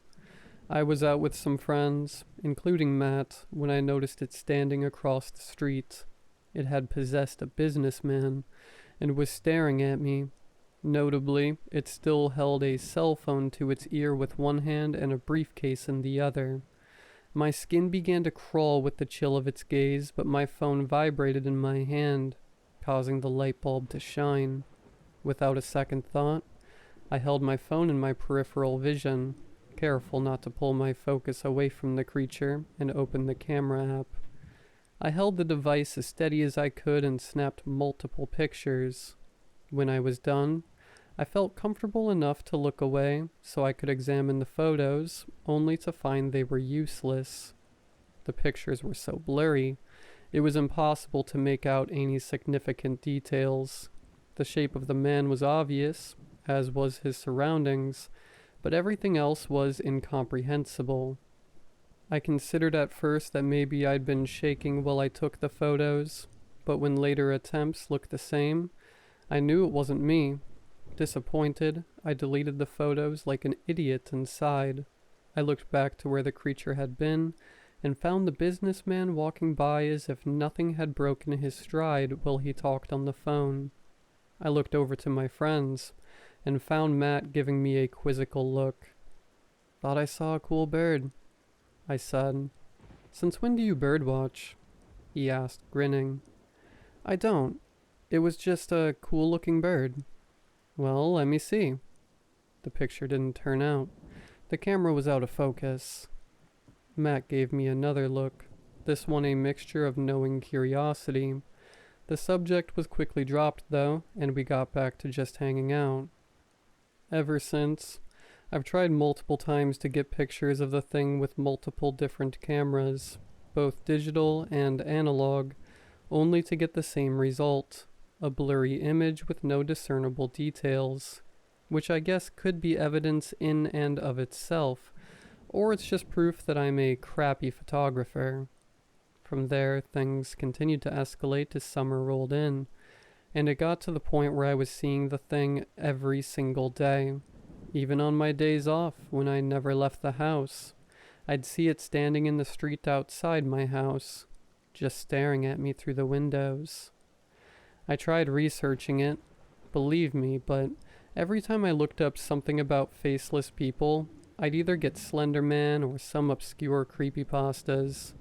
I considered talking to my friends, but I thought they'd think I was crazy. Hell, at the time, I thought I was losing it. So I did the only thing I could, and confided in my parents. One thing you should know about my parents is that they loved me and my little sister with all their hearts, but they were not what you'd call cool parents. They could be very strict at times and were very demanding more often than not. They expected a lot from me and my sister, but it's only because they wanted us to succeed in life and never sell ourselves short. That being said, I heard them mention throughout my childhood how they didn't believe in mental illness. They thought that depression, anxiety, hell, even schizophrenia is something that could be just thought away. That should make it clear enough that such things don't run in my family at all, at least as far as I know. So I was scared going into the dinner. I'd had everything I wanted to say laid out in my head, and I even had a few of the better pictures I'd taken to help plead my case. My sister was staying at a friend's house, so she wouldn't be there for any fallout. It was foolproof in my mind. "Mom, Dad, there's something I need to talk to you about," I said once we finished eating. We were sitting at the table, My dad was at the head to my right, and my mom was sitting across from me. "What's up, sweetie?" my mom asked, wiping her mouth with a napkin. Dad didn't say anything. He just tilted his head to face me. "Well, I'm not sure how to explain it," I began, "so I'm just gonna cut right to the chase." I pulled out the photos from my back pocket and handed them to my mom. She took them, and her expression grew confused. "I've been seeing faceless people," I said, feeling ridiculous. As soon as I spoke, my mom's eyes grew wide and the color drained from her face. She threw the pictures on the floor and stood up from the table in unison with my dad. "You what?" my dad shouted, making his way around the table towards me. I stood and held my hands up defensively. "What? Dad, what's the big—" I tried to say, but was interrupted when he grabbed my shirt collar with both hands. "How long has this been happening?" he yelled. My mother retreated into the kitchen, her sobs practically shaking the walls. "I don't know," I stammered. Since September, I guess." "September? Why didn't you tell us sooner?" he continued to yell. I don't know. I didn't think you'd believe me. I could hardly believe it myself." I raised my voice with that last sentence, trying to gain a semblance of control. "Does your sister know?" he said, pushing me away from the table towards the living room. "No, I haven't told anyone but you," I said while trying to keep my balance. "Good. Then get the hell out of this house and don't ever come back," he shouted, moving his steel grip to my shoulders and pushing me with even more force. "Mom," I yelled, trying to fight back against my dad's force. "Why?" she wailed in the kitchen. "Why did it have to be my baby?" I struggled with my dad for a while, begging him not to do this, but his face was resolute, despite the tears welling in the corners of his eyes. In the end, though, he won out with a knee to my stomach that winded me enough to let him shove me to the floor. He dragged me by my arms across the living room and towards the front door. He opened it, picked me up to my feet, and gave one last shove, sending me sprawling out onto the front step. Just before he closed the door, I could see the sadness overtaking his anger, and heard my mother's continuous wails. For the next couple hours, I banged on the door repeatedly, begging to be let back in. I got no response. Eventually, the realization they weren't going to let me back inside took hold, so I switched to begging for my car keys, so I could at least sleep in there if I had to. I heard some shuffling inside, and after a few moments, my keys and wallet came flying out of the bedroom window. I picked them up from the front lawn and walked to my car. I sat there for a long time, just swimming in my thoughts and emotions until the streetlights came on. The sudden off-white glow pulled my attention for just long enough to get my head on straight. For the moment, my emotional turmoil was buried beneath ideas of what to do or where to go next. My first thought was to call my extended family. Aunts, uncles, cousins, even my grandparents lived within driving distance. I figured I could stay with one of them and let this situation blow over, but all of my calls were rejected. Assuming my parents had contacted them, I started calling my friends. Most of them answered, but when I explained the situation, they instantly hung up. So as much as it killed me, I decided to call Matt, but not tell him the specifics of what happened. I wanted to see him in person before I told him any of that. "Yo," he said after a few rings. "Hey man, you busy?" "Nah, I'm just chilling. What's up?" My parents are throwing a fit right now, and I just need to talk to somebody about it." "Sure, man. You want me to come by your place?" "Actually, let's meet at Brewery Park." "Bet. Let me get into some nicer clothes and I'll be there in 10. "Alright, man. See you soon." With that, I drove to the park in silence. With how hectic my head was at the moment, the radio would have been just noise anyway. I got there well before Matt would, so I got out of my car and headed over to the playground. I climbed to the top of the dome-shaped jungle gym and sat in my usual spot on the cool metal. I watched the sky turn from light blue to pink and orange on the horizon as the time ticked by. My paranoia grew every minute I was out there, but from my position, I could see everything around me. If anyone or anything appeared, I'd see them long before they got close. I checked my phone over and over again, but had no word from Matt. When he finally did arrive, I'd been there for over 20 minutes. He pulled up, parked next to my car, and jogged over shortly after. "Man, it's been a minute since we were here last," he said when he was close enough. "What happened to be there in 10? I asked, masking my anger poorly. "Sorry, I got a bit distracted, but I'm here now. That's gotta count for something, right?" "I guess." "So what's up?" he said as he climbed to sit beside me. I sighed and looked down at my interlocked hands in my lap. Despite an extra 10 minutes of prep time, I hadn't even thought about how to bring this up to him. "Gummy worm?" Matt asked. I turned to face him and saw he held a freshly opened bag of gummy worms in one hand and was offering me a few with the other. "Sure, thanks," I said, taking the treats. We sat in silence for a bit, eating our candy and watching the sky continue to change. I knew time was short, though.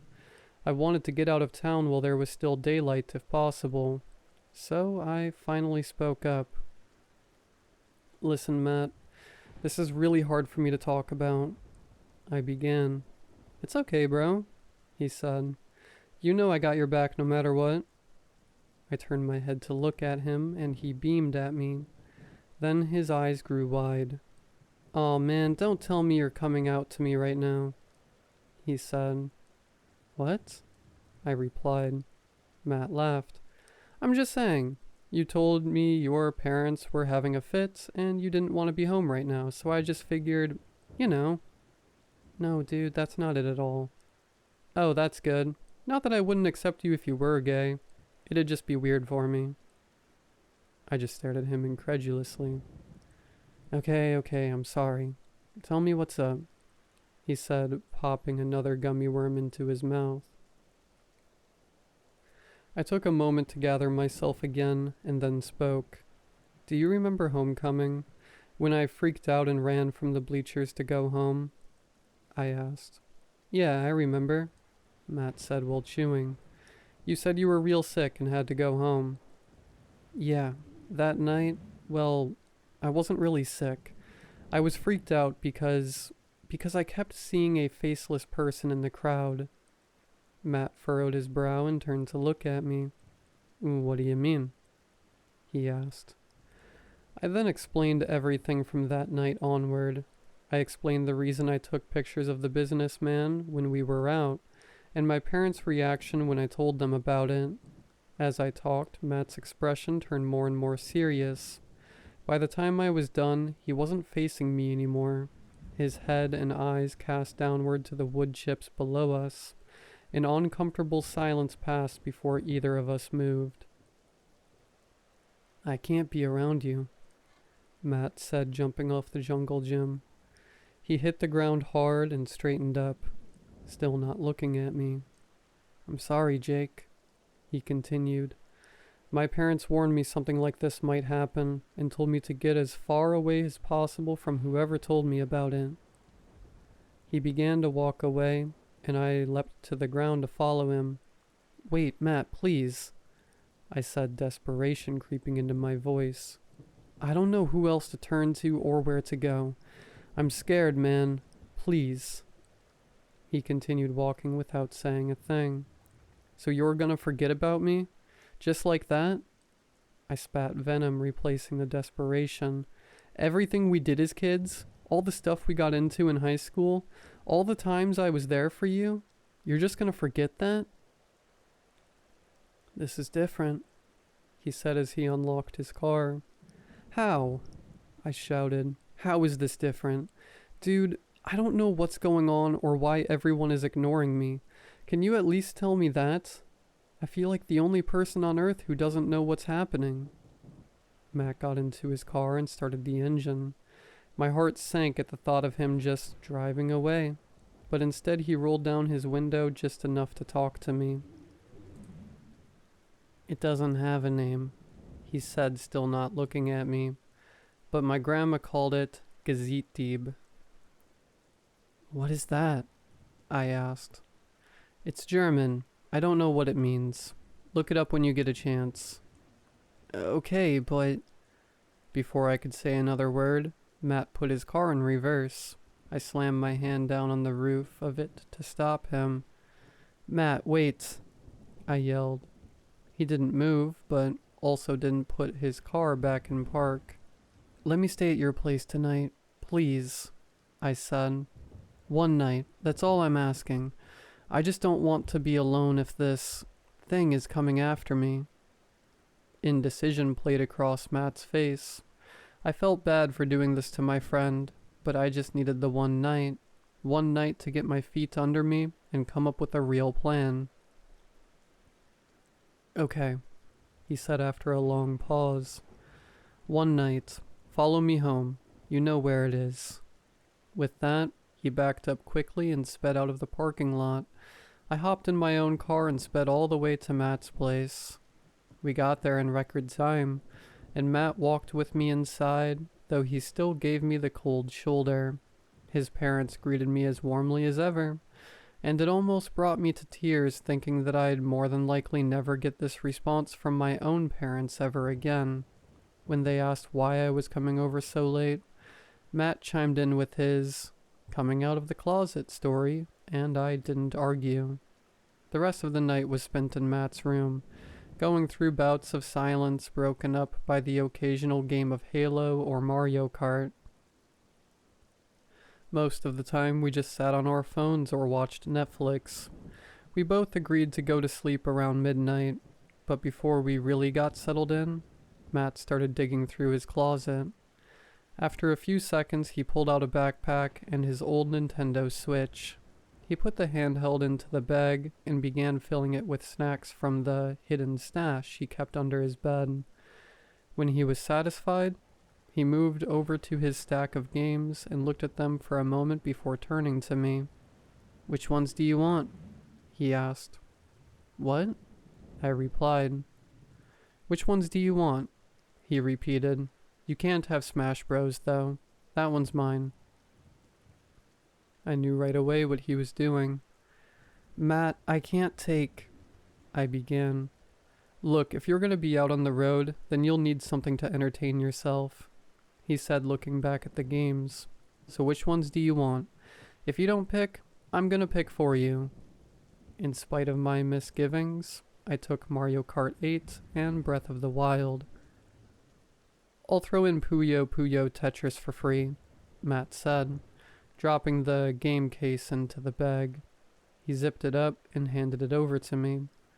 I hesitated for a moment but took the bag from him still. "Thanks," I said, placing the bag next to my spot on the floor. "Don't mention it," Matt said. He turned off the lights and got into his bed while I got comfortable on the floor. I knew sleep wasn't going to come easy for me, but I managed to drift off after a little while. I was awoken in the middle of the night by loud clanging downstairs. It sounded like someone was sifting through pots and pans in the kitchen. I sat up and checked my phone. The time read 4:36 a.m. Rubbing the sleep from my eyes, I looked over to Matt's bed and found it vacant. His blankets were strewn aside and the door to his room was open. My heart began racing in my chest as I got up and crept over to the open door. I peeked around the corner and saw Matt crouched at the top of the stairs. Light came from downstairs on the left side, which led into the kitchen. "Psst," I hissed as quietly as I could. Matt's head whipped around so fast, I thought it'd twist off his neck. Relief washed over him as he realized it was me, and he gestured for me to come to him. I inched my way out into the hall and crouched over to him. "I think someone broke in," Matt whispered when I was close enough. It was then that I noticed he held his pocket knife in one hand. "What should we do?" I asked. Before Matt could reply, the clanging downstairs ceased. We both tensed and stared at the bright doorway just below us. We didn't hear any footsteps, but the lights in the kitchen suddenly went off. Something that shouldn't have been possible, since the light switch was a good 8 feet away from the stove and cabinets. Now bathed in darkness, we crouched there in silence. My eyes had adjusted to the bright light, meaning I was basically blind until they readjusted to the darkness again. They never got the chance, though. Even in the shadows, I could see it poke its faceless head around the corner from the kitchen. It moved with mechanical smoothness, stopping just where the nose would be and only exposing the top half of its head. Its hand reached out and gripped the corner of the wall as if to steady itself. No, not to steady itself. It was getting ready to pounce. "Matt, we need to move," I whispered, tugging on his shirt. "That's my mom," he said. In the heat of the moment, I'd forgotten that the creature didn't have a form of its own. It always had to borrow one. "Matt, she's gonna be fine, I promise," I pleaded. "Right now, we need to get away from it." Normally, it would vanish as soon as I looked away, but something was different now. I'd seen it move. It was in a position to attack. I didn't know what would happen now, but that same instinct to run screamed inside me like it had during homecoming. Okay, let's go," Matt said. We both began to move backward, but the creature mirrored it by moving closer to us. We stopped, and it stopped. My heart pounded impossibly in my chest as I realized we were at a stalemate. As soon as we made a break for it, so would the creature, and I'd put money on it being faster than the two of us. "Run," Matt hissed through gritted teeth.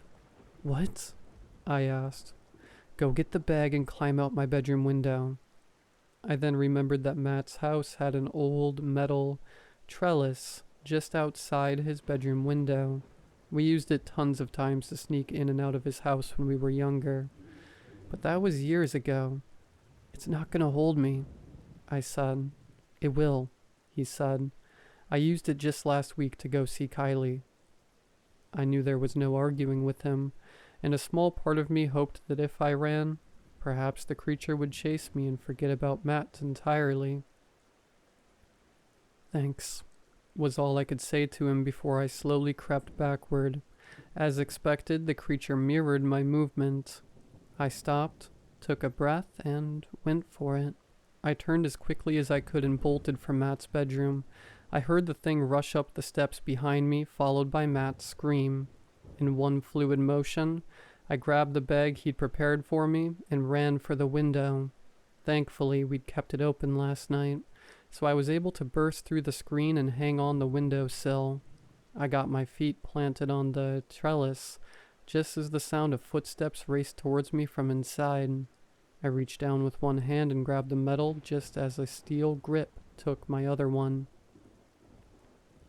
An ungodly crunch sounded through the air as the creature gripped my fingers so tightly it felt like they were broken. As if I weighed nothing, it began to pull me back into the window, but I screamed and pulled back. My arms stretched unnaturally and more pain flared from my wrist to my shoulder. I thought it was going to rip my arm clean off when I heard Matt scream again from inside. He collided with the creature and stabbed the hand that held mine with his pocket knife. The creature's grip loosened, and I managed to slip free. The force from my pulling caused me to fall backward off the trails and hit the ground hard. All of my breath escaped my lungs, and I laid heaving on the ground, hearing the sounds of a scuffle up in Matt's room. My friend was screaming still, but it wasn't in defiance anymore. It was terror and pain. I got to my feet and stumbled through Matt's backyard and around his house. I got to my car, started it, then laid on the horn. "Hey!" I shouted at the top of my lungs. "I'm out here!" Within seconds, the front door to Matt's house opened, revealing the thing standing there. Now that I had its attention, I put my car in reverse and peeled out of Matt's driveway before bolting it down the road. I checked the rearview mirror, but didn't see it following me, which I took as a good thing. I drove for as long as my gas tank would let me. It was about 8 a.m. when I had to pull over for gas in a town I'd never seen before. Now in broad daylight with minimal people around, I took a second to sift through my bag. I found a granola bar, ate it, then went out and paid for some gas. Once I was filled up, I continued my journey for another couple hours until coming to a rest stop at about 10 a.m. I went inside, bought myself a lunch, and withdrew every penny I could from my bank accounts. Then, with cash in hand, I kept going. After a few more hours, I found a wayside and pulled over. I wasn't particularly tired, but I had to take a break from driving, and figured this random wayside would be devoid of people for a while. I leaned back in my seat and rubbed my forehead. I reached into the bag for another snack, but my head brushed against something soft and rubbery. Confused, I pulled it out and remembered Matt's old Switch was in a cheap carrying case. With nothing better to do, I opened up the case and took out the console. That's when I noticed the cracks along the screen, and realized I must have landed on it while I fell from the window. My heart sank as I stared into my own fractured reflection. I prayed that it still worked and turned it on. The screen came to life with the Nintendo Switch logo, and not too long after showed a perfectly clear menu. I breathed a sigh of relief and hoped that this was a sign Matt himself was okay. Unfortunately, I'd left my phone charging in his room the night before, so I had no way to find out what had happened. For the rest of the night, I oscillated between playing games and sitting on the trunk of my car. There wasn't much else to do, since I didn't want to drive anymore. The one night I'd had to plan was wasted, so I took the time to plan out my next move, but was too tired to really think of anything solid. I went to bed just as the sun began to set. When I woke up the next morning, a dense fog had settled in the area around the wayside. I couldn't see hardly 30 feet in front of me. The air was cool when I got out, though, and it felt really good to stretch my legs. I soaked in the silence, thankful at first, but then it hit me that everything was too quiet. There were no bird songs, no bugs buzzing, and nothing rustled in the forest next to the wayside. Even the wind was calm. A steely fear crept into my veins, and I quickly got back into my car. The automatic headlights came to life with the engine, and their sudden brightness pulled my eyes to the front of the car. I switched them to the fog light setting, and was about to put the car in drive when a dull smack radiated from my passenger window.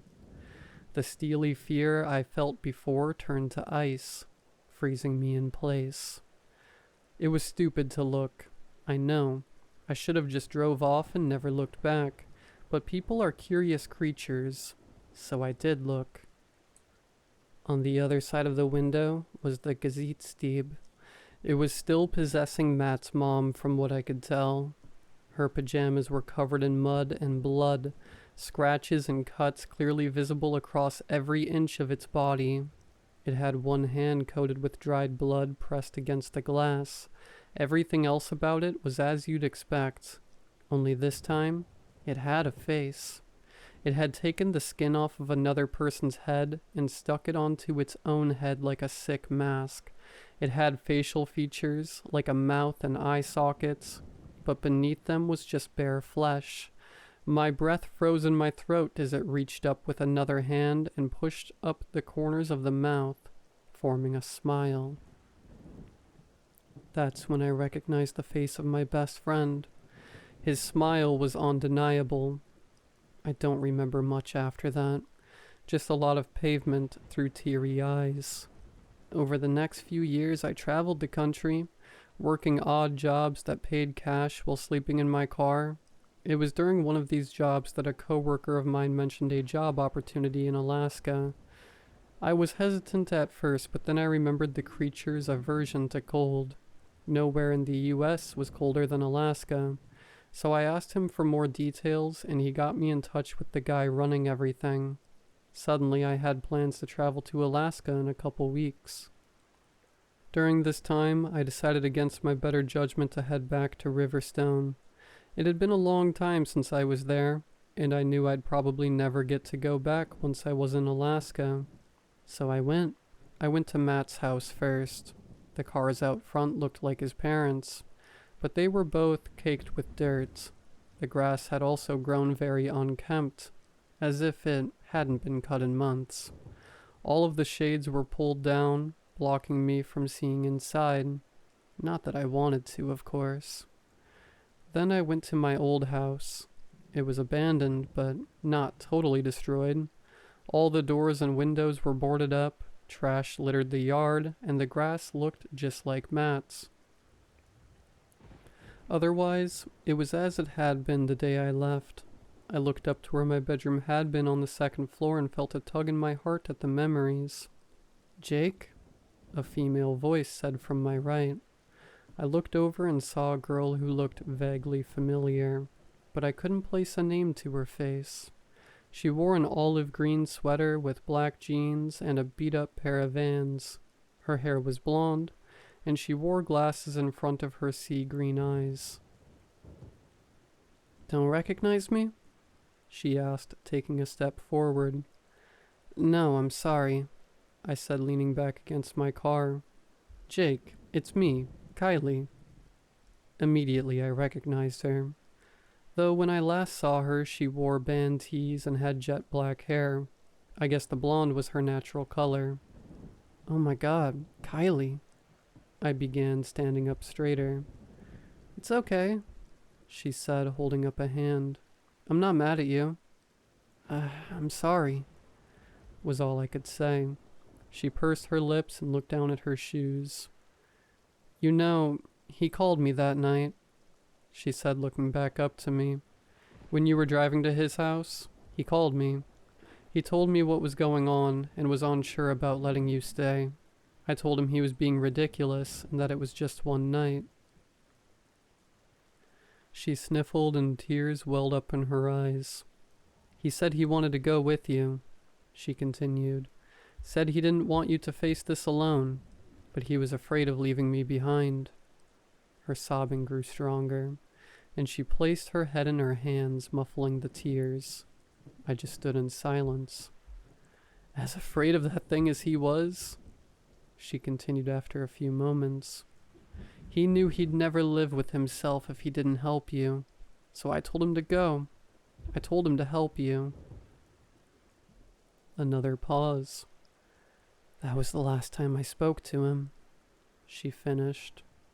She wiped a few tears from her face, and I offered her some tissues that I kept in my glove box. Once she was composed, I spoke. "What are you doing here?" I asked as kindly as I could. "I figured you'd be over at Matt's."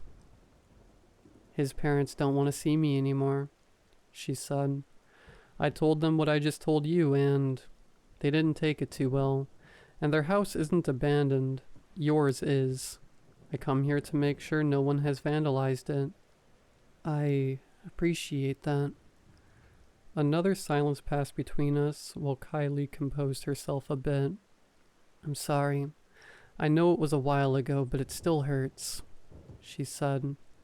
"Believe me, I get it," I replied, glancing back at my old house. "So why are you here?" she asked. I explained how I'd been living the past few years, the job in Alaska, and my desire to see the town one last time. I left out the part about the Gazetstieb and Matt's face. "Wow," was all she could say, turning to look at the house with me. Kylie and I had never been super close. We only knew each other through Matt since they were dating.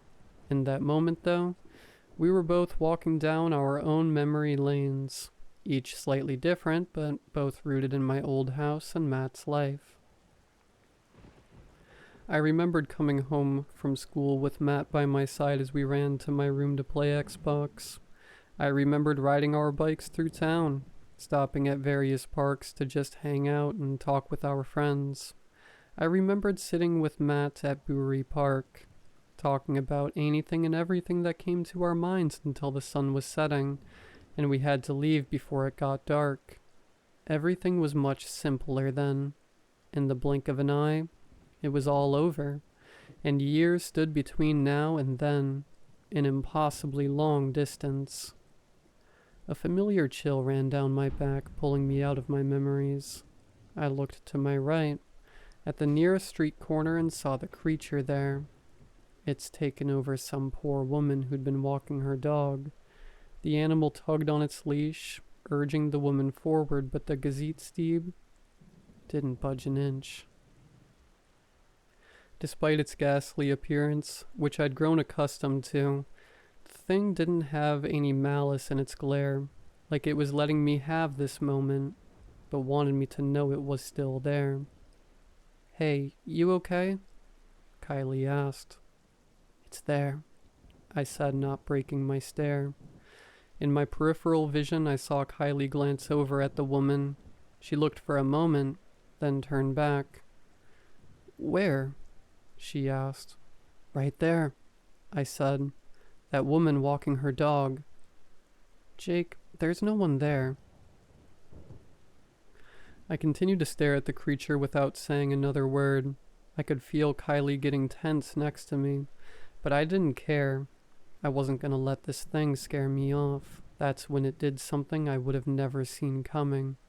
It reached up with the woman's free hand and placed her index finger and thumb about where the corners of her mouth would be and pushed them up. Panic welled up in my gut and I tore my gaze away from the monster. I began shivering like it was 20 below outside and hunched forward as nausea rolled over me. "Jake, are you okay?" Kylie asked, placing a hand on my back. I swallowed the impending vomit and took control of my breathing. After a minute or so, I felt good enough to stand back up. I looked over to where the creature had been, and thankfully it was gone. "I need to leave," I said. "Thank you for watching the house, but it's okay if it rots. I don't care anymore." Kylie stood back and was about to argue, but stopped herself. The look on my face told her I wasn't gonna budge. "Well, reach out when you get to Alaska, okay?" she said. "Will do," I replied. Looking back, I feel sort of bad for not following up, but I just can't bring myself to message her. So, Kylie, if you're somehow reading this, I'm sorry.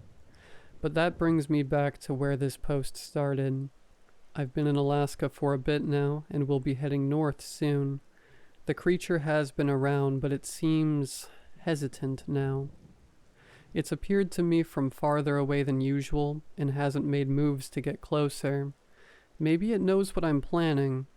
Regardless, I'm going through with my plans. I can only assume the change in behavior is due to my actions, so pushing onward is the best thing I can do. I won't have an internet connection where I'm going, so don't expect any updates after tomorrow. I wouldn't post even if I did, to be honest. I'd rather leave all of this behind me and try to live my life as best I can, for as long as I can. Matt, I'm sorry for everything. I hope you're at peace, wherever you are.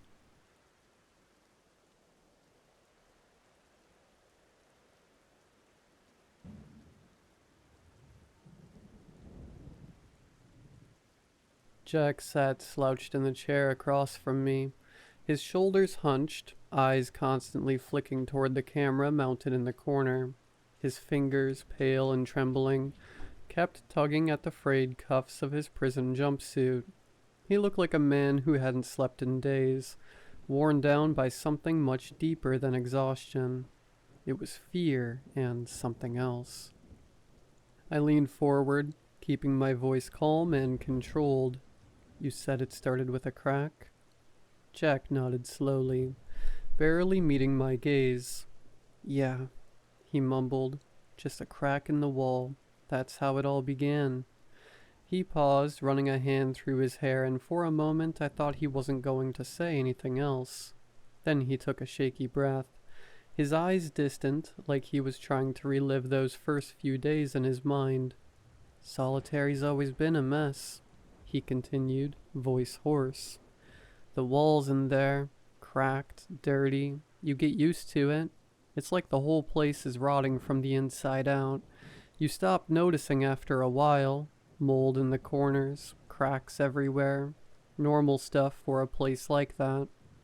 His fingers drummed absently on the table, the sound sharp in the otherwise quiet room. "I noticed the crack in my cell a few days before everything started. It was small, maybe 3 or 4 inches, right down by the corner where the wall meets the floor. Nothing unusual, right? These walls were falling apart all over the place, so I didn't pay much attention at first." He looked up, his brow furrowed as if trying to decide how to explain what happened next. "But the next day, it wasn't just a crack anymore. There was something growing out of it. Black stuff. I thought it was mold. That's what you'd think, right? This place isn't exactly sanitary." Jack took a deep breath, his fingers tapping faster now, more erratic.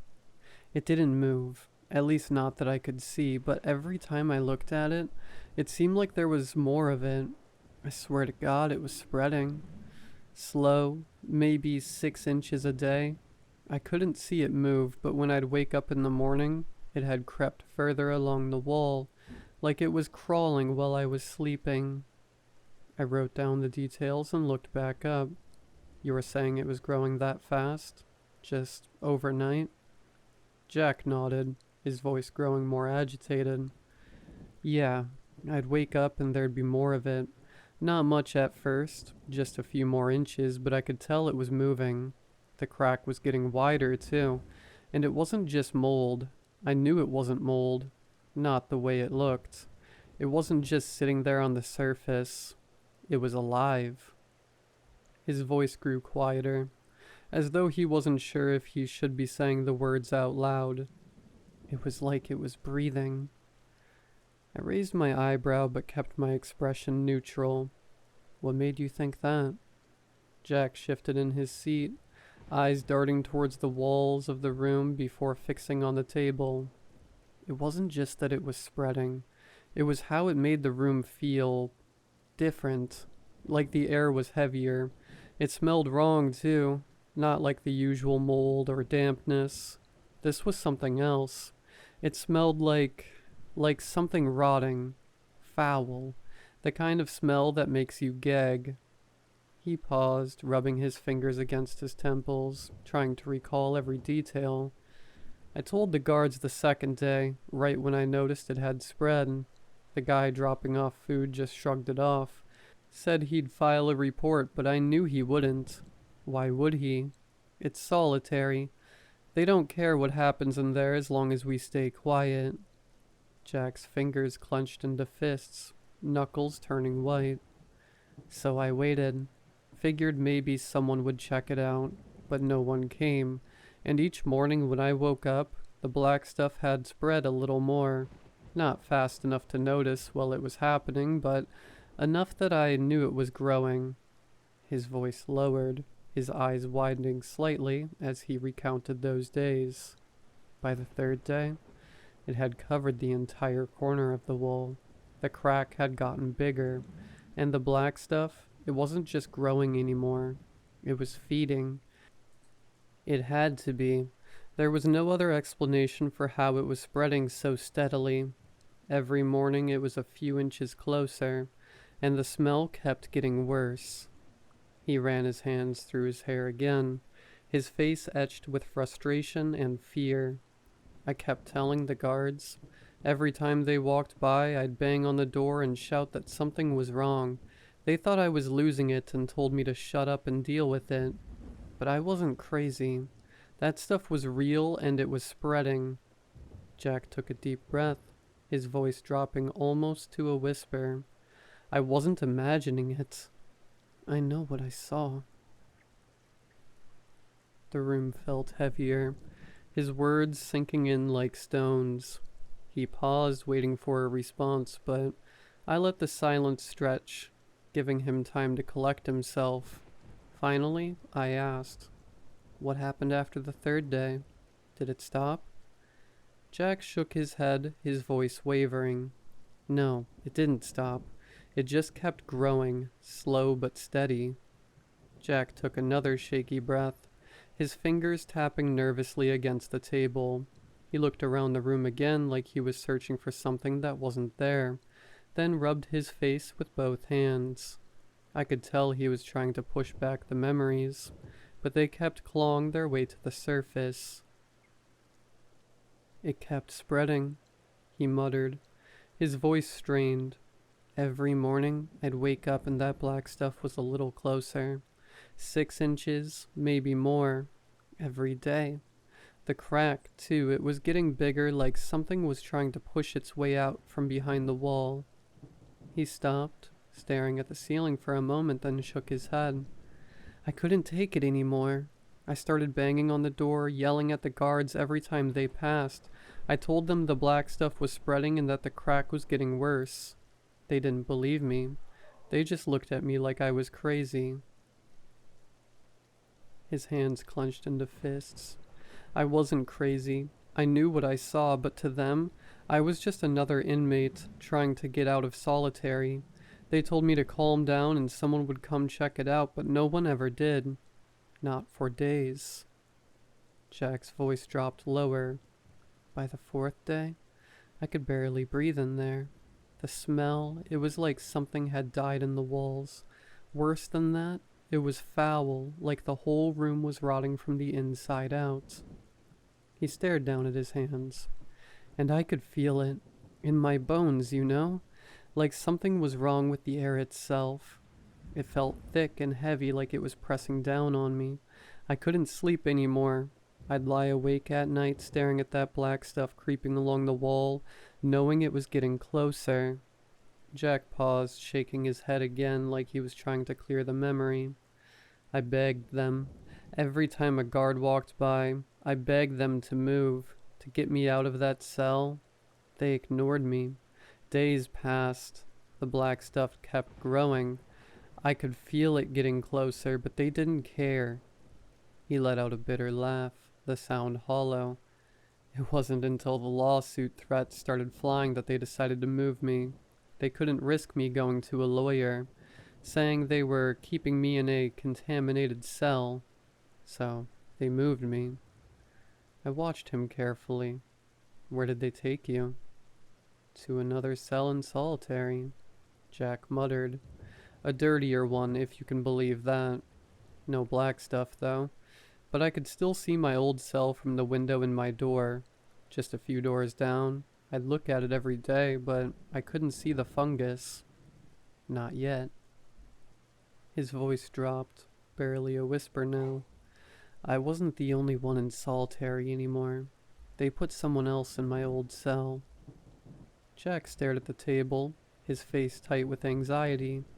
At first, I didn't hear much about him. The guards didn't talk to me after I moved out. But after a few days, I started to overhear things. Little bits and pieces. They said the guy they put in my old cell, he touched the black stuff. They had to move him to the med wing. He stopped, rubbing his hands together as if trying to warm them. I didn't know what happened to him at first, just that he was unconscious, and they didn't think he'd wake up. Then the rumor started. Jack's eyes darkened, his voice lowering. They said his skin was changing. One of the guards said it looked like it was blistering, like something was eating him from the inside out. Another said his veins were turning black, like the stuff was crawling under his skin. I scribbled down notes, glancing up at Jack. How long after they moved you did this happen? He shrugged, his voice distant. A couple of days, maybe. Not long. Whatever was in that cell, it got him fast. Jack's hand shook slightly as he continued. I started hearing more after that. The guards didn't want to talk about it, but I could tell they were scared. They were trying to keep it quiet, but everyone knew something was wrong. The guy they put in my old cell, he wasn't just sick. He was changing. Jack shifted in his chair, his eyes narrowing slightly as if the memory of what came next still gnawed at him. It wasn't long after that when things started changing. I could feel it. Something was happening in that place. The guards, they stopped talking, just did their rounds without saying a word. No more gossip, no more jokes. Nothing. He paused, his fingers drumming nervously on the table. The guy in the med wing? They said he wasn't getting better. They'd quarantined him and locked the whole wing down. That's when they started wearing those suits. You know, the ones they wear when there's a biohazard. Full suits, gloves, masks. I couldn't even see their faces anymore. Jack's voice grew more agitated. When they came to drop off my meals, they wouldn't look at me. Just shoved the tray through the slot and walked away. I tried asking them what was going on, but they didn't answer. They didn't say a thing. It was like I didn't exist anymore. I watched him carefully, jotting down notes as he spoke. Did you see anything unusual from your cell this time? Jack nodded slowly, his eyes flicking up toward the small window in the door. Yeah, I started watching my old cell more closely. I couldn't see the black stuff at first, not from where I was, but after a few days I saw it. He leaned forward, his voice dropping to a whisper. The fungus. It was spreading, creeping along the walls of my old cell. I could see it through the window. It had covered almost the whole corner by then. And the crack, it was bigger, a lot bigger. I couldn't see it move, but every day it was a little further along, a little darker, like it was eating away at the walls. Jack swallowed hard, rubbing his hands together again. And the smell, even from where I was, I could smell it, like rot, like something festering. It made my stomach turn every time I caught a whiff of it. He shook his head slowly, his voice growing more desperate. I kept banging on the door, shouting at the guards, asking what was going on. They wouldn't tell me anything, just dropped off the meals and left. No one spoke to me anymore. It was like the whole place had gone silent. Jack's eyes met mine, wide with fear. That's when I knew. Whatever was happening in that prison, it wasn't just some sickness. It was something else, something worse. Jack's voice wavered as he continued, the fear evident in every word. A couple more days passed, and that's when the real stuff hit the fan. They stopped delivering meals on time. One day, nothing. No food, no guards, just silence, and I knew something had happened. I could feel it in the air. He rubbed his arms as if trying to shake off a chill. I kept looking out my window trying to see anything, but the hall was empty. No one came by, no sounds, nothing. It was like I'd been forgotten. Jack paused, his voice trembling slightly. And then I heard the screaming. His eyes grew wide as he relived the moment. It wasn't loud. Solitary's far enough from the main wings that you don't hear much, but I heard it. Faint, like it was coming from down the hall near the med wing. Someone was shouting, panicked like they were fighting something. I didn't know what was happening, but I knew it wasn't good. Jack's breath hitched, and he gripped the edge of the table, knuckles white. That's when I saw them. The guards, they were running. I've never seen them run before. Not like that. They were trying to get out of the med wing, but something was wrong. One of them looked terrified, and I could hear them shouting at each other. Then, silence. He stared at the table, eyes wide and unblinking. That's when I heard the footsteps. Jack's breath quickened as he continued. They were heavy, dragging, like something was limping down the hall. I rushed to the window trying to see what it was, but the hall was empty. The sound grew louder and closer, and I swear it was coming from the direction of the med wing. Whatever was making those footsteps, it wasn't walking like a person. He paused, his fingers gripping the edge of the table so tightly that his knuckles turned white. I heard the guards again. They were shouting something about getting the doors open. I didn't know what was happening, but I knew they were scared. And that scared me. Jack looked up at me, his eyes wide with fear. I saw one of them, a guard running down the hall. He was heading toward my cell, fumbling with the keys, trying to unlock the door. He kept looking back like something was chasing him.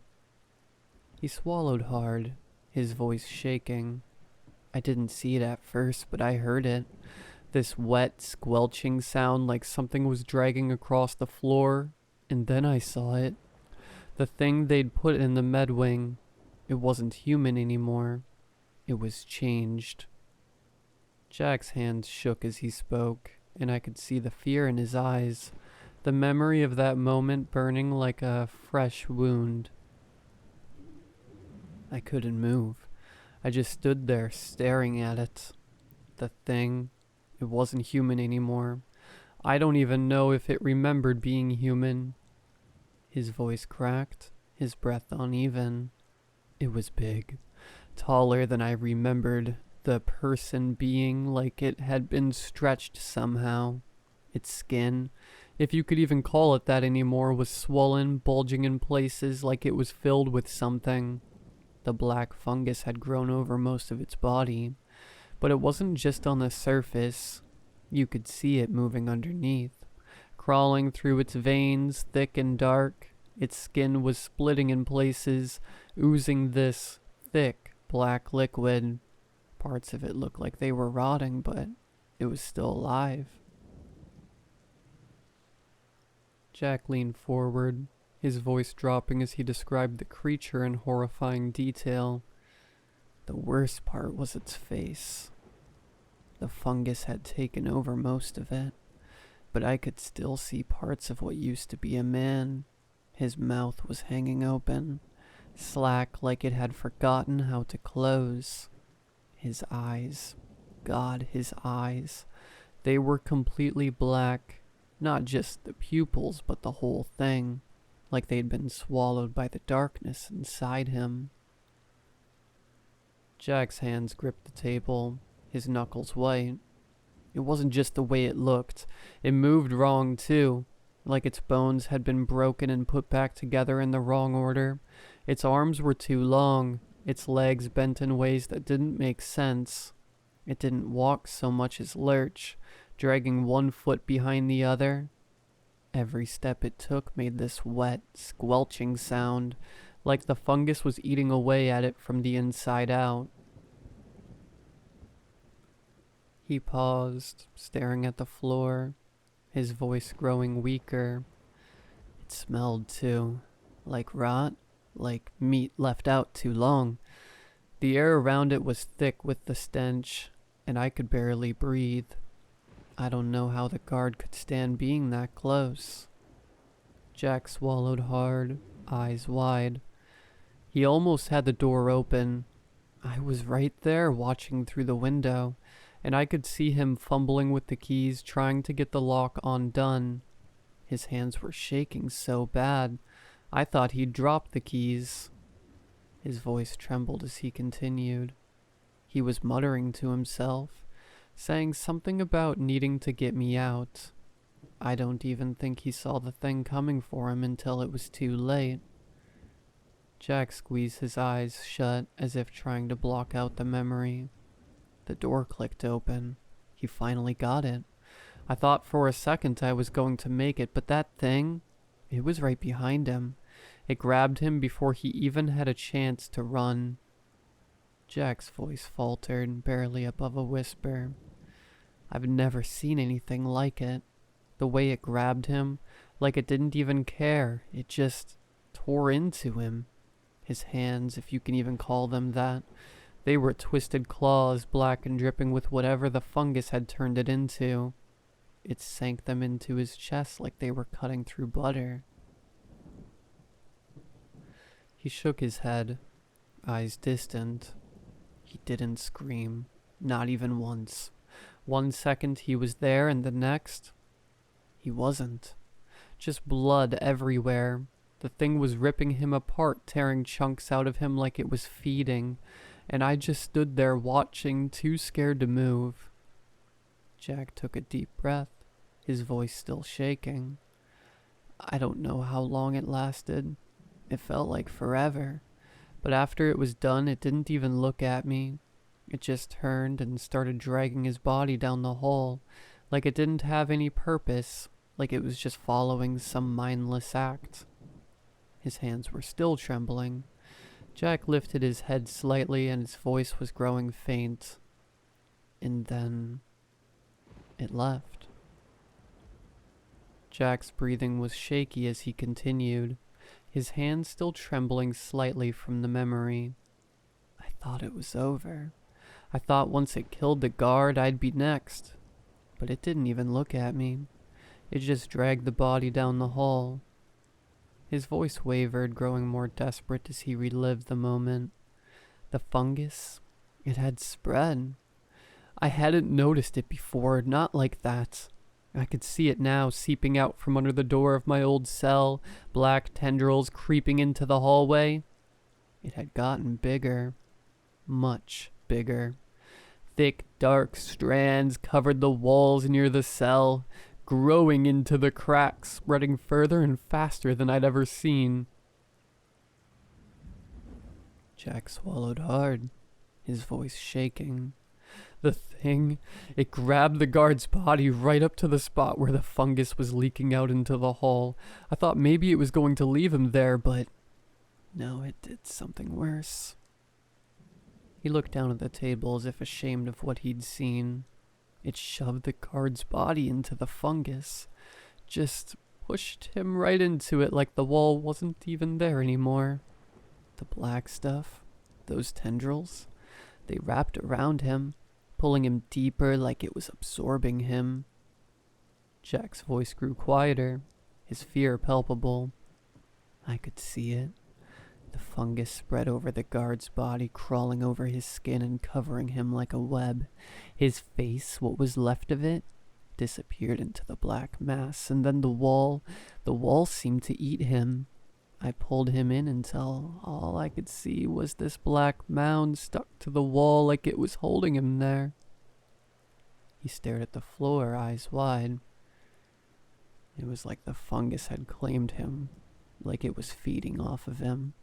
The more it wrapped around him, the bigger it got, spreading faster now, reaching further along the hallway. Jack paused, his breath catching in his throat.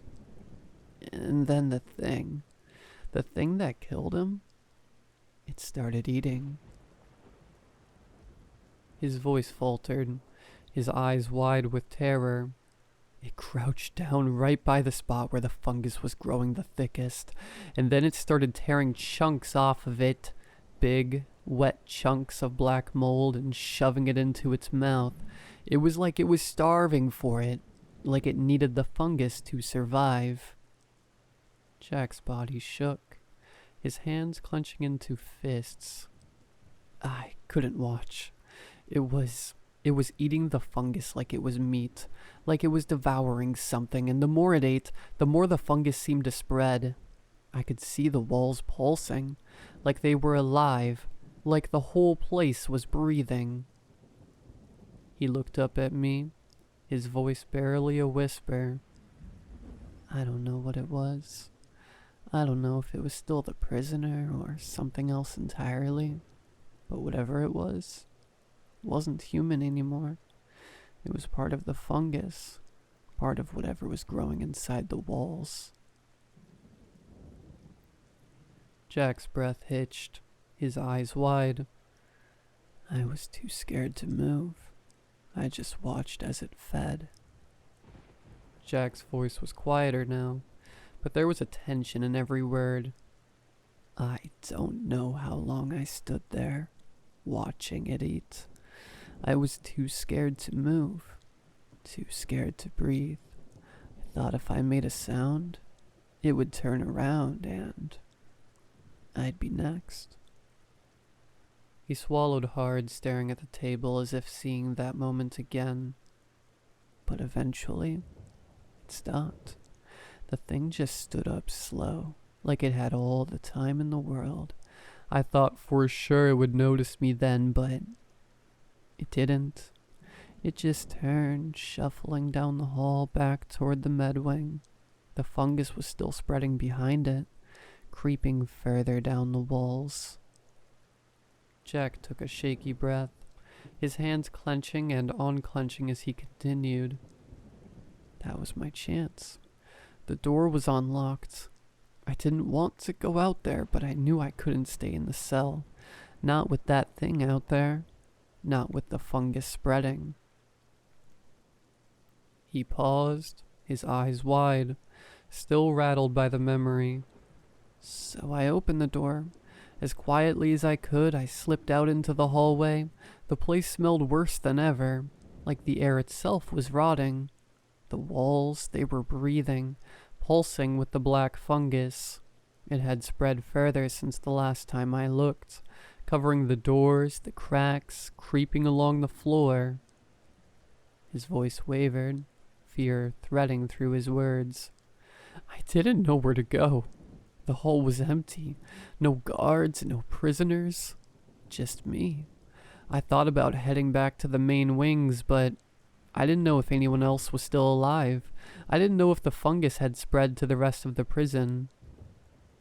Jack rubbed his temples, trying to push back the panic that still clung to his voice. The sound? I couldn't get it out of my head.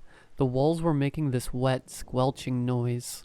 Every time the fungus pulsed, it sounded like something living was inside the walls, moving with it, like the prison itself was infected. He looked up at me, eyes wide with fear. I kept moving, but it was slow. I was terrified of making too much noise. I didn't know if that thing was still out there, and I wasn't going to take any chances. I stuck close to the walls, avoiding the patches of black mold that were creeping up from the cracks in the floor. The whole place felt wrong. It felt alive. His hands trembled as he spoke, the fear in his voice growing. I made my way through the hallway, past the other cells. Some of them were still locked. I could hear things inside, but I didn't stop to listen. I couldn't afford to. I just kept going, trying to get as far away from that thing as I could. Jack swallowed hard. I don't know how long I walked before I reached the door to the main wing. I thought maybe I'd find someone, another guard maybe, but the door, it was locked. No way out. He leaned back in his chair, his eyes darting to the camera in the corner of the room. I was trapped. He rubbed his hands over his face, his voice trembling. That's when I heard it. The creature, the thing that killed the guard, it was coming back. I could hear its footsteps, that slow, wet shuffle dragging something along the floor. I knew it was coming for me this time. His hands clenched the edge of the table. I panicked. I didn't know what to do.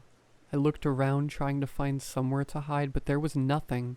The fungus was everywhere, crawling along the floor, the walls. I could hear it pulsing. I thought I could feel it inside my head, breathing like a second heartbeat. Jack swallowed hard, his voice dropping to a whisper. And then I saw it. An air vent just above the door. It was small, barely big enough for me to squeeze through, but it was my only option. I climbed up using the edge of the door for leverage and pulled the grate off the vent. It wasn't quiet, but the creature, it didn't seem to care. It just kept coming. He took a shaky breath. I shoved myself inside the vent, trying not to make too much noise. I could hear it below me, dragging itself closer. I could feel the heat from its body, the smell of rot filling the air. I didn't dare look down. I just kept crawling, inch by inch, through that narrow space, praying it wouldn't hear me. Jack rubbed his hands together, the tension clear in his body. I don't know how long I crawled through those vents. It felt like forever. I could hear the fungus growing inside the walls like it was alive, spreading through the ducts. But eventually I found another opening. He looked up, his eyes wide. I didn't know where I was anymore. The prison was like a maze, but I knew I had to get out. I climbed out of the vent and dropped down into another hallway. This one was quieter and cleaner. I could hear voices in the distance. Someone was talking. It wasn't a guard. It sounded official. Jack's fingers trembled slightly. That's when I saw them. Federal agents. They were wearing protective suits, walking through the hallway and talking into radios. I tried to call out to them, but my voice was barely a whisper. I was weak, starving, and my body felt like it was shutting down. He rubbed his face, his voice quieter now. One of them saw me. They turned and pointed, and the others came running.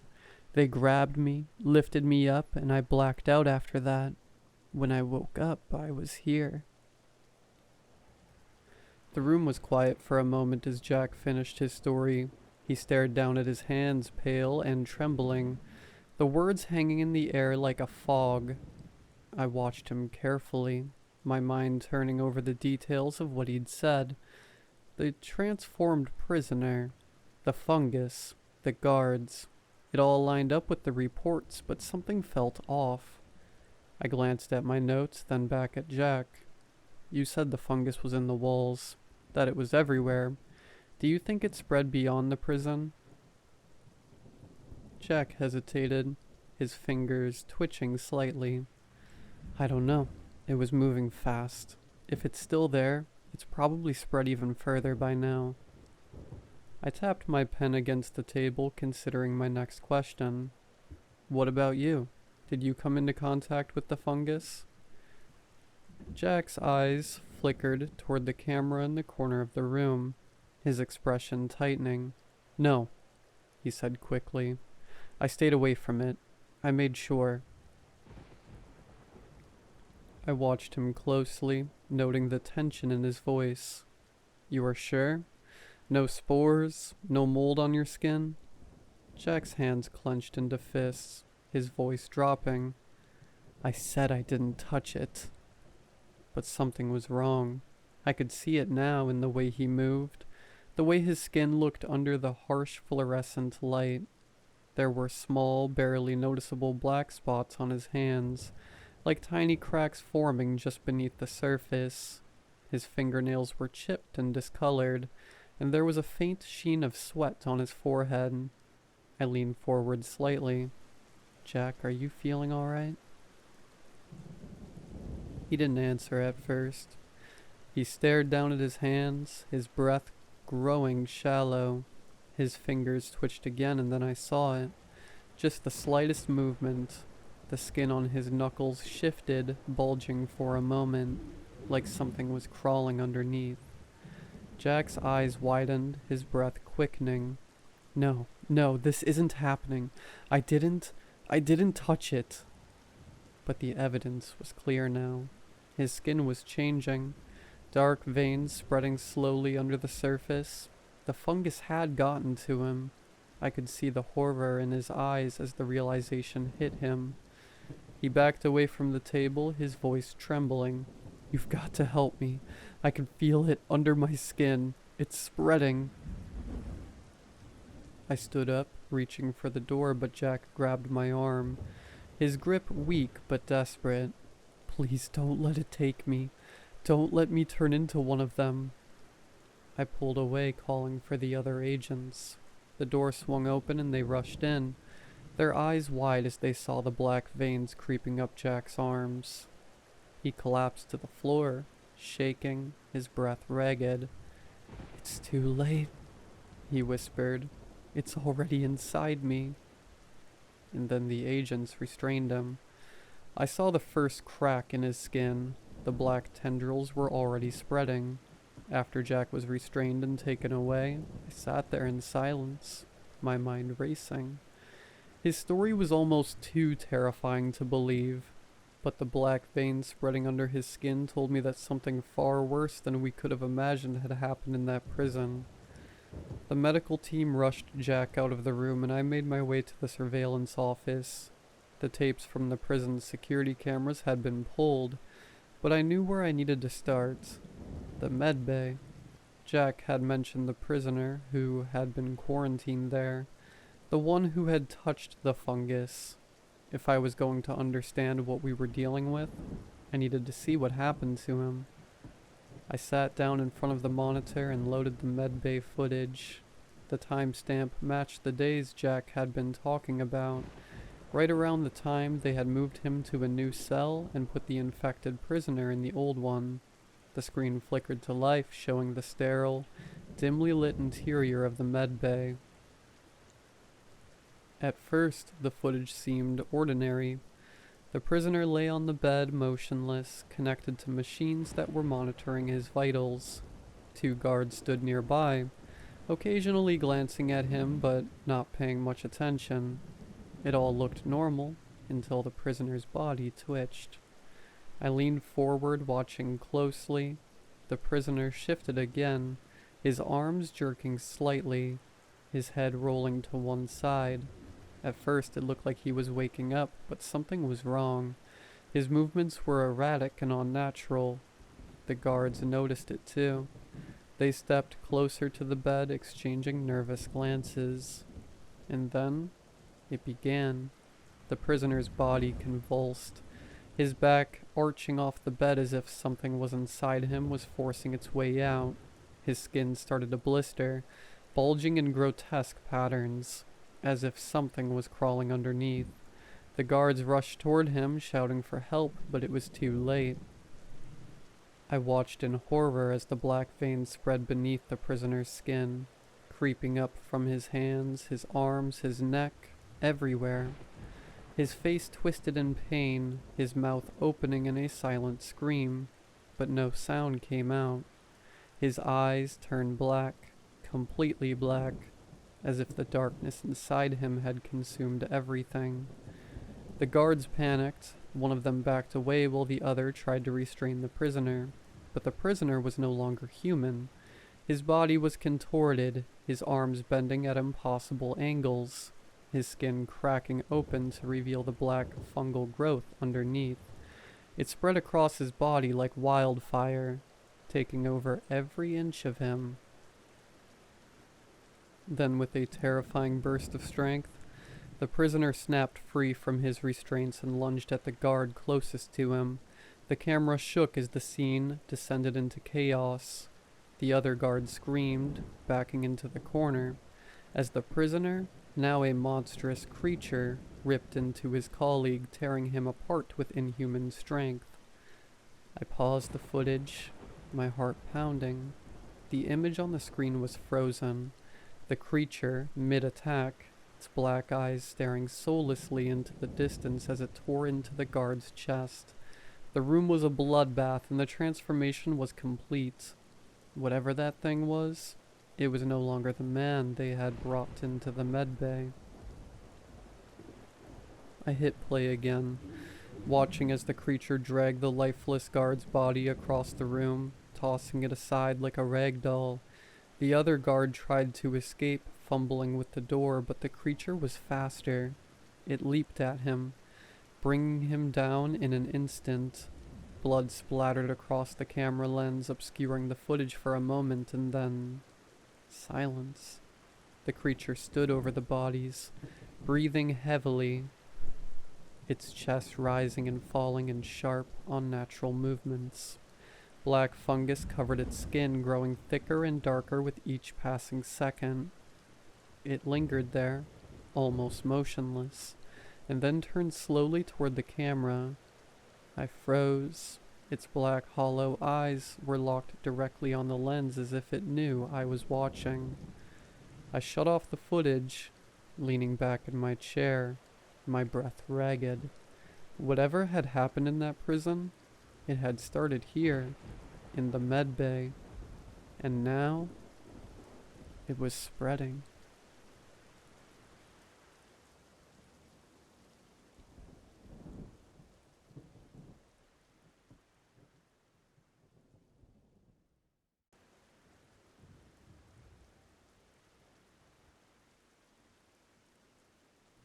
Okay, so I know everybody reading this will probably think I'm some nutcase. I'm prepared for that. I just wanted to share this story in case anyone else has experienced anything similar. It all began 2 months ago. I had recently moved to British Columbia from Washington State for a new work opportunity. I had been interested in Canada and was still relatively close to my friends and family, so I took the role and moved to a city called Kelowna. Nature had always appealed to me, and I was excited to move to a place where I could be surrounded by the beautiful scenery of the Okanagan Valley. I'm a pretty anxious guy, and thought this move to a calmer, more scenic location would help me with that. Unfortunately, what didn't help my anxiety was the difficulty in finding a place to rent. But after a few weeks, I managed to find a place with a great mountain view and a beautiful park within walking distance. While I was correct that the scenery did improve my mood immensely, I'll admit the neighborhood creeped me out. A lot. This should have been my first sign to turn tail and get out. The neighborhood was gorgeous landscape-wise, surrounded by beautiful mountains, but still felt ominous at the same time. The residents seemed much older and, by their reactions to my moving truck, not very happy about my being there. Almost all of the houses except for mine seemed run down. Lawns were overgrown, paint was peeling. All the windows seemed to have blinds for curtains. Now and then I would see someone peering out from their blinds, but no one ever came to greet me. Still, it didn't get to me too much since the house I was moving to was newly renovated, and the rent was much lower than others on the market. I felt like I got a deal. I settled in, and the first 3 weeks were fine, but still there were constant red flags. Each night when I took out the trash, I would see some of my neighbors sitting out on the porch at 10 p.m., drinking. I didn't find this too out of the ordinary, but it always seemed like whenever I would show up, they would instantly stop talking and start looking at me, as if they were talking about me. I know that seems really self-centered, but what would you think if every time you showed up, people stopped talking and started staring? I chose to ignore it. It first happened on the 4th week after I had moved. I had just come back from work, tired and hungry. I made some TV dinner and decided maybe it was time I got to sleep early for once. I turned off the lights and promptly went upstairs. It wasn't more than a few hours into sleep when I heard it. Click, click, click. At first it sounded like something was knocking at the window. I wasn't fully awake, but the noise was getting louder. I thought it was coming from outside. Maybe a raccoon was jumping on the roof. But then my heart sank as I slowly came to the realization. It was my doorknob. Someone was trying to get in. It almost felt like my mind was read though, because as soon as I realized this, it stopped. I was paralyzed with fear that whoever did that might come back. After a while, I mustered up the courage to rush out and turn on the lights. I yanked open the door, but obviously, no one was there. I turned on all the lights in the house and went to check the door, but it had been locked the whole time. The windows were all closed and locked as well. I felt my stomach drop. There had to have been some squatter from previous years still living in the house. I barricaded my door and tried to go to sleep. I woke up early the next day and started scouring the entire house, and I mean inch by inch. When I was done, I started checking the walls to see if there were any cracks or hidden entrances. None. I was doubting myself at that point. Maybe I had dreamt it, or maybe it was some weird version of sleep paralysis. Obviously, I wasn't fully awake at the time, and I'd had wacky dreams before, but maybe this was just one of them, or maybe the door just does that sometimes. I couldn't really come up with an explanation. I had thoroughly checked the house and found nothing. I wasn't sure what to make of it. I tried to move on, but due to paranoia and a mix of fear, I decided to set up a lock in my room so it could be locked from the inside. Things went back to normal, and I didn't notice anything strange for a bit. That wasn't until I noticed that for some reason, in the morning, the door to my room would be unlocked. At first, I thought maybe I had forgotten to lock it, so the next night, I made sure to actually lock it. I woke up the next morning and, lo and behold, it was unlocked. Now I knew something was going on. No more doubts. I decided then I would stay up and confront whoever the squatter was, or at least find out what was going on with my door. I bought some energy drinks and got ready. I turned off all the lights, drank my energy drinks, and locked the doors to get ready for the long night. Time crawled as I kept watch, trying to pass the time, but every minute felt like 1,000. Time was moving so slowly that it felt like morning would never come. After about 2 hours, my bladder started filling up, and I started taking more trips to the bathroom. I was worried this would scare off my potential squatter, but I had no choice. I kept waiting and kept drinking energy drinks to stay away, but at this point, it was 3 a.m. and still no sign. I was starting to worry this whole thing might have been for nothing. That was until I had to take another quick trip to the bathroom. I finished and started to head back to the room. That was when I saw it. Just then, as I was walking in the hallway, someone, or to be honest, I should say something, was walking up the stairs. My skin instantly went cold as my heart leapt up in my throat. There was no sound. It moved without touching the stairs, but as it was turning the corner for the second flight, it saw me and stopped. That was when I realized this wasn't a squatter at all. It was pure black, almost as if it was a shadow that came to life. It had the outline of a person, but it didn't seem very human. It was much too small. The outline of its head seemed entirely too big for its body, and the arms much too short. It had no face, but I knew it was staring right at me. I could feel cold sweat dripping at this point. Then it started moving towards me. It was slow, but its movements felt very fast. It seemed to float up the steps. I couldn't move a muscle. I couldn't breathe. My body refused to respond. At this point, it was 4 to 6 feet ahead of me, and that was when I somehow broke out of my paralysis. I quickly turned on the light in the hallway, but inadvertently blinded myself for a second as my eyes took a moment to adjust. But just when I was able to see again, it was gone. I knew I wasn't going crazy. I knew what I saw.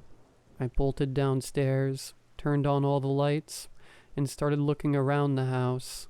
Then I rushed outside to see if I could find anything. Nothing. But I spotted something else.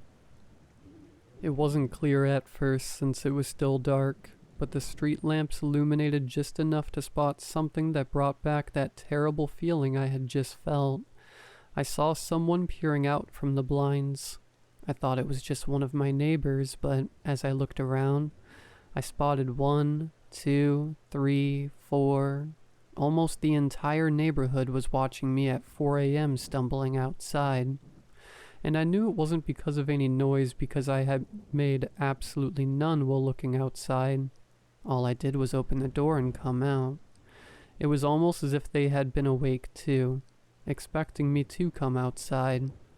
Why else would almost the entire neighborhood be awake at 4 a.m. watching me? I walked in the middle of the street looking directly at them as they watched me, but no one took a step back.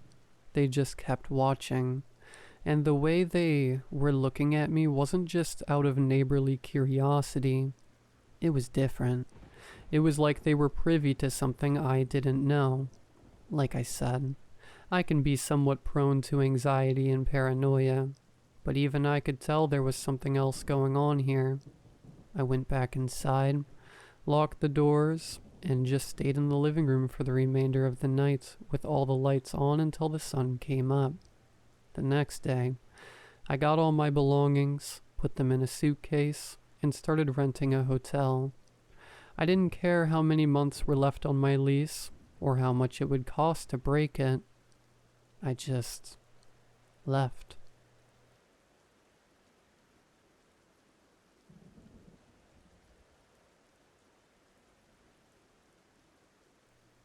I was 4 when I first saw it. I lived in a fairly safe and comfortable neighborhood. We never wanted for anything, and I was an only child. I had 2 loving parents. By all accounts, there was no real inciting incident. No trauma, no fear, no nothing that would make me hallucinate.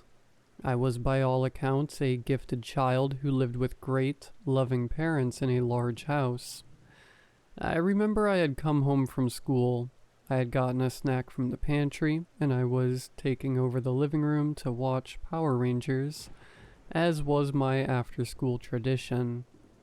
As I walked into the living room, I looked out into the backyard. At the time, my little brain could only register a furry lump. A squirrel. It hadn't been torn apart or killed by anything. Just died of old age. I knew death was a thing, but I had never seen it in real life up to this point. This was the first time it occurred. From the corpse of the squirrel, I saw what looked like stringy tethers break loose from its body. Ethereal blue things, barely thicker than twine, pulling apart as I saw a ghostly, blue version of the squirrel emerge from its body. It regarded me for a moment as I watched it. Could it see me? Did the dead watch us? Then I saw it immediately scamper off. My family wasn't religious. I wasn't religious. We were Christian, sure, but we didn't exactly visit church every Sunday, nor did we avoid specific vices or espout virtues. Still, we believed in the basics. When you die, you go to heaven if you're a good person. Hell if you're a bad person. But at the time, I called it heck. Seeing this, well, I didn't know what to do. How was a 4-year-old supposed to handle this? Instead of watching TV, I went to my mom in the office. She was busy on a computer, having a serious talk with someone I didn't know. Are you sure it's nothing serious? If you... I'll have to call you back. We'll pick this up soon. Sure. Goodbye. She'd hang up the phone, turning her chair to look at me. Yes, Danny? Mom, there's a squirrel in the backyard. I'm sure there is, honey. Is that all you wanted to say? Mom, I think it died. Her face twisted in a look of revulsion. All right, dear. Let me get Daddy to take care of it. She left the office. I could hear her calling, Jacob, Jacob, baby, need you to do something for me. She didn't get it. I mean, how could she? What was there to understand? And I didn't exactly blurt out that I saw ghosts.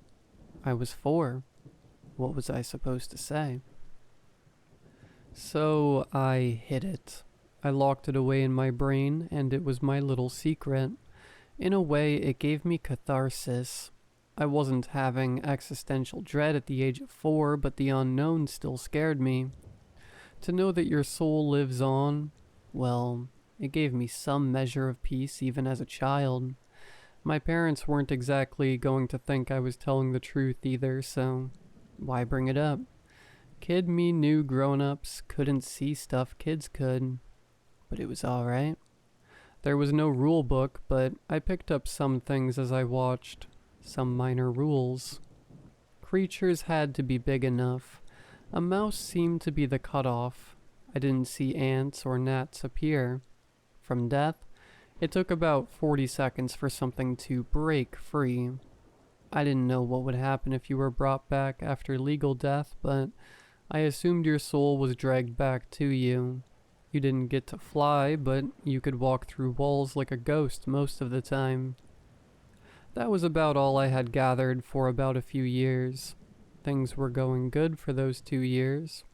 I had my secret nobody else knew, and it gave me peace. I knew one of the great unknowns of humanity. Me, a kid. I felt like a genius. Then the greater truth was revealed. It was December 8th, at about 6:15 in the morning on a Sunday, that things went to hell. I had been dreaming peacefully when the scream woke me up. I bolted upright, almost too afraid to speak. My mom was on the second floor of the house and my parents were down the hallway. If I screamed, I'd wake them up.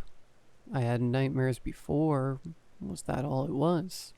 Just a bad dream and a sudden scream. When you're a child, your mind tricks you to justify things. It couldn't trick my eyes, however. Across the street from us was Jeffrey Raymond's. Mr. Raymond's was an old guy. Not quite senile, but his best years were behind him. He was a kind man. I loved going to his house when we went trick-or-treating. He liked to boast he gave out full-sized candy bars. That made him my favorite neighbor. I got out of my bed to see where the scream had come from, as it had been outside my window and across the street. Was Mr. Raymond's in danger? I didn't know, but I had to look. Mr. Raymond's was entirely blue, just as I had seen other dead things before, but he wasn't acting like himself. He was panicked. He was in his pajamas, howling, screaming, running through walls. He had died, probably from old age, but this wasn't like the squirrels or rabbits I saw. No, he was screeching, sprinting, sometimes going through walls, sometimes hitting them. It's like his body wasn't solid enough. It scared me. I ran down the hall, heavy steps ignoring how early it was. As I'd entered my parents' room, I went to my dad's side of the bed. "Dad?" I'd say. "Dad, wake up. Can you wake up?" He'd groggily groan, leaning over to look at the alarm clock. "Hey, bud, it's really early. You okay? Nightmare?" He'd ask, sitting up from the bed. Mom wouldn't wake up, heavily sleeping. "I think something bad happened to Mr. Raymond's." Why so, buddy?" "Just a bad feeling." "Nightmare?" "No, Can you go check on him?" Mr. Raymond's might be sleeping. You know he's an old guy. Dad told me. "Dad, please. Can you, please?" His eyes said, "I'm not going to sleep until I do this, am I?" But his face said, "Anything for you, sport." He'd push himself up, getting his slippers on. All right, I'll go check on him." As Dad went to the stairs, I returned to my room. I'd watch from the second-story window, hearing him open and close the door. Dad waved at a passing jogger, exchanging a quick discussion before he'd walk across the road. All the while, Mr. Raymond's spirit continued to howl, flail, scream. I don't think it knew where it was or what was going on. Dad knocked on the door. Silence. Dad looked concerned for a moment. He knocked again. Silence. Now I think he knew something was wrong. He'd do a quick jog back across to our house, where I heard him in the kitchen grabbing the phone and talking to someone. I hoped to see Mr. Raymond's spirit calm down, but he'd just keep screaming, keep running throughout his rooms and through his walls. There's a danger in nature. When an animal gets wounded, it calls for help. Sometimes a kind human finds it and pulls it out of a trap. Other times, a fellow member of the species finds it and saves it. But most often, those cries attract a predator, and in this case, Mr. Raymond's spirit was a siren. I stayed glued to the window, watching the scene, my eyes switching between the actions of the physical world as an ambulance pulled up, and spiritual world, Mr. Raymond's ghost tirelessly howling and scrambling around. I wasn't sure how to help him, so I was going to decide to go to bed. That's when I saw it. All this time, I had only seen blue spirits, human, animal, or otherwise. They'd fluctuate in tone and opacity, sure, but always blue. This was the first time I ever saw a red spirit. It scrambled on all fours, long and lanky. Its arms were too long, its legs not ending in feet but in two sharp talons. One in the front, one in the back. I covered my mouth, watching what I think was its head bob.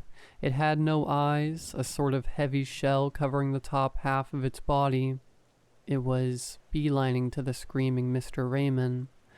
Paramedics were having a polite conversation as it barged through them, phasing like a ghost. One paramedic turned around as if someone had tapped his shoulder, but he looked back to see his friend. I saw a primal terror in Mr. Raymond's eyes. He knew this was a predator. He screamed, howling less like a man and more like an animal, before he'd charge into the house. The thing followed soon after. I couldn't see it, but I could hear it. Panicked screams, guttural cries, and then silence. Eerily quiet. Maybe Mr. Raymond's had got away.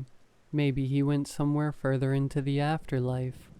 A child struggled to comprehend non-existence, and the universe was now asking a child to comprehend what came even further after. Nausea was going to overtake me before my dad went in my room, making me turn away from the window. Hey, kiddo.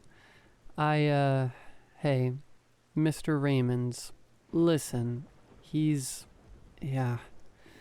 He seemed unsure of how to broach the subject, doubly so considering I somehow knew Mr. Raymond had died. It's okay, Dad, I whispered. I thought it was a nightmare, but... Bad dreams, I know. Hey, listen, do you want some breakfast? Whatever you want. No, I'm not really hungry right now, but thanks, Dad. I love you lots. I love you too, buddy. Dad closed the door, probably wanting to give me some peace while I processed this. There were things to process, to be sure, but I didn't want to speak on it. I turned back to the window, watching to see if the red thing had gone. It hadn't. The red thing now stood in the middle of the street, hands twitching, hands that ended in knives, not fingers. And it was staring at me. Without eyes. I covered my mouth in horror. Kid logic said that safety from monsters was always under the blanket. That made sense to me, scrambling under it as I got away from the window. Maybe it hadn't noticed. Maybe it was just a coincidence. Did it want to get me next? Did it want to kill me? The blanket covered me, head to my knees as I hid. I didn't need to see it. I could hear it. The clicking and clacking of its knife fingers on the walls. The red glow as it moved inside my room. I was trapped under my blanket, quivering, and as it came into my room, it just sat there, knees to its chest, right across from me. Time seemed to slow. Did I sit under the blanket for a minute, 20, 2 hours? I don't know, but it wouldn't leave, sitting there watching me. I felt bile well in my throat. I wanted to throw up from panic and dread. Experimentally, and against the child's code of what kept you safe, I removed the blanket. The thing was easily 7 feet tall, maybe more, but its arm length had to be about 8 or more. The shell on its head was more of a carapace. fused to the top of its head like a helmet, leathery red skin, taut and tight, like leather stretched over muscle. The worst was the mouth. It had no lips, no jaws, no normal teeth. What instead I saw was a slowly rotating blender of a hole, sharp and jagged. It was uncanny to feel a stare with no eyes upon you.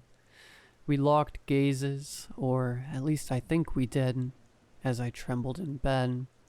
I think I had peed myself, quivering, watching it observe me. It looked back, seemingly unaware of the horror I was in. We were in a stalemate until one long, bony knife finger uncurled. I watched that knife etch into the wall of my room, not damaging the physical space, but doubtlessly marking my room in the spirit world. It read, "Can you see me?" I looked at the wall, then to it, then to the wall. I nodded. Its razor maw rotated, sharp and jagged teeth spinning. "Can you hear me?" it asked. Its voice guttural, like it came from a drain pipe clogged with muck. I nodded. Of all the words to come out of its mouth, I didn't expect what it said next. "Sorry. I didn't want to scare you." Sorry? A monster made of knives and jagged pieces was apologizing for scaring me? "Can you hear me?" I asked back. "Yes." We stared at each other for an uncomfortable amount of time. "How did you know I could see you?" "Your eyes. They're like a lighthouse. When you looked at me, I thought I was in a spotlight." "Did you hurt him?" I asked bluntly. "Did you hurt Mr. Raymond's?" "Was that his name?" it asked. "Yes, I did. I'm sorry. Things are different when you cross over." "But that doesn't make it right," I'd argue. It looked at me, seeming to finally parse that I was a child, before it'd tilt its head. "You will understand in time. What's your name?" "I shouldn't talk to strangers." "I don't want to be a stranger. You're the only voice I've heard since crossing over." It paused as if trying to figure out how to communicate with a child. "Then what's your name? Strangers don't give out their names." "I don't have a name," it'd respond. I looked at him. It occurred to me in some childish capacity that not having a name was bad. I looked him over, quivering, ignoring the panic. He might look scary, but he was being too nice, too polite. Just because someone looked horrible didn't mean they couldn't be good. "Rocky," I'd say. "Your name is Rocky." "Why?" it asked, tilting its head. "Rocky's the Red Ranger. You're red, so you're Rocky." "What's the Red Ranger?" I stared at him, realizing he probably didn't know much of anything. As an adult looking back, I realized how idiotic it all was. The juvenile desire to help, ignoring my own safety because I felt I was special. Nothing bad ever happened to special people, spoke the childlike mind. In fact, you can help him, and he won't hurt other people. Evil has a choice, and maybe, just maybe, I could make him something good. "Rocky, do you want to be my friend?" I asked, oblivious in my youth to how stupid this was, only focused on how I could help him. "But you have to promise that you'll be good." "I would like that very much." Rocky would make no promise. Only that he would like that.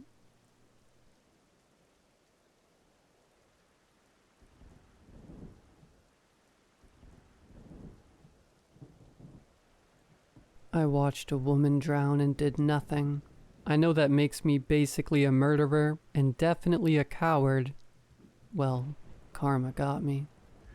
A few weeks ago I ended up in the ER for severe dehydration. I nearly died. I didn't run a marathon, wasn't trapped in the desert. I was sitting on my front porch. My neighbor was the one who found me. I wish he hadn't. How did I get here in the first place? It all started 3 months ago. I'm half Korean on my father's side. He died from lung cancer right before his 60th birthday, and shortly after my 30th. After his funeral, I decided I would explore my roots. So I took a lone trip to Korea. I didn't speak a single word of Korean, but I had a translator on my phone. Plus, a lot of people know English. I figured I was all good, right? Wrong. It was a lonely trip, and turns out not knowing the language was a lot harder to navigate than I thought. On my last night, I was eating bulgogi at a restaurant alone. My eyes were watering. It was too spicy, even though I asked for no spice. A few girls who looked around my age giggled and watched as I tried to finish my meal. I coughed and drowned a glass of soju. One of the girls came over and teased, "Too spicy?" I wiped my mouth with a napkin and smiled, glad to hear that she spoke English. Her name was Hana. One thing led to another, and I found myself at a house party with Hana and her friends. Over a dozen people squished in a tiny apartment in Seoul. They spoke in Korean most of the time. I couldn't keep up with my translator, so I just sat and nodded, pretending to understand. Hana gave me a pill. "Make you happy, not lonely and sad," she insisted. Screw it. I swallowed the pill down with my beer. She was right. It did make me happy. Suddenly I felt like I could understand every word that was being said. We laughed and drank and partied all night long. Then at some point ghost stories came up. Some guy warned me about Malguishan, water ghost, and the vibe shifted. This guy seemed serious. Everyone suddenly seemed serious. In Korean folklore, Malguishan are spirits of people who've drowned and now they're trapped in the water.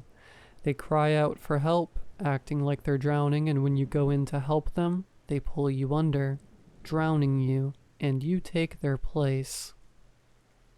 You better watch out. His face was stone. No one said anything. I thought maybe someone would laugh, but no one ever did. The night was over. Hana said she'd walk me home. We walked alongside the Han River. There were lights reflected on the water from the Banpo Bridge, which is known for having this awesome rainbow fountain. Look it up. It's beautiful. It was super quiet. Not a lot of people out, which was surprising. Sure, it was 2 a.m, but I guess I just expected more people. About a block from my hotel, Hana said she had to pee really bad and dipped into a 24/7 mart. I waited outside. And that's when I heard it. Something near the river. It sounded like someone yelling. I went to look. I was shocked to see a woman screaming and thrashing in the river. She was drowning. And all I did was stand there and watch, frozen. It all happened so fast. Too fast for me to do anything. That's what I told myself again and again. But deep down I know that's a lie. I could have helped, but I was too scared. Too scared of Malguishan. The woman struggled a while longer, then disappeared under the water. Why didn't I yell for help? I ask myself that question all the time. I don't have an answer. Her body floated to the surface, and still I just stood and stared. Then a voice yelled out. It was Hana. She ran past me, into the water, and pulled the woman out. She tried to save her, but it was too late. I'll never forget what that woman looked like. Her mouth was hanging open, and her eyes were wide, and I don't know, she seemed horrified and disappointed. She was looking right at me. I left Korea in a panic. Never saw or spoke to Hana again. I didn't look up any news articles or anything like that about the drowning. I didn't want to know about the victim. I wanted it all to go away, but it didn't. One day I was on my lunch break sitting in the park. Then I heard a sound coming from the fountain. It sounded like someone crying out for help. My blood ran cold. I went to the fountain, and no one was there. I figured I must be losing my mind. Nothing some drugs couldn't fix, right? My doctor put me on 10 milligrams of Lexapro. She said we'd start with 10, then go to 20 if I needed it. Well, the 10 didn't help, and neither did the 20, and neither did anything else. I started to hear that woman's cries every time I took a shower, coming from the drain, so I stopped taking showers and baths. I got fired from work when coworkers started complaining about the smell. Whenever I turned on the faucet, I heard her cries again. I couldn't drink a glass of water without hearing her, so I started buying bottled water. But then when I opened the bottles, I could hear her down inside the bottle. When it rained, it was the worst. During a storm, the wind sounded like her howls. The rain beating against the window sounded like her arms smacking the water. Wherever there was water, she was there crying out for help. Then she was there in all liquid. Milk, juice, all of it. When I opened a can of soda, it hissed and sounded exactly like the air leaving her lungs that night. I stopped drinking altogether. No water, no liquids, nothing, ever. In the ER, they gave me an IV. I could hear her in the bag. I ripped the IV out of my arm and ran. Now I'm back home. I can't take it anymore. Can't go on like this. So this is the last thing I'll ever write. My confession. I wrote it before I grabbed the knife. I'm sitting here now, waiting to die. Slit my wrists wide open, and I swear I can hear her in my blood. Update? I'm alive. I don't know how or why. I'm back at the hospital, and it's storming outside.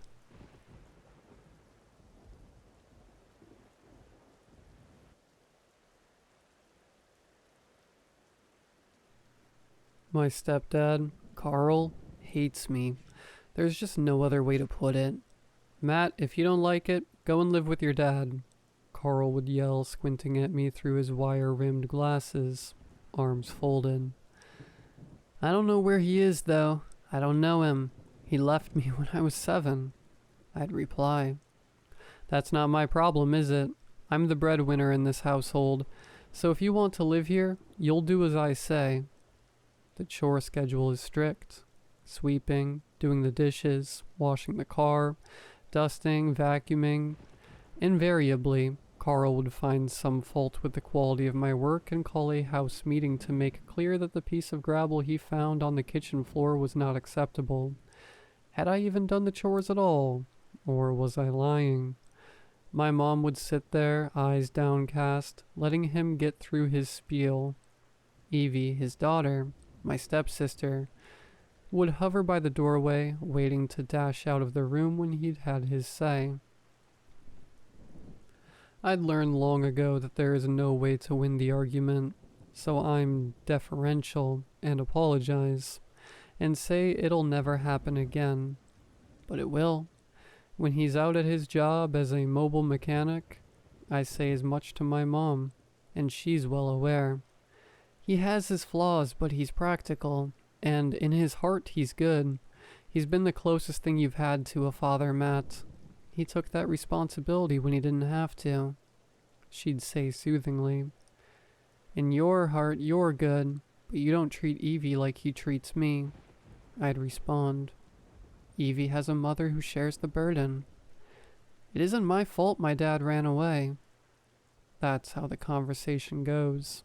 Around and around in circles. In fairness, my stepdad can be pretty mean to Evie too. He restricts our internet access. He doesn't let us have sugary snacks. He makes us lock our phones away in a cupboard at 9 p.m. sharp and sends us to bed. He bangs on the bathroom door if he deems we've been in the shower too long. As a result, Evie and I have bonded. The rules push us together, and we've got a genuine friendship. She appreciates that I'm more hard done by, so she'll smuggle me biscuits and tell me the Wi-Fi password, if she's managed to weasel the information out of Carl. Needless to say, the rules are subject to a degree of flexibility. He buys chocolate biscuits and Doritos for himself, and can munch a whole bag in a night, spilling crumbs over the sofa he sprawled out on. I can hear the TV blaring till midnight sometimes, the drone being broken only by his guffaws. Strict and baleful as he is, he has never laid a finger on any of us. Instead, he smashes objects and writes notes in a capitalized font on the back of envelopes for me to discover in a morning. He screams and shouts in my face, sending the sour stench of his breath my way. I wonder if he's trying to provoke me to hit him, which would be absurd. He's pushing 2 meters tall and heavy set, and I'm a skinny 17-year-old who's far more interested in reading about battles than fighting them. I'm used to his dramatic outbursts now, so that's why yesterday was so weird. Carl was trying to fix the pipes under the kitchen sink, while Evie pressed him for extra pocket money. He was grumbling and largely ignoring her until she mentioned something about the chest in the basement. Carl stopped his tinkering and slid out from under the counter. He towered over Evie, ominously silent. I was studying at the kitchen table but stopped to watch. Carl's face, usually so snarling and pained when he was angry, was utterly blank. "What did you say?" he whispered. I was joking. I said I could sell that old chest in the basement to get some pocket money. I'll say this once, Evie. You leave my chest alone." His eyes, cold as frozen planets, bore into Evie's for a moment longer.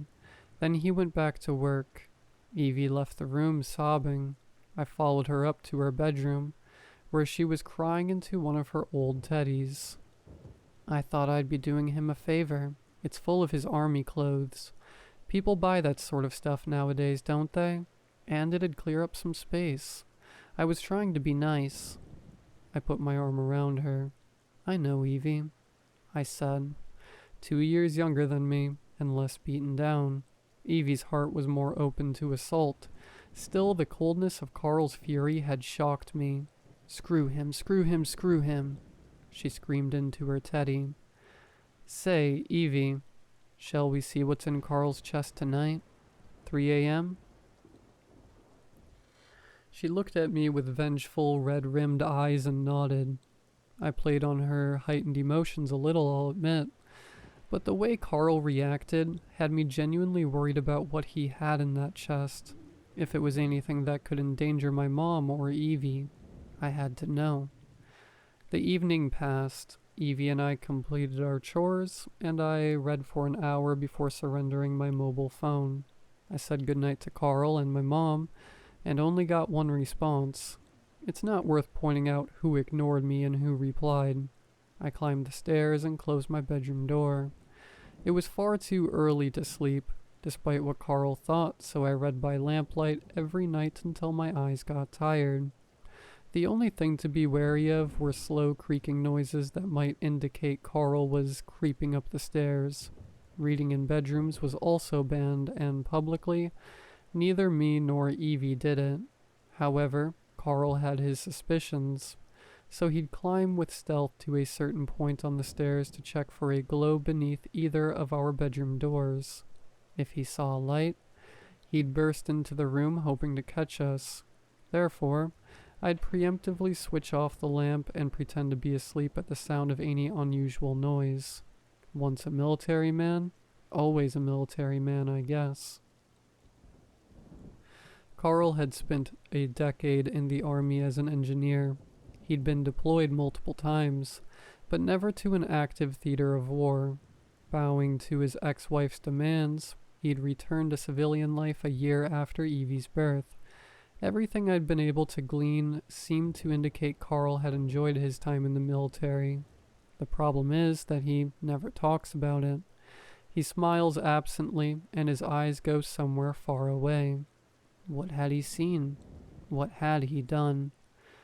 I woke to a gentle tapping at the door. It was time. "Follow my steps," Evie whispered. She'd charted the least creaky path down the stairs, it seemed. We reached the stone slabs of the kitchen floor and gently opened the basement door, careful of squealing hinges. I closed the door behind us and turned on the flickering light. Pressing against the dusty, cobweb-ridden walls, we descended. The basement itself was cramped and filled with tools, shelves, bicycles, shoes, boxes. Evie pulled a picnic blanket off of a bulky mass to reveal a mahogany chest that was curiously dust-free. "He comes down here most nights, you know," she said. "Why?" Evie shrugged and nudged a coded padlock. "Do you know the code?" I said. "Maybe," Evie said, before twisting 4 numbers into the padlock. It clicked open. "Ha! Dad's army serial number. It's full of army crap, so I assumed that'd be it." "How do you know it's full of army crap?" I asked. "He told me once, duh. Or at least I think he did. Let's open it and find out."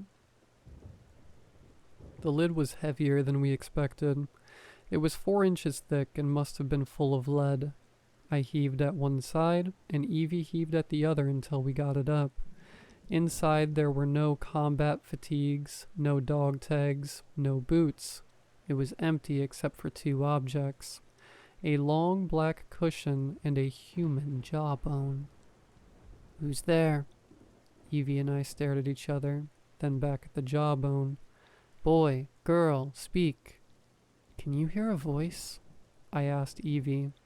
"Yeah." "This isn't army stuff. I don't know what this is." I heard a hollow laugh before the voice continued. "He wouldn't have told you about me. His charnel confident. Such is his shame, for he slew me long ago, upon a field far from here." "I don't like it," Evie said. "Who killed you?" I asked the bone. "Her father." "My dad wouldn't kill anyone. That's a lie," she wailed. "Shh, you'll wake them," I whispered. "I don't like this." "He comes here every night to pray and beg and weep, just as his spawn does. He's certain it was an accident, a firing range mishap, nothing more. Do you believe him? Might he do it again?" "I hate this," Evie said, and went to close the lid, but I held her back, chewing my lip. "Are we in danger?" I asked, and that chilly laugh rattled through my head again. Evie broke my grip and lunged for the jawbone perched on the black cushion. "You dare touch me?" The chest lid slammed shut on Evie's right arm, halfway along the bicep, shattering the bone. She let out half a scream before passing out and sliding down the side of the chest. A grisly, grinding sound came from her trapped arm as it twisted further. A cold sweat burst out all over my body, and I sprang into action, heaving Evie back up from where she'd fallen. "Let her out! Let her out!" The voice had ceased to reply. Summoning all my strength, I squatted down and pressed the lid up. It didn't budge. I adjusted my grip and pushed with everything I had. A dark centimeter grew into 2, then 3, then 4. I glimpsed that grinning bone perched on black velvet before Evie's mangled arm was free, and she slid back onto the basement floor.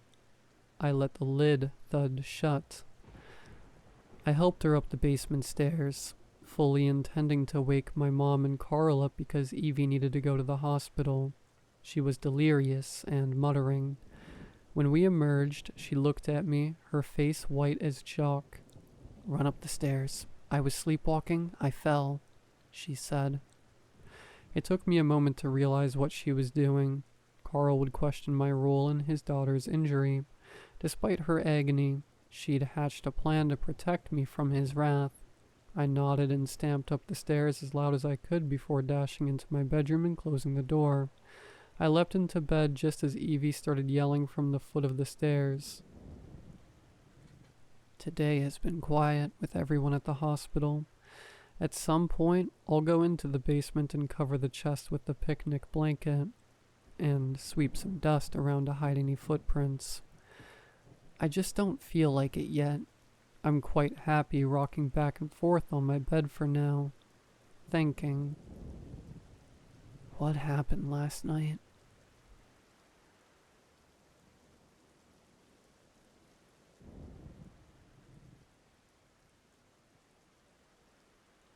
I don't have anyone else to talk to about this. I don't have any friends, family, or even acquaintances. When I ran away with Dan, I thought I was moving towards a better part of my life. I was going to be more grand, more promiscuous, and more exotic, but I can't. I arrived at the house just after dark. It was smaller than I remembered, hunched beneath a sky the color of ash. The realtor had called it quaint, but now all I saw was decay. The paint, once white, peeled like dead skin, curling back from the wood in long, brittle strips. The windows were clouded with dirt, like they hadn't been touched in years.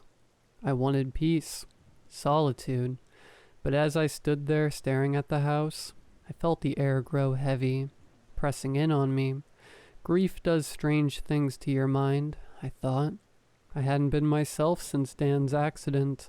His death left a gaping hole inside me, and this place, this forsaken house, was supposed to be a refuge, a place to escape, to grieve in silence, but the longer I looked at it, the more I felt something was wrong.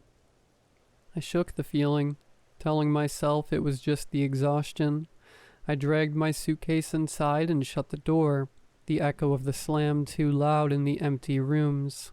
The house smelled like damp wood and old memories, stale and suffocating.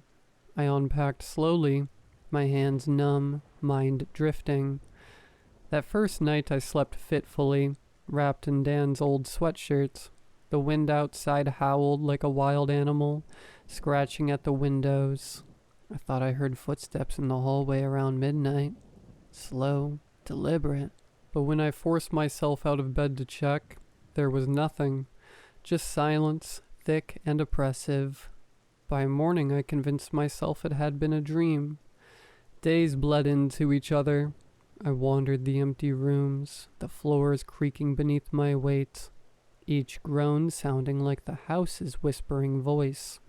Objects started disappearing, small things at first, a spoon, a pen, my keys. I brushed it off, telling myself I was just forgetful. Grief does that to you. I'd forget my own name if I didn't say it out loud sometimes. But the mirror, that was harder to ignore. It started with glances, catching the corner of my reflection when I wasn't looking at it. I'd be in the kitchen washing dishes, and out of the corner of my eye I'd see something move in the hall mirror. At first I thought it was just my reflection, delayed somehow, but it wasn't. One night as I passed the mirror, I saw her, me, standing there staring back. Only she wasn't copying me. I froze, my heart thudding painfully in my chest. My reflection stood still, her face slack, eyes wide and dull. She was waiting, watching. I reached a trembling hand toward the glass, but before I could touch it, she moved. Not a blink, not a shift in weight, just a sudden, violent jerk. Her hand shot up to the glass, slamming against it with a sickening thud. I screamed and stumbled back, but when I looked again, my reflection was normal, a terrified, pale version of myself. I backed away, avoiding the mirror for the rest of the night. Every muscle in my body wound tight, waiting for something to happen. But nothing did. Not yet. The next day, I started hearing the voice. It whispered, faint at first, almost like a breeze, but when it grew louder, clearer, it was Dan. I was sure of it. His voice soft and familiar, coming from the walls, the floors, the cracks in the wood. He was calling me, telling me he wasn't gone, that he was trapped here with me. I wanted to believe it. God, I wanted it so badly. The grief in me ached, tearing at the seams. I spent hours sitting in the dark listening for him, begging for more, but all I got were whispers, taunting, cruel. The voice turned from gentle to accusing, blaming me for his death, telling me I had abandoned him. "You let me die," he hissed through the walls. "You should be with me. Come back to me." I tried to shut it out, but it followed me from room to room. The objects that had disappeared started showing up in strange places. On the bed, in the fridge, inside my shoes. Things I didn't even own appeared in the house. An old pocket watch, a child stuffed bear, a photograph of someone I didn't know, their eyes scratched out. The mirror was the worst. Every time I passed it, she was there, my reflection, but she wasn't me anymore. Her eyes followed me, tracking my movements. She smiled when I wasn't looking, a cold, mocking grin that stretched too wide. I tried covering the mirror with a sheet, but every time I left the room, the sheet would be on the floor when I returned, the glass gleaming as if nothing had been there at all. By now I was hardly sleeping. The voice never stopped. My reflection never looked away. Then last night, it happened. I woke to the sound of glass shattering. Heart racing, I sat up in bed, blinking in the dark. The mirror, I knew it before I even stepped into the hallway. I could feel it like a heartbeat pulsing in the walls. The mirror was broken, shards scattered across the floor, but in the middle of the glass stood a figure, tall and dark, shifting like a shadow made of flesh. It smiled at me, my reflection, no longer behind the glass, but standing in my home, dripping with something dark and sticky. I tried to scream, but the sound lodged in my throat as she moved closer, her smile splitting her face in two, wide and grotesque. "Come with me," she whispered, her voice like shattered glass. "Come be with him." I ran, but the house twisted around me, the walls groaning as they stretched and warped. I could hear her behind me, her footsteps quick and sharp, like the ticking of a clock. Closer, closer. Now I'm here, hiding in the attic, my back pressed against the cold wood.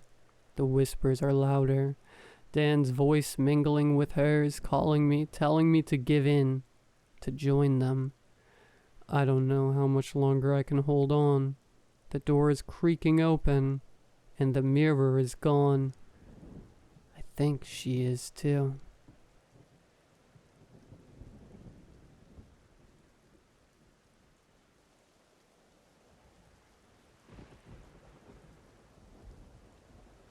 I never really believed in paranormal things or anything like that.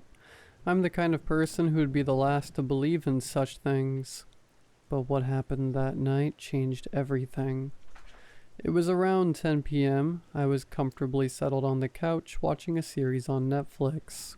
The soft light from the screen illuminated the room, while the silence of the house was broken only by the characters' voices. My phone was beside me when it suddenly vibrated. Instinctively, I picked it up and saw a message from an unknown number. A number that definitely wasn't in my contacts. Curiosity took over. When I opened the conversation, a wave of dread washed over me. "You are being watched." I tried to convince myself it was just my friends playing a prank, but the idea quickly faded when another message arrived. "Look out the window." I thought about ignoring it. It was just some random number, and the idea of looking outside felt absurdly risky, but a strange sensation, like a voice inside urging me to act, led me to rise. The night was dark, and I could see nothing beyond the shadows of my own bushes. Another message. "Now you don't see." Anxiety settled in my chest. I replied, almost pleading, "What do you want from me?" A quick response came. "Leave me alone." The tension escalated as if the atmosphere around me were thickening. Then the next message made me freeze. Come to the back door. My heart raced. Reluctantly, I walked to the back, the feeling of being watched growing with each step. I sent a message, I'm here. The silence was deafening. With a courage I didn't know I had, I opened the door. My backyard was well lit, but darkness seemed to swallow everything around me. The air felt heavy, and there was a sweet, almost nauseating smell that made me uneasy. Now you see, the message echoed in my mind. I looked into the darkness. At first, nothing, but then something caught my eye in the bushes. I put on my glasses, trying to see better. What I saw made my blood run cold. A humanoid figure, distorted and shadowy, was there, watching me. Its eyes were not eyes at all, but deep voids that seemed to absorb the light. I felt a shiver run down my spine, and before I could react, the figure sprinted toward me. I slammed the door shut and locked it immediately, my heart pounding wildly. The thing banged on the door with a tremendous force, a sound echoing as if it were testing the house's resistance. Silence. I called the police while making sure all the windows were secure. I peeked through the peephole but saw nothing. The darkness now felt denser, as if it were alive. The police arrived but found nothing. Relief mixed with confusion made no sense. After they left, I couldn't sleep. What was that thing? What did it want? The messages continued to echo in my mind like a constant whisper reminding me that I wasn't alone. The next day I received another message, this one without warning. You thought you were free? The moment of peace I longed for never came. Days dragged on and the messages kept coming. Sometimes they were just unsettling words. I am close, or you cannot escape. But other times they were distorted images, as if someone were trying to show me the very essence of terror. I knew I couldn't go on like this. I needed to find out what was happening. I started researching stories of hauntings, abductions, and strange sightings. I discovered accounts of people who had encountered similar figures, beings that seemed to feed off fear, hiding in the shadows, always watching, and always waiting. One night as I was getting ready for bed, my phone vibrated again. It was a message. You still don't understand. The air felt heavier, and the temperature dropped abruptly. A sense of despair overwhelmed me. I went to the window and looked outside. The darkness seemed to pulse as if it were alive. And then I saw it. The figure, now closer, clearer. It was no longer just a shadow. It was a grotesque creature with scaly skin and eyes that looked like two deep holes, empty and full of malice. The creature smiled, and I realized that the true terror was just beginning. In the back of my mind, a voice whispered, "You should never have looked."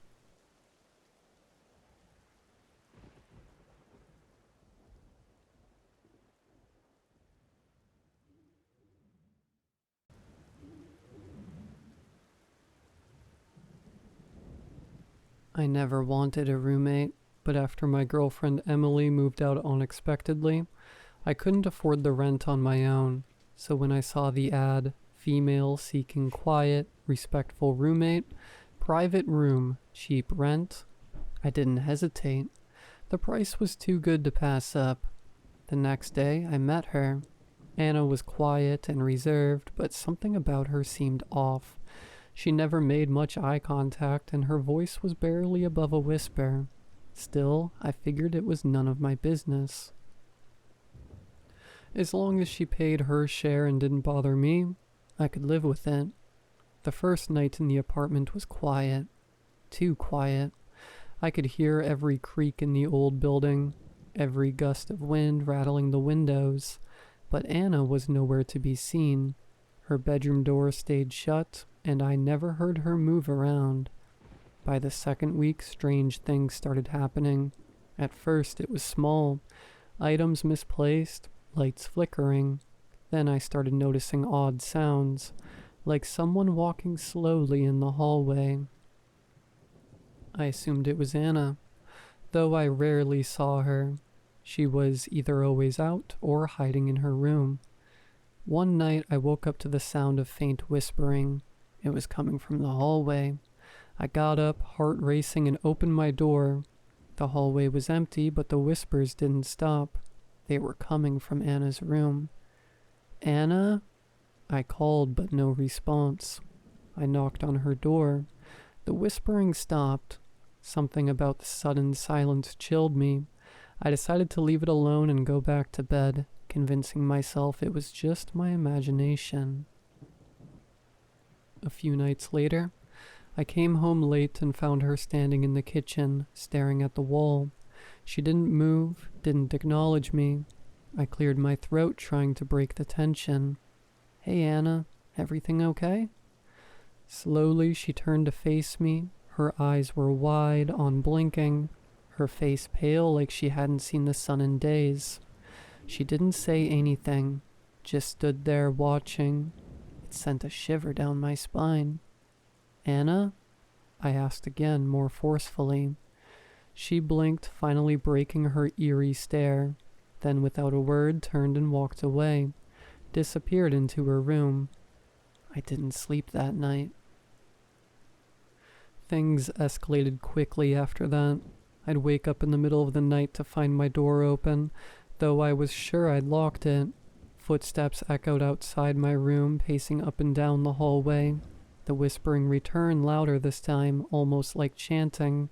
I decided I couldn't take it anymore. I had to confront her. The next morning I knocked on her door, more insistent this time. No answer. I tried again. Nothing.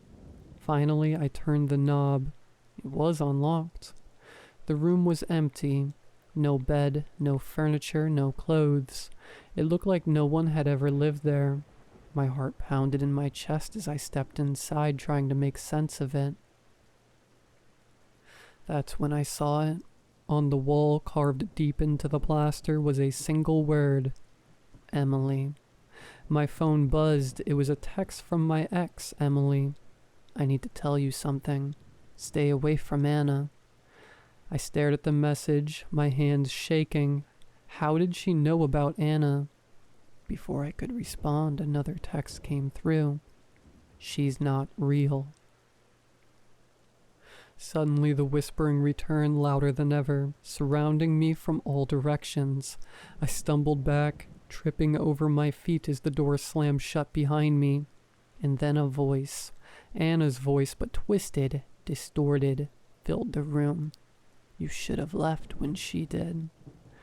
The lights flickered, and I felt a cold breath on the back of my neck. I turned, but there was no one there. Just the empty room and the whispering echoing in my ears. I bolted for the door, yanking it open and running out of the apartment. I never looked back. The next day, I broke the lease and moved out. I tried calling Emily, but her number was disconnected. To this day, I don't know who or what Anna was, but sometimes, late at night, I still hear the whispers.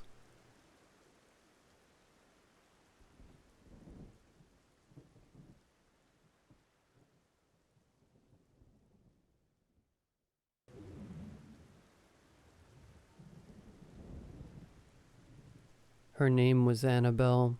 Her friends and I used to call her Belle. I sometimes called her Belly.